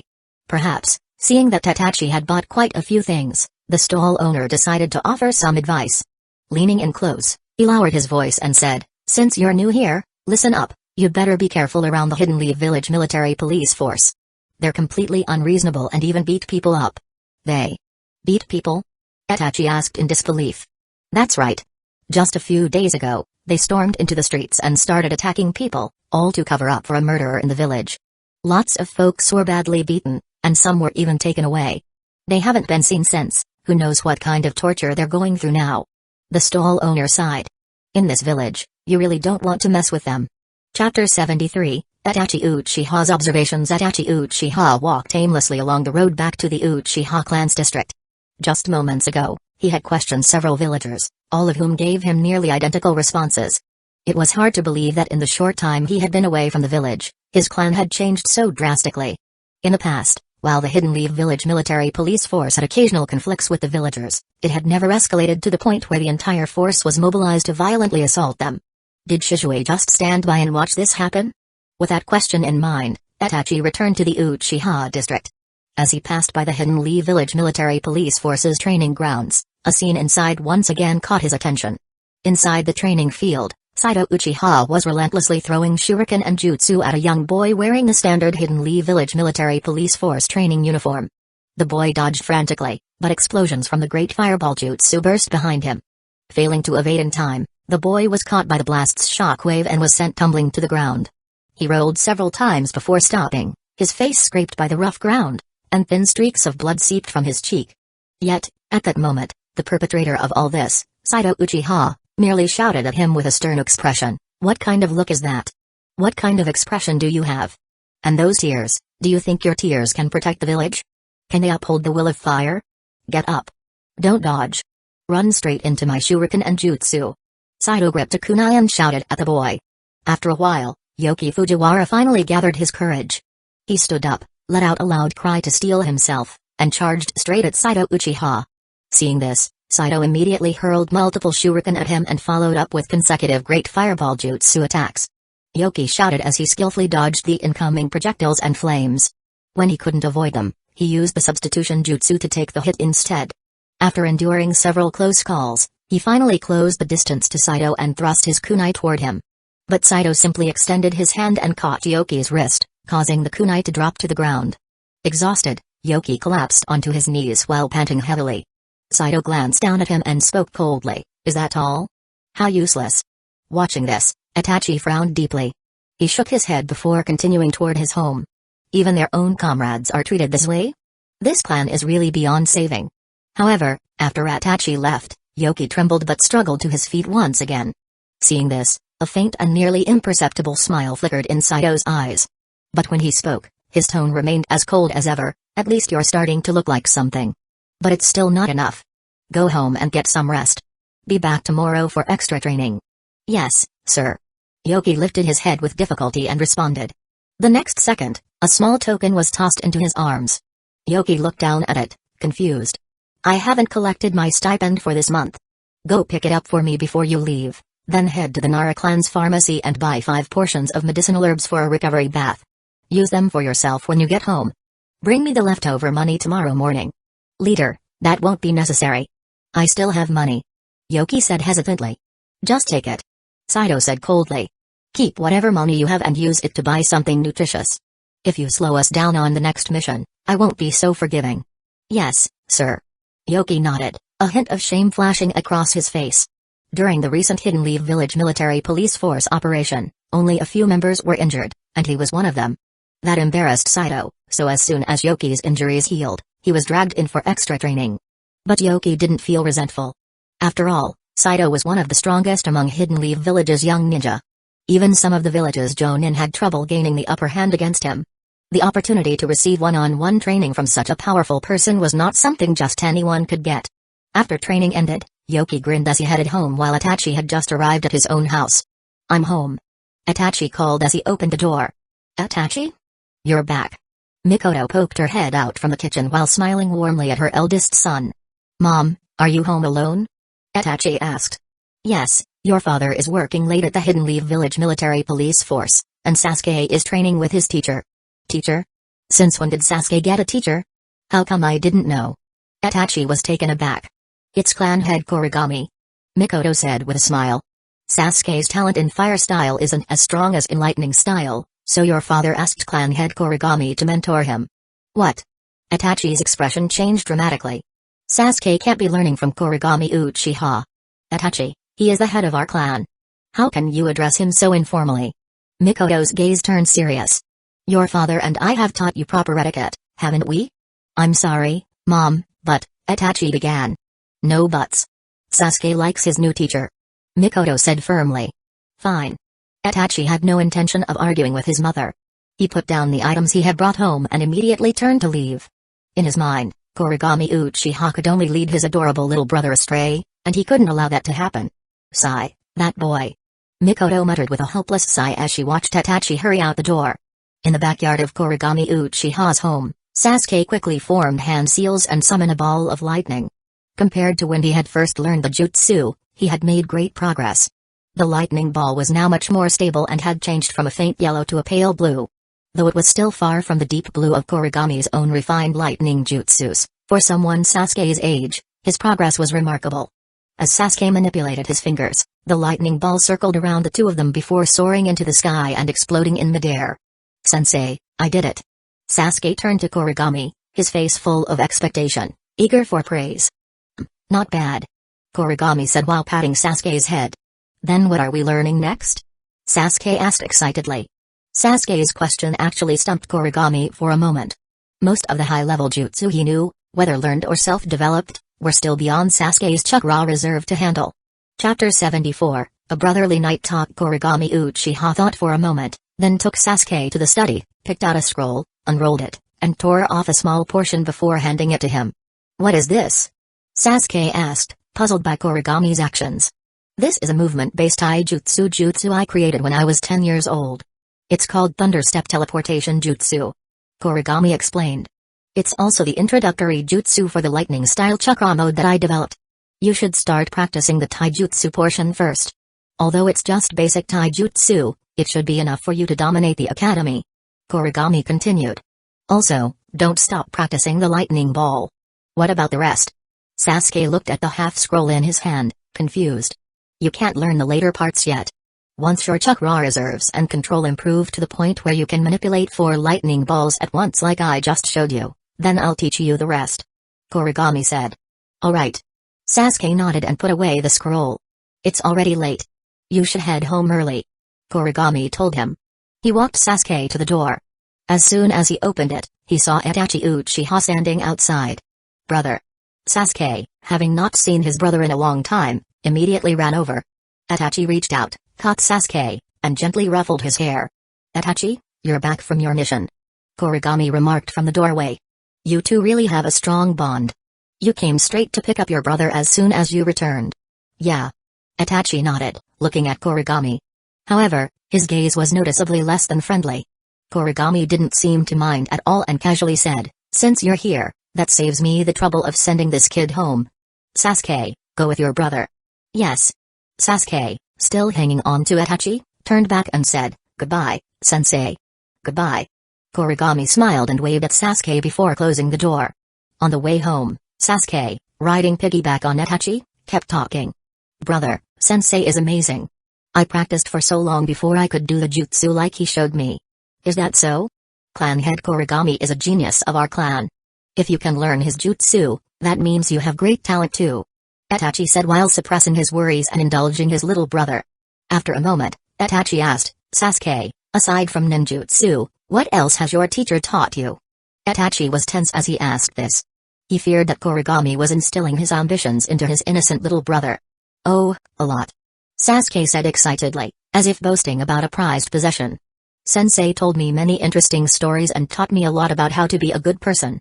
Hearing this, Itachi's heart tightened. Has his precious little brother really been influenced by Kuragami? What exactly did he teach you? Itachi asked quickly. Well, a lot of things. Some I don't fully understand yet, but there are also many that make perfect sense to me. Sasuke replied. Itachi wanted to ask more, but by then, they had arrived home. Sasuke said, I'll tell you more after dinner. Alright. Itachi nodded and entered the house with Sasuke. I'm home. Sasuke announced energetically at the door. Welcome back, Sasuke. Wash your hands and get ready for dinner. Mikoto said warmly when she saw her cheerful younger son. You too, Itachi, go wash up, dinner is ready. Okay. Itachi nodded and led Sasuke toward the bathroom. On the way, he noticed their father, Fugaku, wasn't in the dining area. He turned to his mother and asked, Mother, is father not home yet? No, he said the Hidden Leaf Village military police force has a major mission, so he won't be coming home for dinner these days. Mikoto replied as she served food for both brothers. Once at the table, Sasuke immediately began devouring his meal. Demonstrating his skills in front of Kuragami earlier had consumed a lot of his chakra, making him ravenous. Sasuke, slow down. Mikoto said, shaking her head as she refilled his bowl. Hee hee, Mom's cooking is the best. Sasuke grinned. Even Naruto said so after eating the bento you made. Oh? Really? Mikoto smiled. Then I should prepare an extra bento for Naruto tomorrow. By the way, Sasuke, do you know what Naruto likes to eat? Mom, I'm your son, right? Why are you more concerned about Naruto? Sasuke pouted. Haha, are you jealous, Sasuke? Mikoto laughed at her son's reaction. I am not. Sasuke huffed, refusing to admit it. As Sasuke and Mikoto joked around, Itachi's mind was in turmoil. Naruto. He knows who he really is. Is the clan now openly involving the Jinchuriki? Shaken by these revelations, Itachi hurriedly finished his meal. Afterward, Sasuke grabbed his hand and looked up at him expectantly. Brother, can we sleep together tonight? I want to tell you some of the stories Sensei told me. Alright. Itachi agreed. Back in their room, Sasuke pulled out a book that Kuragami had compiled for him and eagerly started explaining its teachings to Itachi. Itachi listened patiently as Sasuke went through each lesson. From the human nature is inherently good to isn't it a joy to learn and practice? The more Itachi listened, the more he felt something was off. It wasn't that these teachings were bad, on the contrary, they were excellent. If Sasuke could truly follow these principles, he would become the ideal shinobi who embodied the will of fire. But this didn't align at all with the scheming, power-hungry image Itachi had of Kuragami. Thinking this through, Itachi decided to probe further. Alright, Sasuke, let's talk about something else. Do you know what happened in the village a few days ago? Itachi asked. Yes. Sasuke blinked, surprised by the change in topic. Then, what do you think about it? Itachi pressed. The Hidden Leaf Village military police force handled it well. The villagers were clearly in the wrong, and they received the punishment they deserved. Sasuke replied firmly. As I suspected, what Kuragami has been teaching Sasuke is indeed problematic. Itachi thought as his heart sank to the bottom.